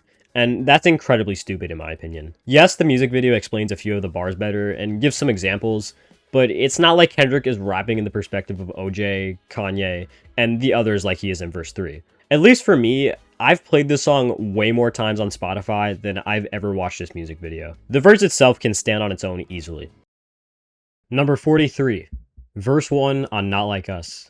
Mustard on the beat, ho, Debo, any rap nigga, he a free throw, man down, call her Amber Lambs, tell him breathe, bro. Oh god, why am I doing this to myself? Yes, I'm giving this verse a 10 out of 10. I don't give a fuck that it's corny to like this song. I guarantee that 90% of the people who are watching this that hate this song were bumping it like crazy when it came out. This song is Kendrick dancing on Drake's grave, and I couldn't love it more because of that. I'm not gonna act like I still play this song. but I'm also not going to act like the song somehow is worse than it was when it came out, just so I can fit in with the crowd of 13-year-old white rage fans and call the song corny. This verse is already iconic, and it's only been out for 2 years. Kendrick perfectly balances this verse having funny-ass disses towards Drake, while also just being a banger that you can easily listen to without having to worry about a rap beef. He has a super infectious flow with catchy bars in the first half, then the second half is dedicated to calling Drake a pedo. Again, I don't give a fuck how corny people make these bars out to be, each one of them is still hilarious. This was the first song in the beef that I heard literally as it dropped. Like, I literally have a screenshot of the song being 3 minutes old, and I remember just pausing the song and laying on the ground in disbelief after hearing this bar. Why you trolling like a bitch? Ain't you tired? Trying to strike a chord and it's probably A minor. He's also still able to make this part of the song really catchy too, with the lines about OVO weirdos having a really entertaining delivery. While Meet the Grams and Euphoria are better, this song's tactic of getting the whole world to call Drake a pedophile is still one of the most clever things Kendrick did in the whole battle. Number 42. Verse 2 on Not Like Us. You think the Bay gon' let you disrespect Pop, nigga? I think that Oakland show gon' be your last stop, nigga. They cold foul, I don't know why you still pretending. From a pure rapping standpoint, this verse is easily the best of the song. Similarly to the first verse, this one is already so iconic. Here, Kendrick focuses less on a specific topic and more just goes in on Drake for a plethora of different reasons that all connect to Drake being a lame that isn't a part of the culture. Kendrick actually brings up a very interesting angle, which is that Drake slept with Lil Wayne's girl while he was in jail. I'm surprised nobody ever dissed Drake for this. And I'm even more surprised that Kendrick chose to save this for one line in Not Like Us instead of putting it in Euphoria, because it probably would have gotten a lot more attention in a song like that. A lot of this verse has Kendrick repping California and trying to get Drake's loser-ass influence away from it, which fits, as the song is meant to be a West Coast banger as much as it's meant to be a Drake diss.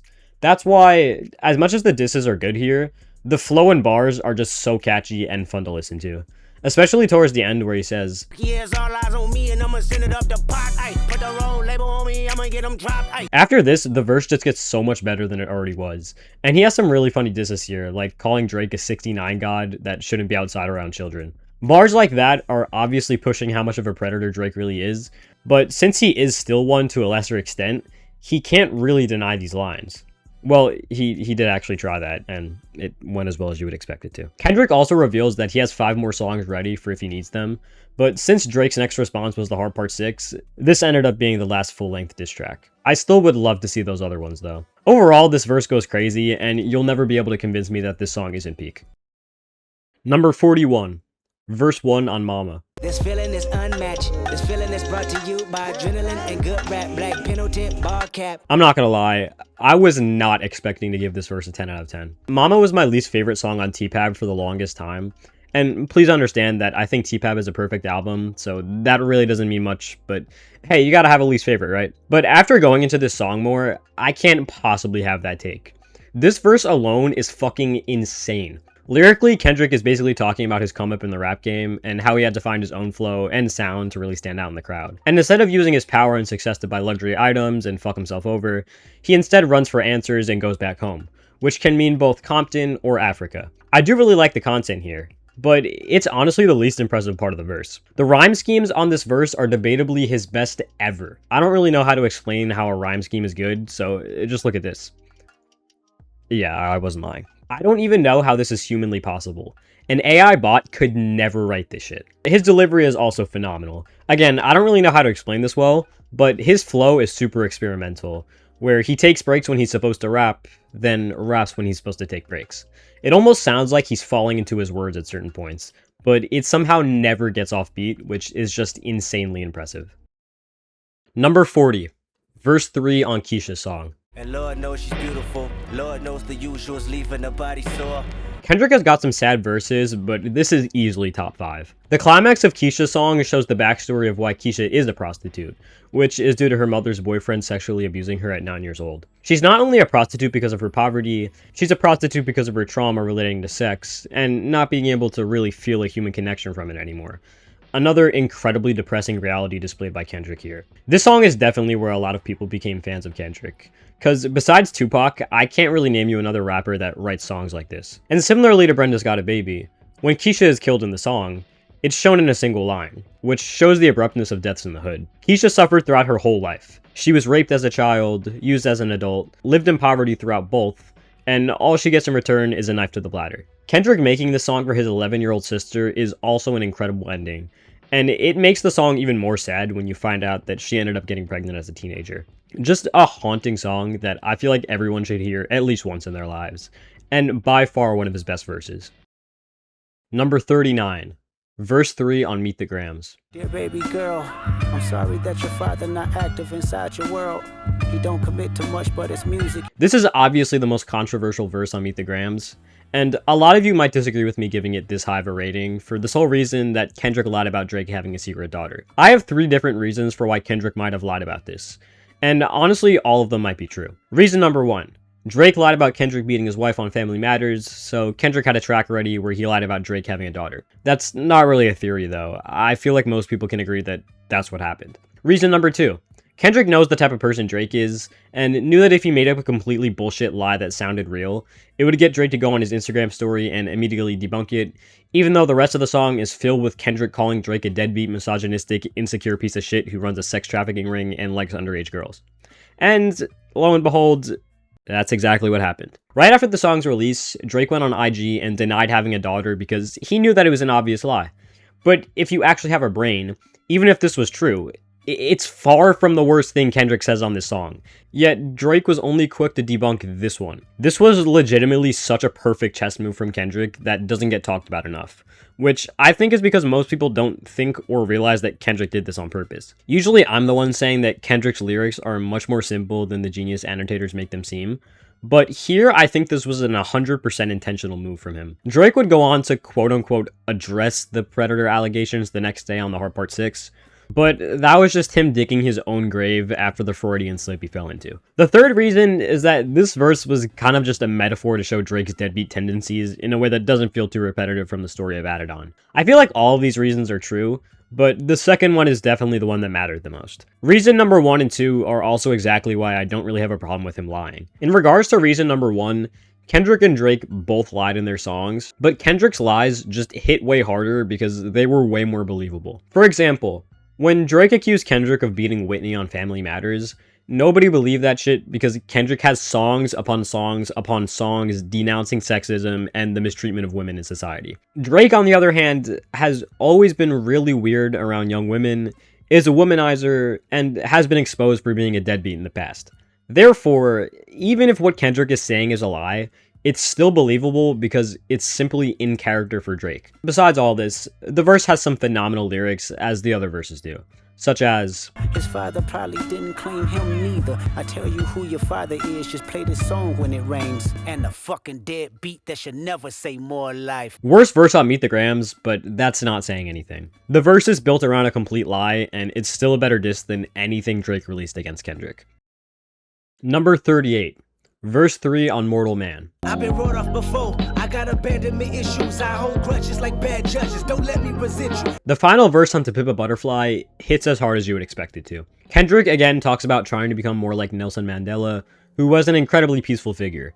Yet he also knows that he can't trust the people that claim they love and follow him, because there's been a countless amount of innovative leaders whose people have left them for dead. He expands on this in the last part of the song, where he names all of these people, the most damning of which being Michael Jackson. This, of course, leads to one of Kendrick's most infamous lines. That nigga gave us Billie Jean. You say he touched those kids? Even though that line isn't in this verse, I still want to give my thoughts on it and do it some justice. Every single interpretation I've seen online for this bar has completely misinterpreted what it means. People either try to claim that this line is Kendrick saying that MJ couldn't have possibly touched those kids because he made Billie Jean, or that it's Kendrick saying it doesn't matter if MJ did or did not touch little kids, because at the end of the day, he made Billie Jean. I think, especially by today's standards, we would know that Kendrick doesn't believe that. What I think the line means is, you know, what Kendrick is trying to say throughout the whole fucking song. Millions of people are so quick to love an artist or person because of their influence or what they're doing seems positive. But as soon as they might have possibly done something that seems negative, they leave that person for dead. And this is the case with Michael Jackson. Whether Kendrick is talking to MJ's previous fans or media outlets or whomever, he's saying that the same people that loved and praised MJ are the same ones that now claim he was a child molester without any proof. Because that's what fans and followers do. And Kendrick is scared that his movement will amount to nothing if people act exactly like that if anything were ever to happen to Kendrick. You guys have to understand, The line isn't, that guy gave us Billie Jean, he didn't touch those kids. The line is, that guy gave us Billie Jean, you say he touched those kids. Sorry for the digression. Last thing I want to mention lyrically is that I love how this is the song with the Tupac interview, because Tupac is 100% someone you could consider in this group of influential figures that were left for dead by their people. Anyways, the main reason I put this verse above the other two is because of Kendrick's hunger, delivery, and cadence. You can really tell that this is the album's final verse because he puts his heart and soul into his final message that he makes very clear. I also absolutely adore his cadence and flow in this specific part. Flaws of a baby step, more by the mouth a bit. Pause, put me under stress, crawled under racks, ducking y'all.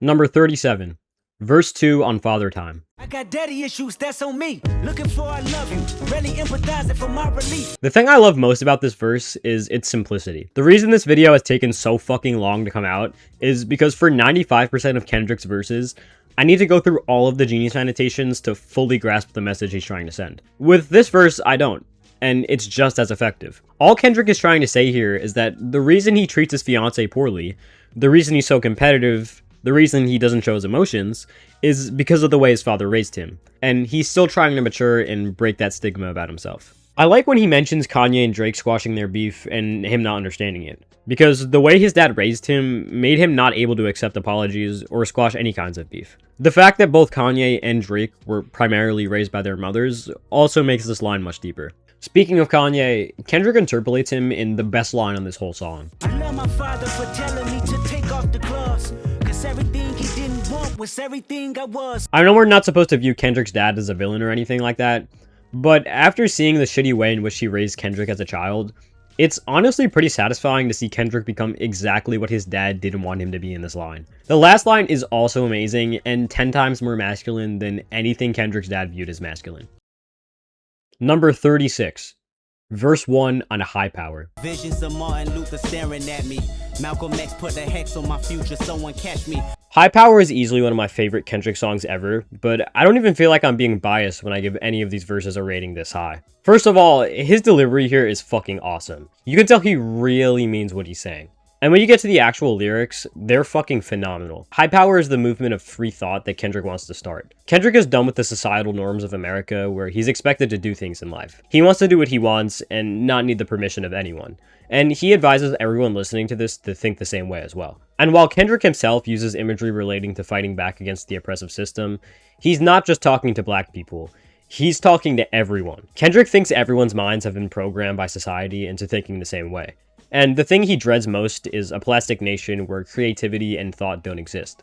So he urges everyone to do what they do and not let anyone stop them. By the way, that plastic nation bar is fucking insane. I'm not going to go too deep into it here, but check the genius annotation on that line.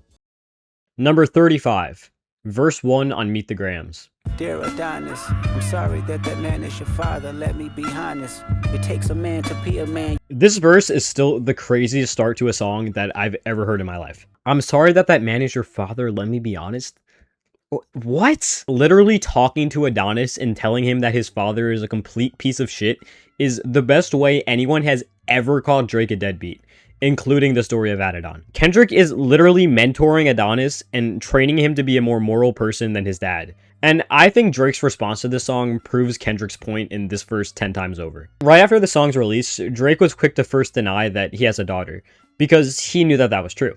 A day later, he quote-unquote addresses the pedo shit on the Heart Part 6. Drake never addressed Kendrick talking to his son like this on anything, and that is more than enough proof that Drake is a deadbeat. I'm thankfully privileged enough to have a loving father. If someone talked to me like Kendrick talks to Adonis on this verse, I don't even want to know what my dad would do to that person. Kendrick purposefully talked to Adonis in this downright offensive way because he knew that Drake wasn't going to do shit about it, since Drake doesn't actually give a fuck about his son. This just makes the verse so much more impactful in my opinion.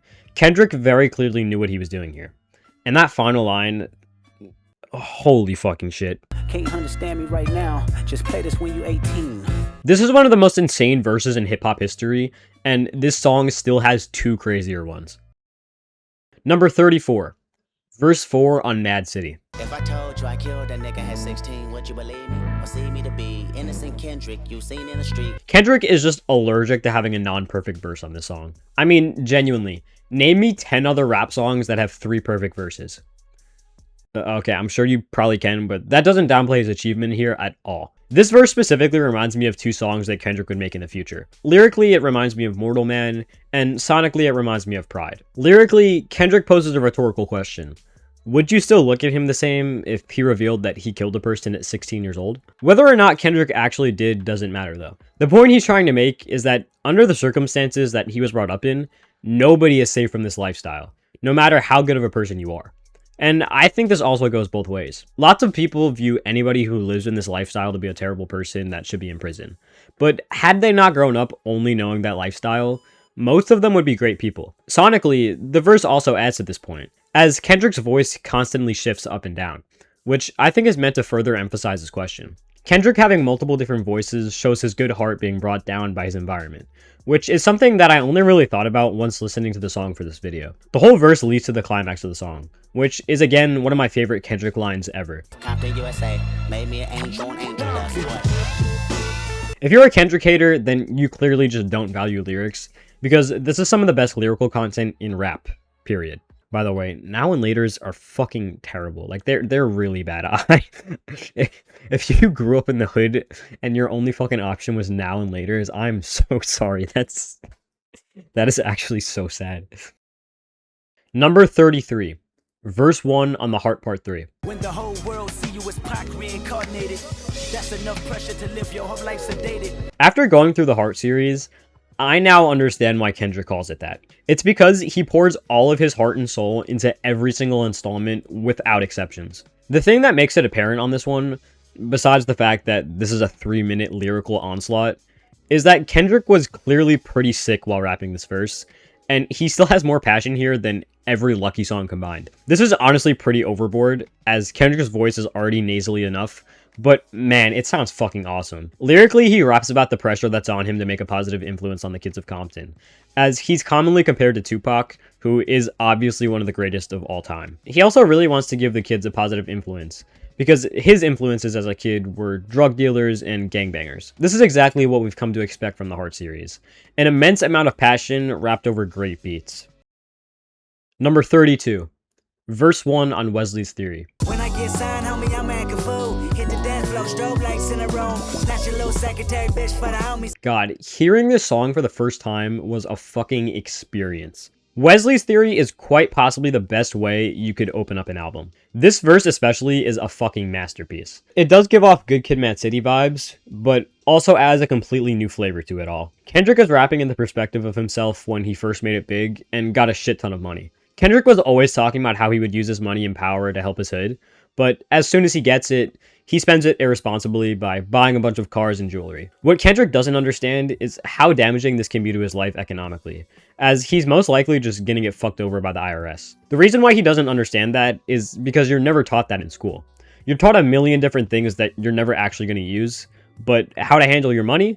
Absolutely not. As Kendrick says, he's Uneducated, but I got $1 million check like that. This is basically label members, specifically young black ones, being pimped by their record executives. Not only is this genius and insanely deep lyricism, but sonically, this verse is batshit insane. Kendrick feels like he's flowing for his life over this mind-boggling funky production. Generational verse and song. Number 31. Verse 1 on For Free. This dick ain't free. You looking at me like it ain't a receipt, like I never made ends meet, eating your leftovers and raw meat. I wrote down 10 out of 10 before even listening to this verse. I think that says enough. From a technical level, For Free is legitimately in contention for Kendrick's most impressive verse ever. Similarly to These Walls, you can kind of view the song from multiple different perspectives. Kendrick may be talking to a woman, or he may be talking to America. Personally, I feel like this song uses the girl more as a metaphor for America, but you still can view it from the literal aspect as well, and it works. In Wesley's Theory, we saw a younger version of Kendrick giving into the bullshit capitalistic system America has in store, as well as Uncle Sam trying to convince Kendrick to fall even further. On this verse, we have present-day Kendrick giving Uncle Sam the middle finger. Does he really think that Kendrick is going to allow him to pimp him like he does with so many others? Kendrick has grown now, and he's seen through the system. He knows that he can't start a family before actually having money to his name. Because of where he's from, he now understands the system more and feels like he can responsibly manage his money. I really like the angle that Kendrick uses here. He's simultaneously calling out America and saying how it's run by a bullshit system to try and fuck oppress people over, while also saying that he himself is done falling for the system's tactics. That line where he talks about pornos is genuinely genius. He's basically saying that he would spend his whole life chasing this American dream that was completely fabricated, but he doesn't apologize because that's what you're meant to chase as an American, and especially a poor one. I was able to talk about all that without even mentioning his flow and delivery here. I mean, Jesus fucking Christ. This is spoken word poetry mixed with actual rapping on steroids times 10 deluxe with a new funky mode. Possibly his most entertaining delivery on any song he's ever done. To think that an album with such an experimental and left field song like this was #1 on the charts makes me very happy. This isn't a track that I'll just put on for the fun of it, but whenever I listen to Pimp a Butterfly, it fails not to impress me every time. Number 30. Verse 1 on the Heart Part 1. Back with a vengeance, back with my heart and I'm venting, back with another war pendant, salute me or shoot me, I never wore goofy, ignore my religion. The fact that the earliest song I'm covering in this entire video is a 10 out of 10 really goes to show how Kendrick has always had it in him. The main word I would use to describe this verse is hunger. While Kendrick has started to see tiny bits of success in his career, he clearly isn't satisfied yet and is willing to do anything to make it big. This is most apparent in the iconic part of this verse where Kendrick tells the story of him being at the 2010 XXL freshman class shoot with J-Rock. Since J. Cole was running late, Kendrick asked the people working there if he could replace him, but they just laughed in his face. Best part of the entire verse is Kendrick's reaction to this. J. Cole running late, if he don't show up, think I can take his place? Ladies start laughing, no pun intended, I ain't being sarcastic. After this, he mentions talking to J. Cole for the first time ever and giving him his flowers. And it's bars like these that really make me hope that Cole and Kendrick have talked since the beef and sorted out their differences. Because Cole seems like a genuinely good guy, unlike Drake, even if he was a bit of a bitch in the rap battle. Back to the verse, not only is Kendrick's hunger apparent in these lyrics, but in his delivery as well. He raps for 4 minutes and doesn't lose his momentum once, which is a really fast flow, mind you. In fact, he gets more energetic as the verse goes on, which is incredibly impressive. Overall, this verse was a great sign for what was to come, and it still stands out as one of his best ever verses today. Number 29, verse 3 on Reincarnated. My present life is Kendrick Lamar, a rapper looking at the lyrics to keep you in awe. I was in awe the first time I heard this verse, and I'm in even more awe after going through it for this video. This verse has Kendrick speaking to God himself, but technically not, because Kendrick is supposed to symbolize Lucifer as well, but it's more supposed to be Lucifer speaking through Kendrick, but it's Kendrick rapping, so yeah, fuck this. God questions Kendrick's motives throughout this verse and tells him that he hasn't done enough to free music from the control of Lucifer. God is saying that Lucifer has been controlling music since he fell out of the sky in 539 BC. In the following millennia, Lucifer manipulated musical artists, such as the ones Kendrick raps in the perspective of in the first 2 verses. This has been the same case with Kendrick, as he's let things such as money and sex overcome him. But Kendrick now wants to use his powers to take the power back from Lucifer to the musicians, and essentially free them of the curse. Holy fucking shit. Again, I really do feel like this was at least an afterthought of Mr. Morale, because the idea of Kendrick being reborn after admitting to his wrongdoings is basically straight from that album. But it's elevated even further here because he wants to free everyone in the music industry. I just love the way this verse is done. Kendrick having a conversation with God and trying to free musical artists of the things that have plagued them for centuries is one of the coolest concepts I've ever seen in a rap song. Not a single other mainstream artist is rapping like this anymore, so I'm glad we at least have Kendrick, who does it better than anyone else. Number 28, verse 2 on You. You the reason why mama and them leaving. No, you ain't shit. You say you love them. I know you don't mean it. You know how I said the verses just get worse on this song? Well, yeah, I wasn't lying. The second part of You is hauntingly beautiful. The jazz production sounds phenomenal, but also really sad. And Kendrick has an incredibly drunk and depressed delivery. This is really one of Kendrick's biggest strengths.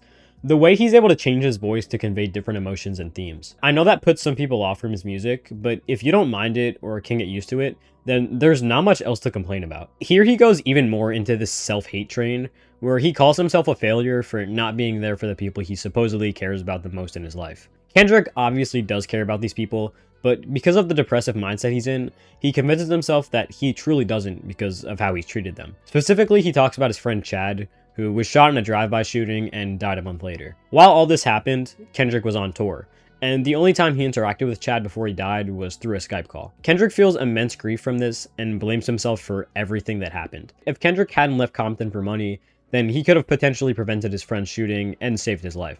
Or at the very least been there for him in the hospital before he died. Now, I think we can all tell that Kendrick isn't actually at fault at all for his friend's murder, but this mindset is completely understandable coming from someone like him. Kendrick has always been a very intelligent and socially conscious person that understands the plights of greed and how much influence someone like himself can really have. So when something so traumatizing happens to you and you being more attentive could have possibly prevented it, it's really not surprising that he feels this way. Even though that's really depressing. Hell, if something this terrible happened in my life, I'd probably do the same exact thing. Yes, I know that's not healthy, but that's just how I am, and that's how Kendrick is too. It is really hard to listen to Kendrick blame himself like this though. Especially this final line, which just feels like getting stabbed in the heart. Then he died, God himself, and say you fucking failed. You ain't tried. Just an incredible yet devastating verse that perfectly encapsulates self-deprecating and depressing thoughts. Number 27. Verse 3 on You. I know your secrets, nigga. Mood swings is frequent, nigga. I know depression is resting on your heart for 2 reasons, nigga. In the final verse of You, we see Kendrick at his absolute worst. He's so drunk that he can barely even rap his words, and the lyrics have reached the point of suicidal. Kendrick is legit having a mental episode while drunk out of his mind, and it's extremely hard to listen to, especially if you felt any of the kinds of emotions Kendrick expresses here. This is the climax of the song easily, where after all the terrible shit he said about himself, he's now threatening himself to tell the world about his deepest and darkest secrets on some Mr. Robot shit. He's also not even hinting at being suicidal anymore. He's literally saying that he shouldn't even be alive right now because he should have committed suicide long before this moment. Kendrick's alcohol addiction is also a big part of this verse. Kendrick has bottled up all these emotions, most likely due to his sense of toxic masculinity, which he expresses on Father Time. So his only way to let them out is by screaming at himself while drinking away the pain. It's just really sad hearing him constantly take large swigs of alcohol to numb the pain. You don't even have to be depressed to feel his pain here. If you felt any type of sadness where you can't normally function anymore, then you can probably relate to this verse to a certain extent. I really don't like glazing artists much, but I genuinely don't feel like there's a single other artist in the world capable of making a song like this. Or at least to the level that Kendrick is able to. Just a masterpiece in every sense of the word. Number 26. Verse 4 on These Walls. If your walls can talk, they tell you it's too late. Your destiny accepted, your fate. These Walls is a legitimate masterpiece, and it's not even top 5 on the album. If 2 verses with insanely deep metaphors and double meanings wasn't enough, on this verse, we not only get another meaning for the walls, but also a plot twist that completely changes the way you look at the song. In this verse, Kendrick talks about the walls of a prison, and he's speaking to the man that shot Dave in Good Kid, Mad City. The reason he's doing this is because the girl Kendrick fucked in the previous 3 verses is this guy's baby mama. And Kendrick used his fame and power to get revenge on Dave's killer, showing that he's still heavily institutionalized. This plot twist is on some Attack on Titan shit, and it's played out so wonderfully. Kendrick also alters his voice here, which sounds much more depressed than before, showing us that he's really mad at himself for acting like this, but that's just how he's become due to his environment. This verse connects the themes of both of this album and his previous, while also pushing the narrative forward into the next track, You. Just a masterclass of storytelling and social awareness.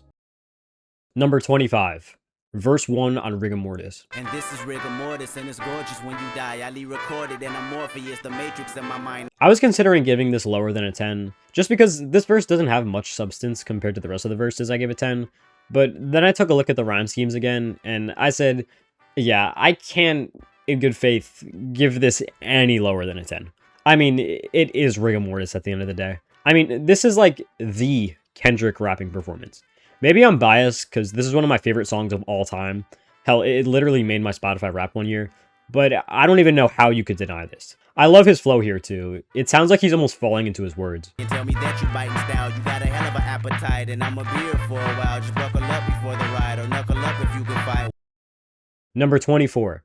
Verse 2 on Rigor Mortis. I captured the likes of NASA, my pedigree to fly past you. How past the week to the pastor, we all are sinners. Once you sentence the Bible study faster. This is pretty much just verse 1, but better. Again, all he's talking about is how he's better than everyone else in the game, but man, Nobody has ever done a brag rap song like this before, I'll tell you that. I can mostly recite verse 1 without failing, but verse 2 is a whole different story. Especially because of the ending where he's gotta be rapping like 10 syllables a second or something, because that shit is genuinely insane. Number 23. Verse 3 on Euphoria. Hey, top dog, who the fuck they think they playing with? Extortion my middle name as soon as you jump off of that plane, bitch. It's probably a hot take to have this verse below the second one, but I've had this opinion since the song came out. This verse is still absolute peak though. I just prefer verse 2 sonically, and very, very slightly prefer its bars. But honestly, I think that's just because verse 2 is funnier and has better wordplay, because the disses themselves are much deeper on this one. Verse 2 mainly just felt like Kendrick was insulting Drake, but verse 3 feels like Kendrick is talking to him and telling him how much he thinks he's a piece of shit. This verse goes in on Drake's character, once again calling out his wannabe black personality, and it's taken much further here, with Kendrick literally taking away Drake's N-word pass. I even hate when you say the word nigga, but that's just me, I guess. Some shit just cringeworthy, ain't even gotta be deep, I guess. The only problem with this bar is that it's one of Kendrick's few angles that Drake actually had a pretty good comeback to, but the bar by itself is still really funny. Kendrick also has lines about having love for Drake at the end of the day and not wanting a super personal and serious battle, which is ironic since Kendrick mentions a lot of personal things here, specifically with calling Drake a deadbeat in this great bar. That's whole shit, I got a son to raise, but I can see you don't know nothing about that. I wouldn't exactly call Kendrick a hypocrite though, as he wasn't making the beef any more personal than it already was, since Drake mentioned Whitney by name on push-ups. I also like the double entendre with that bar, since you can interpret it as, you don't know nothing about Dot, which connects to what Kendrick said in the previous bar about Drake paying people for info on Kendrick. He also completely dismantles the main diss of push-ups in like 2 bars, which honestly isn't even that impressive since it's common knowledge that Drake's deals are way worse than Kendrick's. The main thing I love about this verse is the way Kendrick twists previously used angles on Drake in such a creative way. Most of the disses on here are things that Pusha T and others criticized Drake for in the past, but Kendrick still makes them super entertaining. Like flipping Drake's 20v1 line to make it a diss about his ghostwriters, or mocking Drake's Canadian heritage by using his accent and saying Crody after like every line. Delivery-wise, this verse is almost on par with the second one. The way he says shit on this verse makes it so entertaining, like the back-to-back line. Back to back, I like that record. I'ma get back to that for the record. He also goes fucking insane flow-wise in the final part of the verse, which hits insanely hard with the thumping bass playing during this 10 out of 10 production. I really could glaze this song for years. It's easily one of my favorite songs he ever made, but I'll leave it at that since I still have another verse from this song to talk about. Number 22.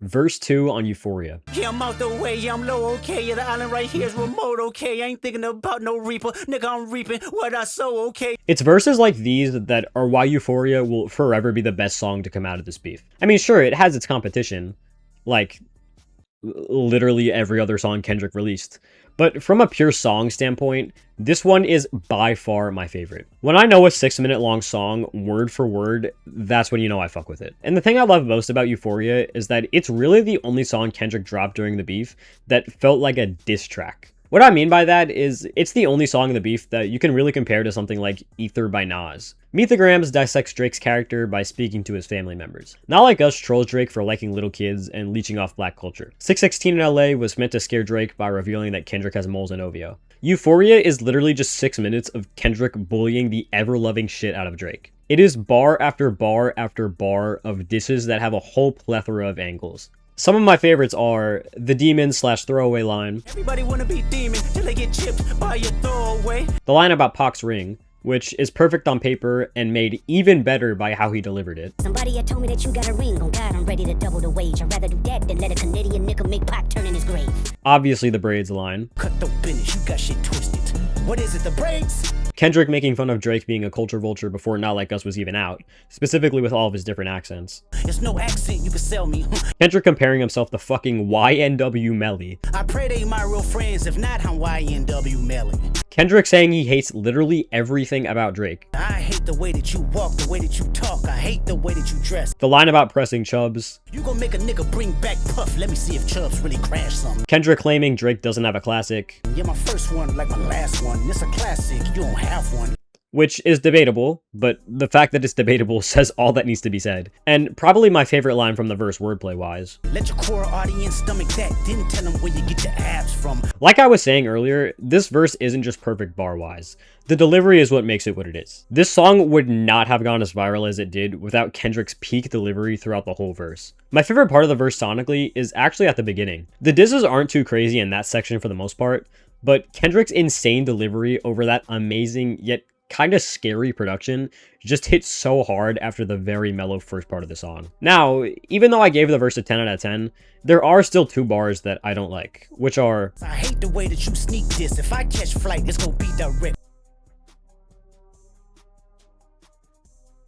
and these bars aren't even bad from the standpoint of them being wrong, because Drake is definitely guilty of both of these things. The only problem is, I feel like Kendrick is too, which is why they don't really work too well. And one final thing, if you think we hate the bitches you fuck cause they confuse themselves with real women means that Drake likes little girls, then you have some really questionable comprehension skills. And I'm only saying this because this interpretation has so many upvotes on Genius. In what world would Kendrick say that he hates underage girls that are getting groomed, call them bitches, and say that they confuse themselves with real women? His album before this song literally had themes about sexual trauma ingrained into black culture. He would never say anything like that to a victim of sexual abuse. Anyways, yeah, this is one of my favorite Kendrick songs for a reason. The verses on it are just some of the best shit he's ever done. Number 21.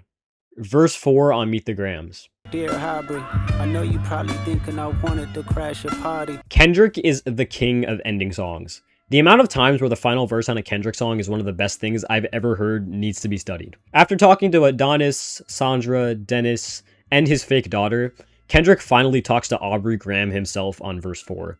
And God, does he tear him apart. Kendrick starts by clarifying that this beef wasn't supposed to be personal, but Drake is the one that made it personal by first mentioning Whitney and push-ups. To me, this is meant to basically say that everything previously said in this song, and everything that is about to be said, would have never been released had Drake not brought it to this level. Kendrick then goes in, mentioning basically every single degenerate trait that Drake has, such as gambling, sex, drugs, and just acting like an immature kid while pushing 40 years old. And I like to understand cause your house was never a home. 37, but you showing up as a 7-year-old. Kendrick says he wants to empathize with Drake, since he definitely knows a lot of people that he grew up with that fell into these same traps because of their environment. But he just can't understand Drake's perspective, as he's never really been through anything in his life, which is just a crazy ass line. I try to empathize with you, cause I know that you ain't been through nothing. Crave entitlement. Kendrick then goes further into this point, and points out Drake never feeling entitlement in his life because he couldn't actually choose if he wanted to live as a privileged white kid or as a tough black kid. This is where Kendrick says Drake's insecurities come from, which is why he projects it onto other things such as the women he treats as objects. We then get into the final part of the verse, where Kendrick starts to get much louder, like he does in Mother I Sober. The line, you embarrassed of them, that's not right, that ain't how mama raised us, is when I start to get chills every time I listen to this song, and they just continue until the song ends. Then comes a line that might possibly be the best line Kendrick spit throughout the entire Drake beef. Why believe you? You never gave us nothing to believe in. I don't think there's a single bar that better represents the degeneracy of Drake in this beef and his life as a whole more than this one. And again, I always get chills when he says this. He then starts naming off everything that Drake lied about, including his religion, his plastic surgery, his fake accents that he stole from other cultures, his ghostwriters, his weirdo crew members, his children, and Kendrick himself. Which brings us to the greatest closing line on a diss track ever. You lied about the only artist that can offer you some help. Fuck a rap battle. This a long life battle with yourself. This line is the only line that gives the "why believe you" bar any sort of competition. Both of them hit 100 times harder than anything Drake said in the whole beef. It really is the perfect way to end this song, showing Drake that he's not even battling Kendrick anymore. He's now just being confronted with the truths of his degenerate lifestyle, which is clearly hurting him much more than anything Kendrick would have been saying had Drake not been a loser and brought Kendrick's family into the mix. And Drake, of course, proved Kendrick's point 10 times over on The Heart Part 6, where the whole song is him just deflecting and saying that he doesn't do the shit Kendrick is saying he does, instead of actually dissing Kendrick back.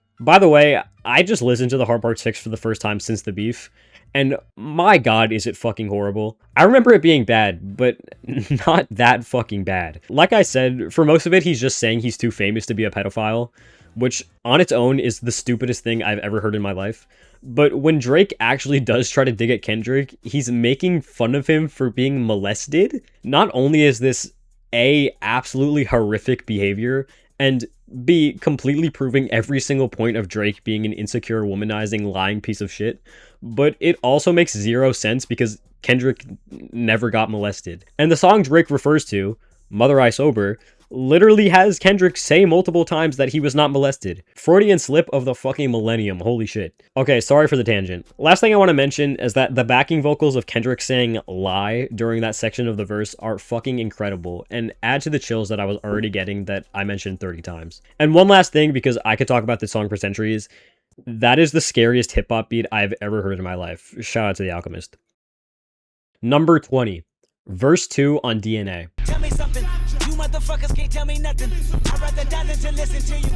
My DNA not for imitation. This just might be the hardest Kendrick verse of all time. When I was listening to this verse for the video, I couldn't even pay attention to the lyrics because I was just bobbing my head too hard. This guy is not taking shit from anyone, and you can tell by the fact that he's screaming his lines that shit talk other rappers and basically anyone that can't accept who he is. A rich, successful black man. This verse is also super important to the album's narrative, especially if you're playing it backwards, because he says, Tell me when destruction gonna be my fate. Gonna be a fate, gonna be a fate. Peace to the world, let it rotate. which is alluding to him being consumed by ghetto culture and dying in a gunfight, which would be the next track in Blood. Back to his performance, his flow is also stupid here. Anytime I try to rap along to this verse, I give up like 30% of the way through. And that's coming from someone that can rap like 90% of rigor mortis word for word. The story on how this verse was crafted is also super interesting. Apparently Kendrick did this whole verse a cappella, and then had Mike Will Made It create a beat around that. And huge props to both of them for that. Props to Kendrick for having this type of energy and flow on a verse with no beat to listen to, and props to Mike Will for making the verse hit 100 times harder than it already did. Number 19. Verse 4 on Anti-Diaries. Demetrius is Marianne now. I mean, he's really Marianne. Even took things further, changed his gender. This verse never fails to give me chills. The first time I heard this shit back when the album came out, I was bewildered. First, let's talk about the end of the story, where Kendrick stands up for his cousin in church. The preacher talking to the church calls Kendrick's cousin out in front of everyone and says that she's quote-unquote going through some things. Whatever the transphobic equivalent to a dog whistle is, that's definitely one of those. This pisses Kendrick off because no matter what kind of views he was normalized into having before, this person is Kendrick's cousin, and Kendrick stands up for her in an amazing moment. He basically calls out the preacher's hypocrisy by saying that, as a Christian, he should love Marianne instead of calling her out because of her feelings that don't mesh with his agenda. This all culminates into an amazing line. The day I chose humanity over religion. Then, in the second half of the verse, we get a Blacker the Berry-esque ending, where Kendrick connects his situation to a moment back in 2018 where he got mad on stage when a white girl rapped the N-word in one of his songs. This gets Kendrick to realize that if he's not going to be okay with white people using the N-word, then that directly makes him a hypocrite for using words like the F-slur, as he's not a part of the LGBTQ community and has no right to use it. This finishes Kendrick's arc of finally understanding transphobia and the situations of his uncle and cousin. He's basically saying that we as humans can't be selective activists, which connects with what he was trying to say but failed pretty miserably on Savior. You can't just be an activist for one group of people.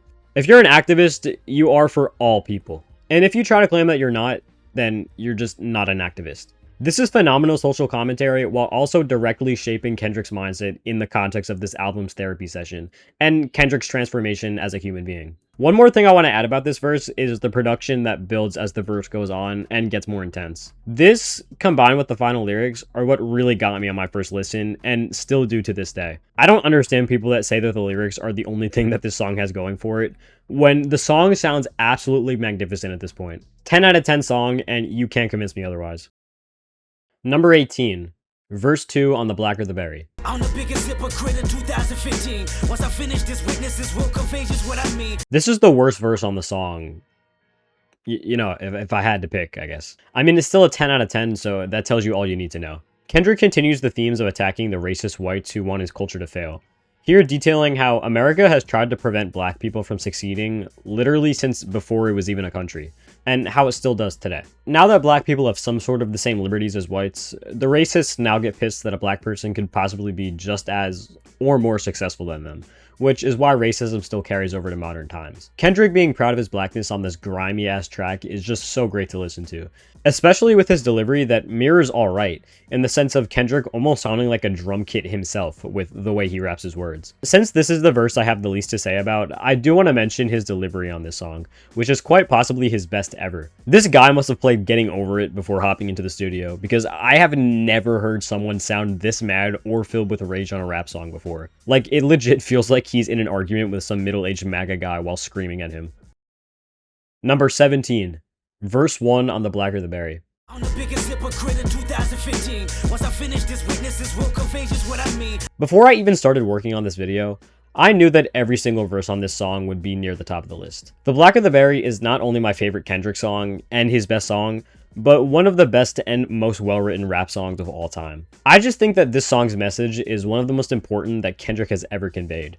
But since it has a plot twist similar to How Much a Dollar Cost, I'll get more into that with the third verse. Here, Kendrick just sets up the rest of the song, detailing his violent pride as a black man, similar to someone like Malcolm X. Kendrick lashes out on racist whites who try to diminish Kendrick and the rest of the black community's accomplishments in America, and embraces the racist stereotypes that these people have attributed to him throughout the years. The reason why I mention Malcolm X is because Kendrick sounds so angry to the point that he'll get violent if he needs to be. This makes a lot of sense once you realize that he wrote this all the way back in 2012 after seeing the Trayvon Martin killing, and I think it actually makes sense why this took so long to release, because Kendrick clearly must have realized his hypocrisy while writing the song over the years. Anyways, as fantastic as the lyrics are, this wouldn't be my favorite Kendrick song if this was the sole positive of the track.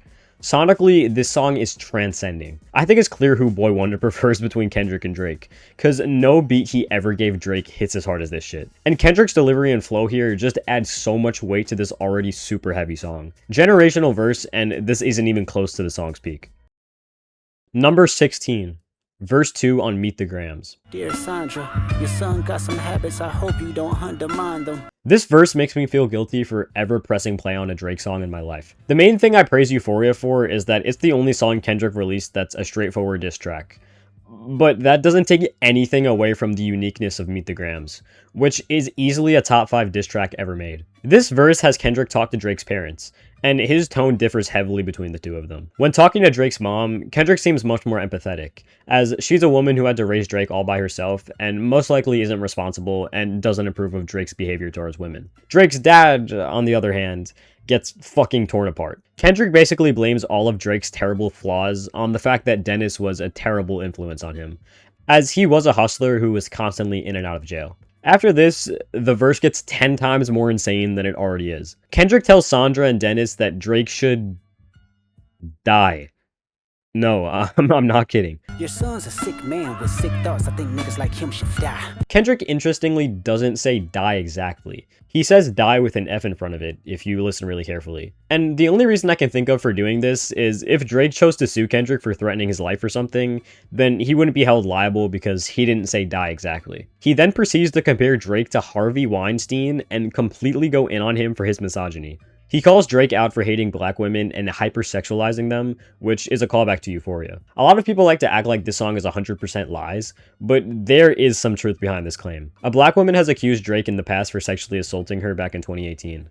And even if the accusation was false, this angle still works because it's incredibly in character for Drake. But I'll get more into that in a second. Kendrick then claims that there are literal sex offenders on OVO, including Drake, that are not only preying on underage girls, but also basically running a sex trafficking ring similar to Diddy or Epstein. Now, these are obviously some very serious claims, but again, they're not entirely baseless. Kendrick wasn't lying when he said that Baca had a weird case, because he really did. In 2014, he had charges of assault and forced prostitution against a 22-year-old woman, as well as, you guessed it, human trafficking. While the charges of human trafficking and forced prostitution were dropped, he did plead guilty to assaulting the woman. So even if the trafficking shit is false, and honestly that's a really weird thing to just randomly accuse someone of, so I wouldn't doubt his legitimacy, especially because of what we're about to get into, this guy is still a misogynistic piece of shit who is still around at OVO. Before we get deeper into this though, I want to mention that these claims don't just hit hard at face value.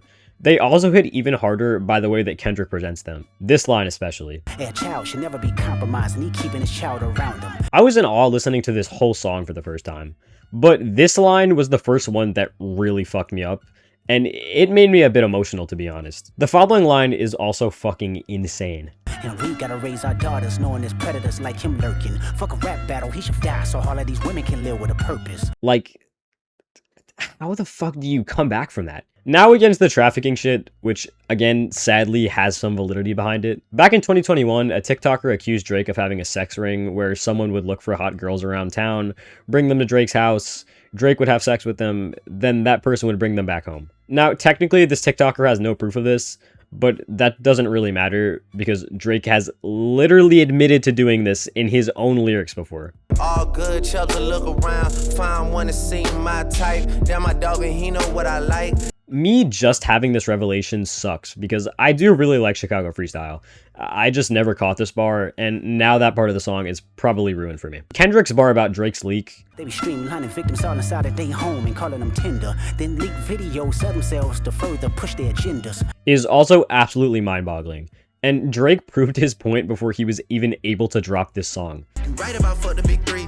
It's only Big D in this video proof. One side is bragging about them leaking a video of themselves jerking off, while the other side is criticizing them for doing this as a cover-up of the real fucked up shit they're doing behind the scenes. The fact that anybody thinks Drake won this beef baffles me. This segment is getting really long, so let me quickly mention that To any woman that be playing this music, know that you're playing your sister, or better yet, selling your niece. To the weirdos, not the good ones. And the lines about Steph Curry and LeBron are absolutely genius. Kendrick not only speaks to Drake's target audience, who are a group of people that have been marginalized in society since the dawn of humanity, but also two incredibly famous and powerful people with young daughters that are friends with Drake. Kendrick tells all of these people that he knows that they know that child abuse is one of the worst things in the world, and if they continue to support this person, they are contributing to the continuation of the suffering of children.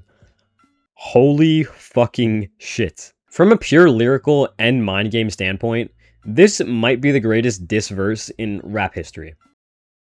Number 15, verse 3 on High Power. Who said a black man in Illuminati? Last time I checked, that was the biggest racist party. Last time I checked. The energy in this verse is just fucking unmatched. Like I said before, it's literally impossible that someone else wrote this for Kendrick, because he means this shit. In this verse, he describes how important people are always silenced and misled. Examples including Marcus Garvey, who was sent back to Jamaica after attempting Pan-Africanism, Lauryn Hill, who is basically blackballed out of the music industry because of the horrors that come along with it, and similarly, Kurt Cobain, who couldn't take any more of this bullshit capitalistic system that sucked the joy out of creativity, and of course, sadly killed himself. Kendrick uses these examples to prove his point of the system that we're currently living in being devoid of real creative minds, and instead focusing strictly on money and more money. Besides this though, we do get one of my favorite Kendrick lines ever.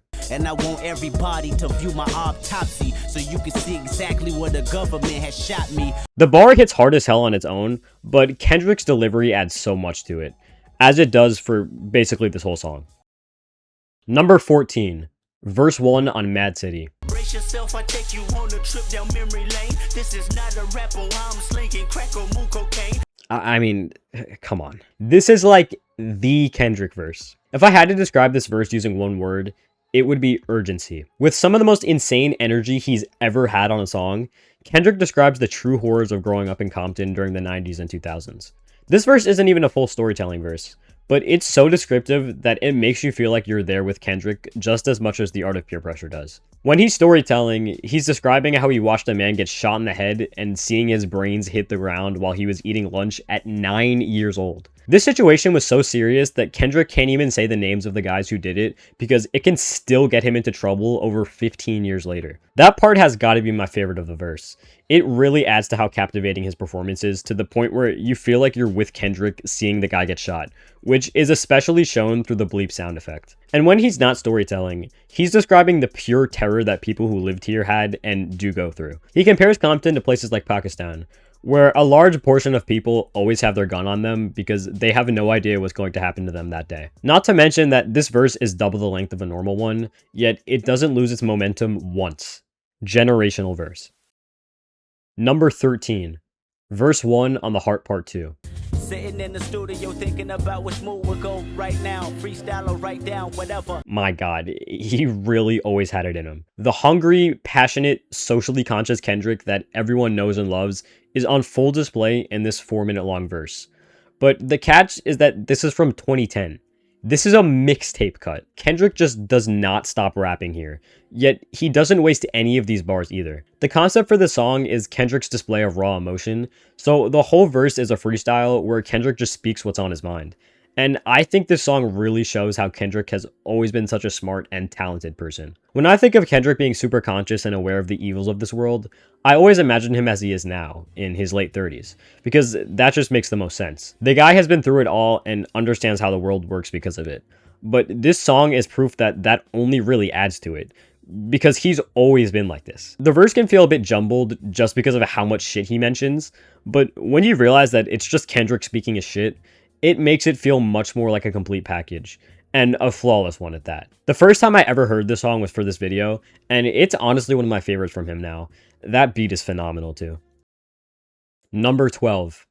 Verse 3 on Mother I Sober. I was never high, I was never drunk, never held my mind, I need control. They handed me some smoke. One of the most powerful verses that Kendrick has ever rapped. The idea of sexual trauma affecting such a large part of the Black community is very prevalent here.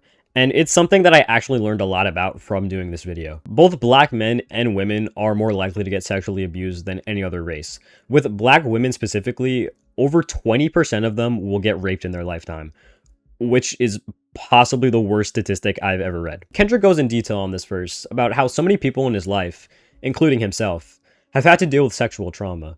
Whether it's his mother getting molested, which then caused her to constantly ask Kendrick if he had been molested at age 5, which completely changed and shaped who he is as a person, which then led to him resorting to sex to cope with his depression as an adult, which then negatively affected his fiancée and made her question her morality and value as a person. Kendrick is saying that this whole fucked up cycle has been plaguing the Black community since the days of slavery. And he also knows that it affects millions of other families in the Black community around the country.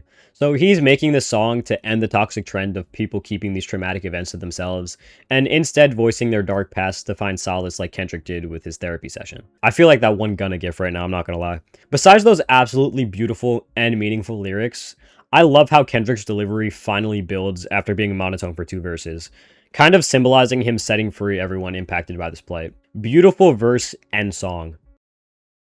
Number 11, verse 3 on The Heart Part 5. When they come back around, the purpose is in the lessons we learning now. Sacrifice personal gain over everything. I've never listened to Nipsey Hussle in my life, and I didn't really know who he was before he died, and this verse still gives me chills every single time. This verse does also offer a brief point of view from Kobe Bryant, which is also great if you're watching the music video.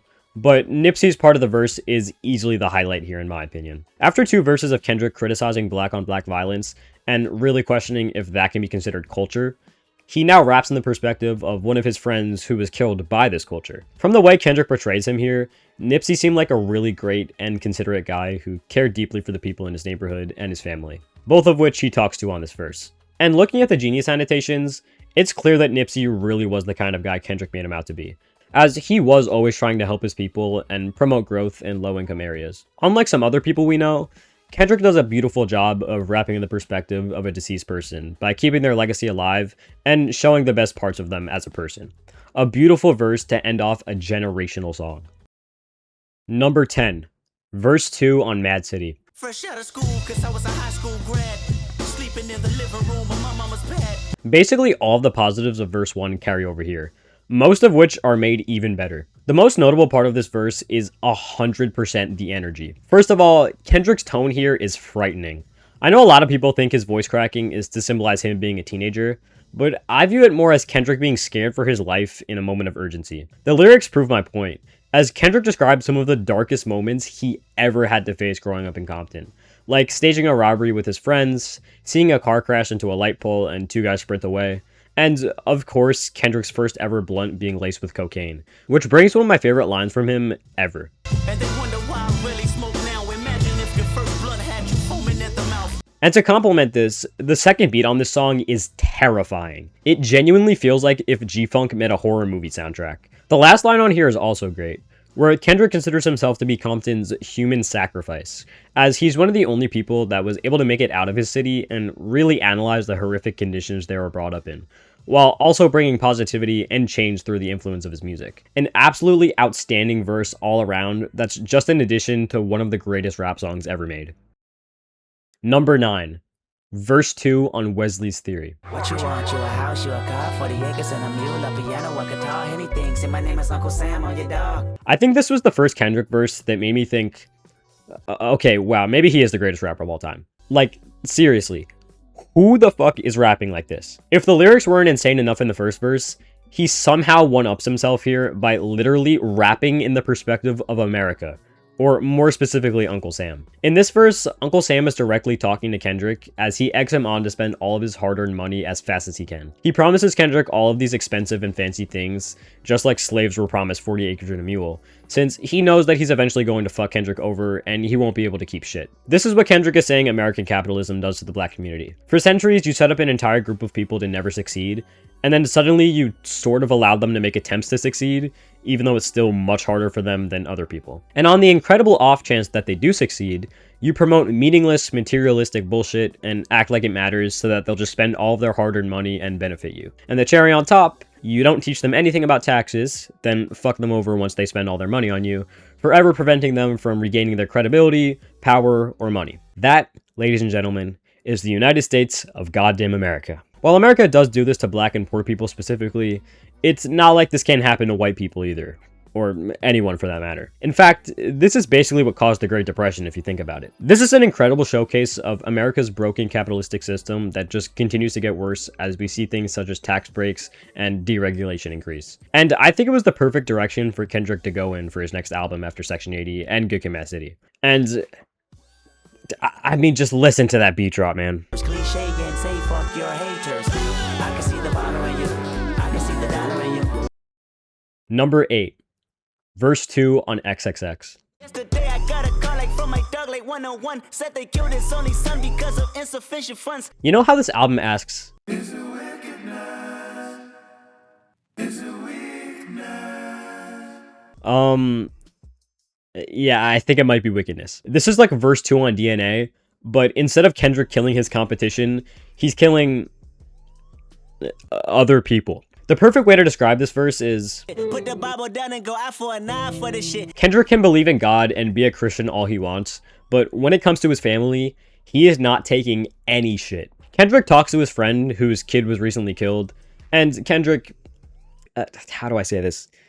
It basically tells him that Martin was wrong and Malcolm was right. I wait in front of niggas spot and watch him hit his block. I catch a nigga leaving service if that's all I got. This is the perfect progression of verse 1, which describes America's racism being the reason why Kendrick and so many others from low-income neighborhoods act in the violent ways that they do. This verse now actually shows the perspective of those people, and as sad as this lyrical content may be, God, does this shit go so fucking hard. This is easily one of my favorite Kendrick flows ever, which is completely elevated by this 10 out of 10 production, especially after the beat drop. And the juxtaposition of the delivery of the first two verses is so good. The first verse has this super monotone delivery that shows Kendrick's numbness to the pain after all these years, and this verse shows Kendrick at possibly his most energetic ever because of how fucking pissed he is. One of the greatest verses Kendrick ever spit, period.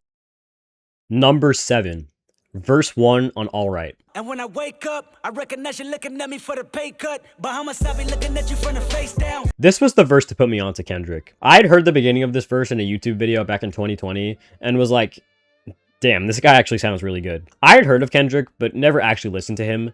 And man, what an introduction this was. The music video also adds to this part of the verse insanely well in my opinion. The whole video is fucking perfect, but the shot of Kendrick walking on thin air while rapping this shit hits so unbelievably hard, which is coming from someone who traditionally could give less of a fuck about music videos. Lyrically, the verse is amazing. The content is pretty similar to Section 80, where he discusses the institutional racism that's been ingrained in American society for centuries that still negatively affects millions today. This racism is what leads to ghettos and smart people like Kendrick being prone to vices like money and women. Kendrick feels like there's nothing he can do that can save him at this point, so his only solution is to pray to God and hope that he'll be alright. All of that is excellent writing, but my favorite part of the verse is easily Kendrick's delivery. His flow is literally at the pace of a marching band drums, and his vocal inflections are so compelling.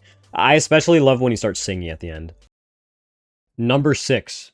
Verse 2 on Alright. What you want? You a house, you a car, 40 acres and a mule, a piano, a guitar, anything. See, my name is Lucy, I'm your dog. I'm gonna put this at the same spot as verse 1 because Alright is too much of a singular experience for me to say that either verse is better or worse than the other. Here we see some repeated lines from Wesley's Theory where Uncle Sam tempted Kendrick into spending his money on a bunch of materialistic things. But here's in the perspective of Lucy, or the devil. Kendrick knows that Lucy is the one trying to tempt him to feed into his vices, but he kind of just lets it happen because he's so infatuated with the lifestyle he's living. This again goes back to both of his previous studio albums that showed how a whole generation's mindset could be ruined by institutional racism, while also connecting to this album's themes of the emotional and economic distress that come out of that. Again though, his flow is fucking stupid here. I don't understand how anybody could deny how great he sounds here. Some of the most impressive rapping of all time. Plus, that pause he does is so fucking good.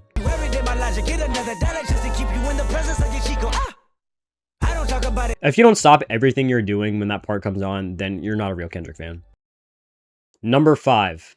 Verse 2 on Sing About Me. You wrote a song about my sister on your tape and called it Section 80. The message resembled Brenda's got a baby. God, this is a fucked up song, man. This is another incredibly important verse to the narrative of Good Kid, Mad City. Like I talked about with verse 1, Kendrick constantly talks about the ghetto lifestyle through his perspective, which is usually pretty observant and reflective, as he himself didn't take part in these things such as gang violence, or at least doesn't anymore. Then Kendrick rapped in the perspective of Dave's brother, who didn't realize the problems with ghetto culture until it was too late. Now in this verse, Kendrick is in the perspective of Keisha's sister, who also understands the problems of her environment, but she chooses not to try to do anything about it. This is not only one of the song's most important verses, but one of the album's most important verses. I say this because I feel like this is one of the most realistic portrayals of an intelligent person that lives in the hood. Most of these people understand that what's happening and what they're doing is wrong, but their mindset is, hey, what can I really do about that? So they continue doing what they're doing for the rest of their life or until they're killed. And what's so fucked up about this verse is that Keisha's sister is so desensitized to this mindset of playing by the ghetto's rules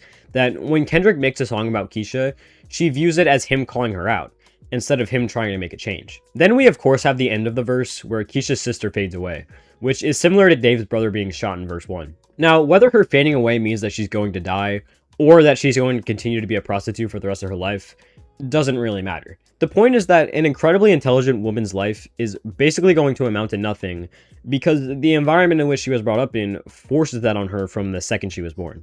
I love how in both verses, Dave's brother and Keisha's sister disappear while the beat continues to play, which is meant to show how pointless all of this shit is. Gang wars, prostitution, violence, revenge, these things are all meant to distract people from the real problems of society, yet they take out so many people whose lives could have been destined for great things.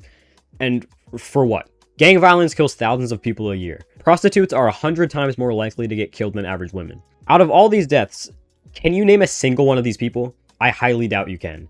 And that's the point Kendrick is trying to make. Who's to say that one of the Crips killed last year wasn't a genius that could have found a cure for cancer? Who's to say that one of the prostitutes murdered last year didn't have the most amazing singing voice in the world?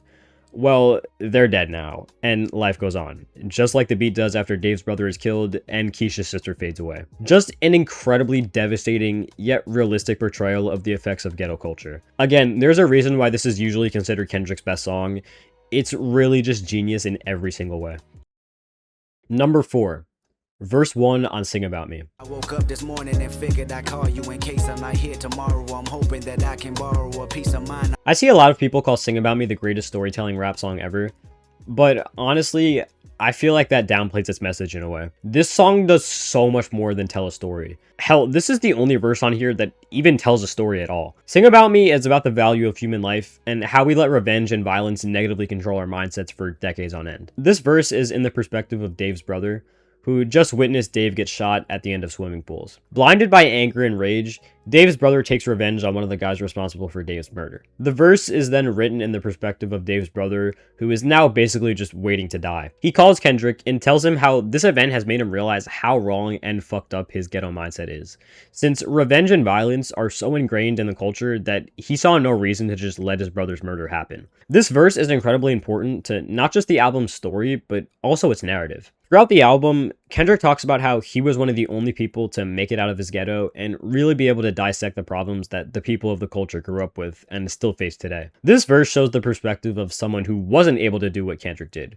or at least not until it was too late. Dave's brother now understands the problems of ghetto culture, but there's not much else he can really do to stop it. So he makes one last wish that Kendrick will tell a story so people can learn from his experiences if he ever... I feel like everyone's jaw was just on the floor the first time hearing this verse.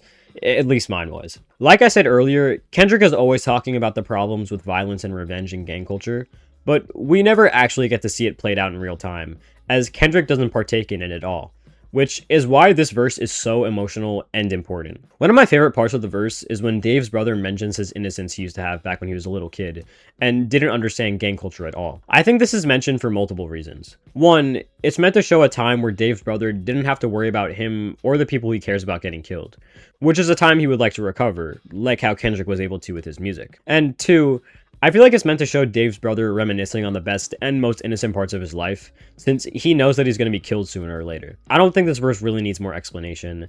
This is widely considered his best song for a reason. Number 3. Verse 3 on How Much a Dollar Cost. Guilt tripping and feeling resentment. I never met a transient that demanded attention. This verse gives me chills every single time without fail. I mean, holy shit. After the first two verses, Kendrick has now realized that he's wrong. He understands that he's being selfish and greedy for not giving the man any money, but he still stands by his words and tells him that he's going to keep every dollar of his money because it's his money. Kendrick now fully embraces himself in his pride, going as low as to say that he understands what the guy is going through because he himself also went through shit like that, but now Kendrick is superior to him due to his wealth. So the man should essentially just work for his own money like Kendrick did. After tripling down on his refusal to be a good person, it is then revealed that the old man was God, and that a dollar cost Kendrick's spot in heaven. This is the kind of twist that makes you rethink your life choices. No matter what economic status you're at, every person experiences greed in their life. So this song really puts how dangerous of an emotion it is into perspective. But similarly to Sing About Me, you don't have to be a Christian or even believe in God at all to understand and love this message. Basically, all Kendrick is saying with this twist is how ruined a person's perspective and morality can be after attaining wealth.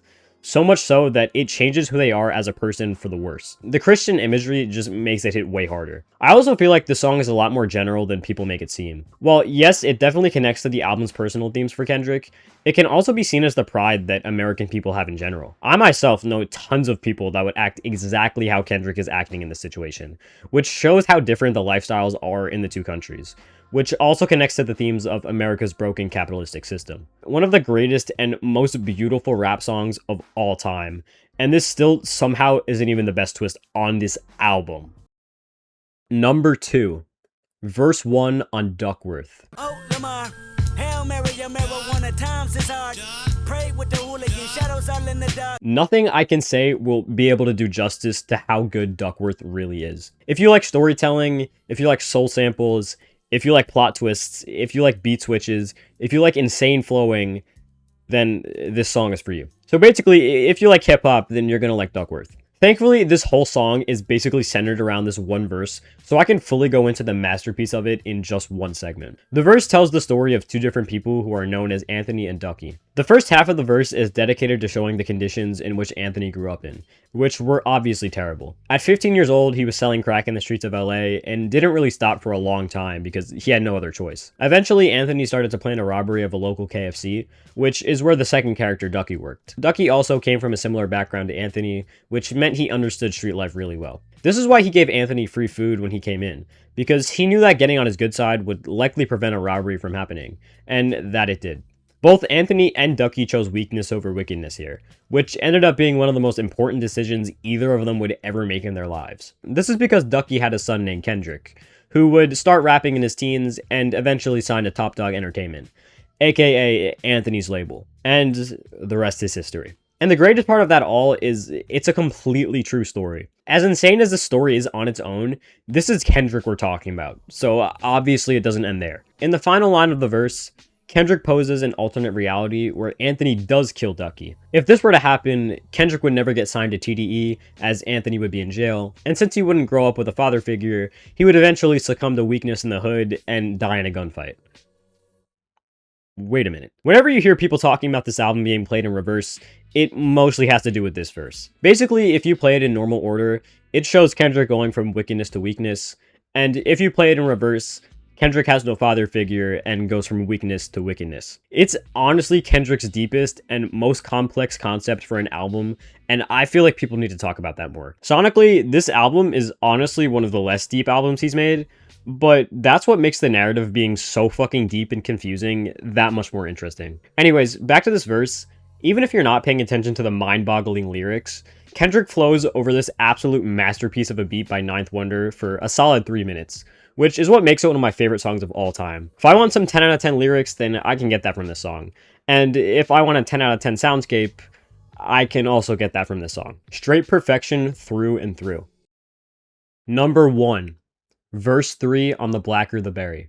I'm the biggest hypocrite in 2015. When I finish this, if you listen, then sure you will agree. Here we have the single most powerful verse that Kendrick ever put on a record. Throughout this whole song, Kendrick raps about his anger with white America and how they've disproportionately treated black people for centuries on end and continue to do so. All of this anger sounds completely justified, and on its own, it is. But he adds a twist at the end of this verse that completely changes how the whole song is looked at. So why did I weep when Trayvon Martin was in the street? When gang banging make me kill a nigga blacker than me? Hypocrite. Kendrick has called himself the biggest hypocrite of 2015 on the first line of every verse without explaining it. And here's where he finally conveys to us what he means. Here he basically poses the question, how can I be an activist for the black community and protest killings of black people committed by white men, while I myself have contributed to the death of a black person? And this climactic line of the album reveals the incredibly depressing reality of the racist America that this album is about. It's not just the white people running the country that have been causing the death and suffering of the black community, it's people a part of this community that have been contributing to their own deaths as well. Now, apparently there was a bit of controversy when the song was released, as many people believe that Kendrick was trying to downplay America's racism by using the excuse that black people kill each other as well. And if you think that, then that kind of just leads me to believe that you've never listened to a Kendrick song in your life. Throughout his last 2 albums, he's made it pretty clear that the only reason gang violence is even a thing in the first place is because of how poorly black people are treated by America. And honestly, if you just listen to the song, it's pretty fucking obvious that he's not saying that black on black violence is worse than white on black violence. He's just saying that people who partake in this shit should really start to think about what they're doing, because they essentially do the same thing as the racist whites, which is choosing to kill someone a part of their own community because they're a different color than them. While not every black person is in a gang, this is still a serious issue in the community that takes hundreds, if not thousands of lives every year, and all it does is set the people who are trying to stop the white on black violence and make progress back a whole lot.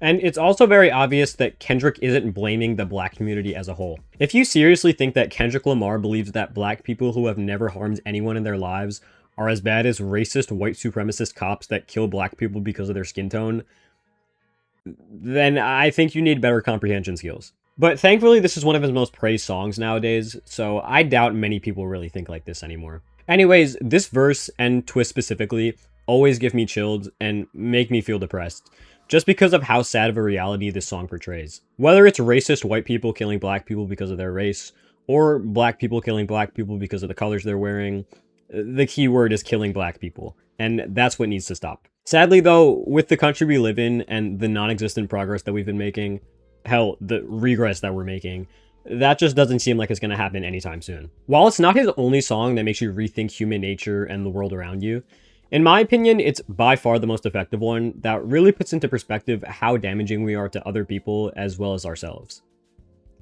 Okay, actually, I really don't want to end the video off with that, so let me talk about the amazing jazz production that plays right after this line, done by the incredible Terrence Martin. This was like the perfect decision Kendrick could have made for this song.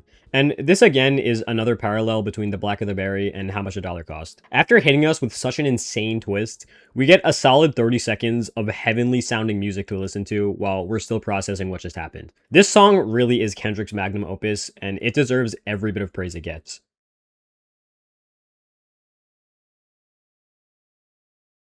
Ladies and gentlemen, that is every single Kendrick Lamar verse ranked from worst to best. Man, this video was a lot. Holy shit. I'm not entirely sure how long this video is going to be. I I believe it's probably around 4 hours. So technically it's not my longest video. My Dexter video was like 5.5 hours, which was insane. I'm pretty sure this video took a lot less time to record than the Dexter video. That one took like a month. But I think this is the longest I've ever taken on a video. Like, I started working on this, I want to say in September or October, and now this is coming out in June, I assume. If it doesn't come out in June, that is just... But yeah, I want to thank everyone for watching. For the people that have been waiting for this video, I'm so sorry.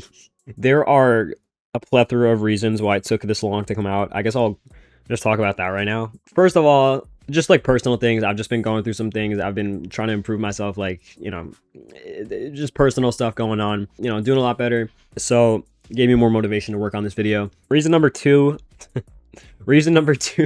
this is a serious reason, guys. I'm not even joking. I started watching One Piece. As you may assume, it's very time consuming to watch One Piece. Especially a few months ago, I was going through like whole arcs in like a couple days. Like, I'm binging this shit. I'm still binging it. I'm not even close to done. So that's very time consuming.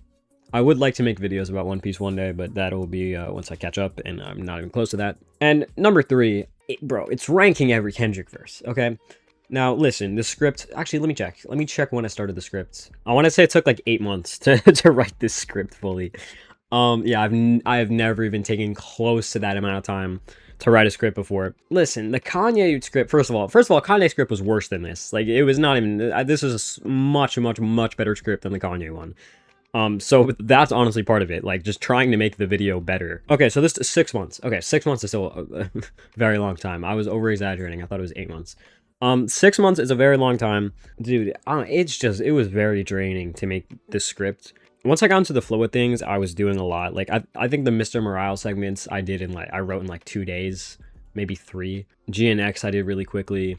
Damn, I did like relatively quickly, but the albums before that, oh my god, that was like development hell, bro. That was just like a really, especially Good Kid, Mad City. Good Kid, Mad City, I want to say took me like 2 months to go through. Like, oh my god. A combination of just there being so many genius annotations, there being so much to write about. Like, oh my, like Kendrick's verses are so much deeper than Kanye's. I don't think there's more of them, but I think, you know, there's not ones where it's just like mumbling and whatever. Actually, yeah, it's almost the same amount. I do legitimately think it's either my best script or on par with the Dexter video. Like, and I hope you guys enjoyed. Again, to the people that have been waiting for this, yeah, so that's about like 400 people that voted for ranking every Kendrick verse. So I guess, yeah, there's probably around that many people waiting for this video. I apologize for it taking this long, but I hope it was worth it. I hope this video was fire. For what I'm doing next, I mentioned I want to do a channel update, so I'm gonna do that pretty shortly after this video comes out, I think. But you guys most likely do know the next video will be ranking every Mr. Robot episode. For the people that are only really music fans, I am planning to do a Kanye features ranking for my next music related video. That will come out before the end of the year. I'll say that I might start working on it soon. Like, I'm probably gonna work on the Mr. Robot stuff and the Kanye feature ranking kind of simultaneously, but I'm gonna put less focus on the feature ranking so I can focus on Mr. Robot a little bit more, but I'll do them simultaneously. Yeah, I don't have promises. I don't have any expectations for when that will come out. That will come out, or should come out, like before the end of the year, sometime before the end of the year. Hopefully relatively soon, you know, next few months, but I'm not gonna promise anything. Yeah, not much more to say. Thank you guys so much for the support on the recent videos. Well, I guess the Dexter video isn't really recent anymore. It's 8 months ago, probably 9 by the time this comes out. But I mean, listen, 244,000 views at the time we were recording this. I mean, like, bro, if you told like 8-year-old me I would have 244,000 views on a video, and like the amount, not even just the views, and the amount of support from the comments, like you guys telling me, dude, like, I had people telling me this was the best YouTube video they've ever watched. I had people telling me, like, this got them through work shifts. This, like, comforted them in, like times of despair in their lives. Like, I want you guys to know, like, that means a lot to me. Like, I put an insane amount of work into these videos, and it's not for nothing. Like, knowing it's not for nothing is awesome. So thank you guys so much for the support. If there's anything you think I did wrong in this video, I get besides opinions, let me know down below. And even if you disagree with opinions, 100% leave your thoughts down below. Also, give me any ideas you have for videos, leave them down below. Any ideas that people give me for videos, I do put them down somewhere. I write them down. You know, I've gotten a lot of ideas for videos that I know some people want. If there's other ones you guys want, like let me know any ideas you have for rankings. Let me know down below. If you have ideas for non-ranking videos, let me know down below. Anything you want to see from me, I will keep it in mind. And if I get like one specific request a lot, I most likely will do that. I know a lot of people really want a Dexter spin-offs video. A lot of people ask for New Blood Resurrection. New Blood I might do maybe this year. I do really want to do Mr. Robot, but if I maybe as like a Christmas special, maybe I'll do New Blood. Resurrection I'm not doing until it's over. Like, I'm not just gonna rank each season, because I feel like you know, I need to see the full picture before, you know, ranking it like that, you know. And yeah, that's about it. Again, thanks so much for watching, everybody. But again, if you are a fan of the channel, you know what time it is. We always do a top 10 list at the end of the rankings. Now the thing is, my first ranking ever was the Breaking Bad one. I did top 10 characters for that. When I did Better Call Saul, when I did Dexter, I did top 10 characters. When I did my Kanye ranking, though, I was like, I was kind of confused. I was like, what am I going to do for top 10? So I did my top 10 favorite Kanye bars and like one-liners and whatever. When I was thinking about this video, I was like, I don't really, top 10 Kendrick bars. Like, I don't know, that like Kanye is much more known for like punchlines and one-liners than Kendrick is. So I felt like that would be, I don't know, it would be like weird to compile that list. So instead, I'm just going to give you guys my top 10 Kendrick songs. Just so you know, let me clarify, it's my opinion, okay?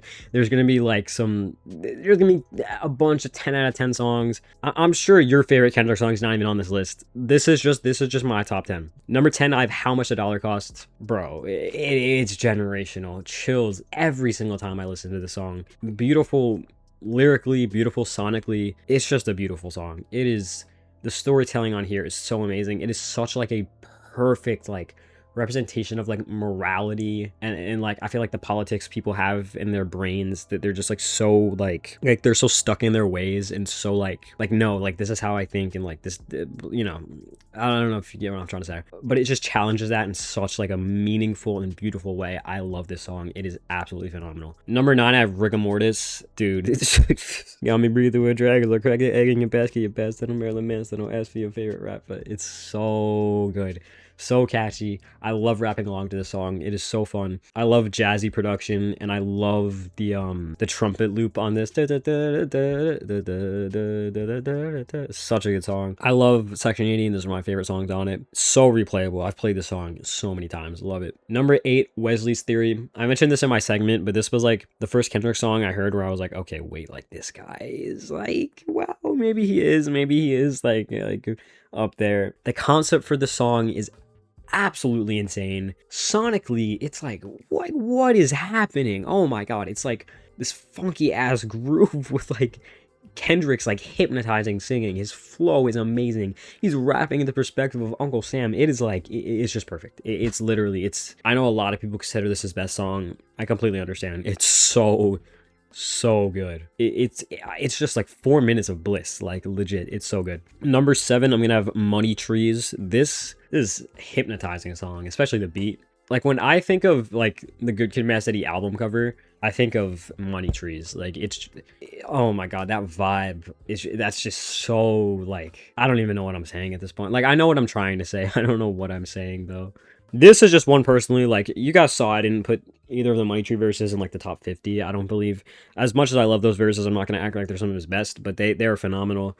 Lyrics are amazing. Like they're very like, I feel like they summarized kind of the whole like concept of the album pretty well. The core is so good. I love the lyrics on here. Anna Wise, phenomenal. J-Rock, one of my favorite features on any song ever. So good. The song is so replayable. It is just so fun to listen to. Oh my god, it's like such a chill song. I love it. Number 6, XXX. Bro, Johnny don't want to go to school no more. The second part of this song is like one of the most insane parts of any song I've ever heard. Oh my god, the energy and the lyrics on that part are just unmatchable. I think I put it top 10, right? I believe I put that verse top 10. He's going insane on that song. I love the first part too, super monotone, and then the third part where he's talking about like Trump and everything is amazing as well. U2 has a great performance.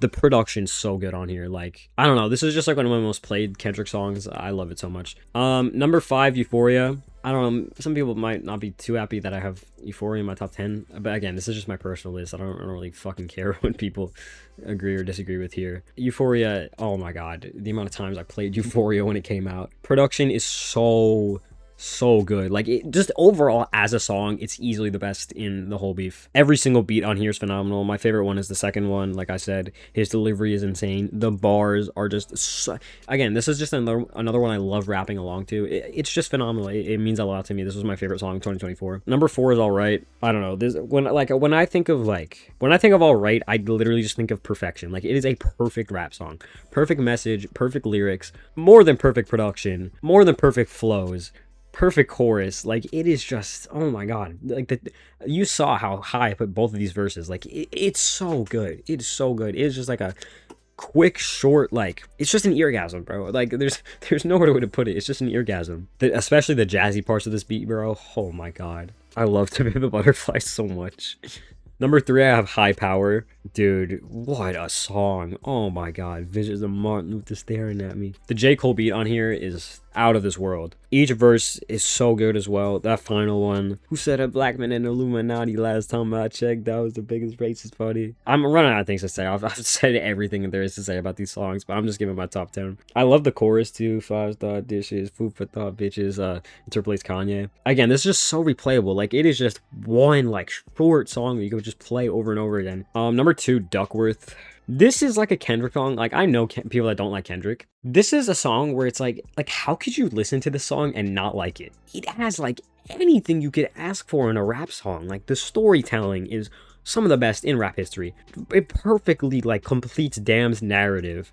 The production, like the rapping performance itself, even besides the storytelling, is just insane. The production, like, what are we doing? The plot twist at the end too, it's Duckworth, man. I don't know. Easily his best outro of all time, and yeah, better than High Power, I guess. And number 1, The Black of the Berry. I already said this was my number 1, but let's restate it, man. Generational. The first time I heard this song, like, I knew like this was gonna be like one of my favorite Kendrick songs. I think I heard this January 28th, 2021. Yeah, last 6 years. No, not 6. The last 5 years, I think it's been my favorite Kendrick song since I heard it. Again, the production, perfection. Rapping performance itself, perfection. Lyrics, perfection. Twist, perfection. I even love the chorus too.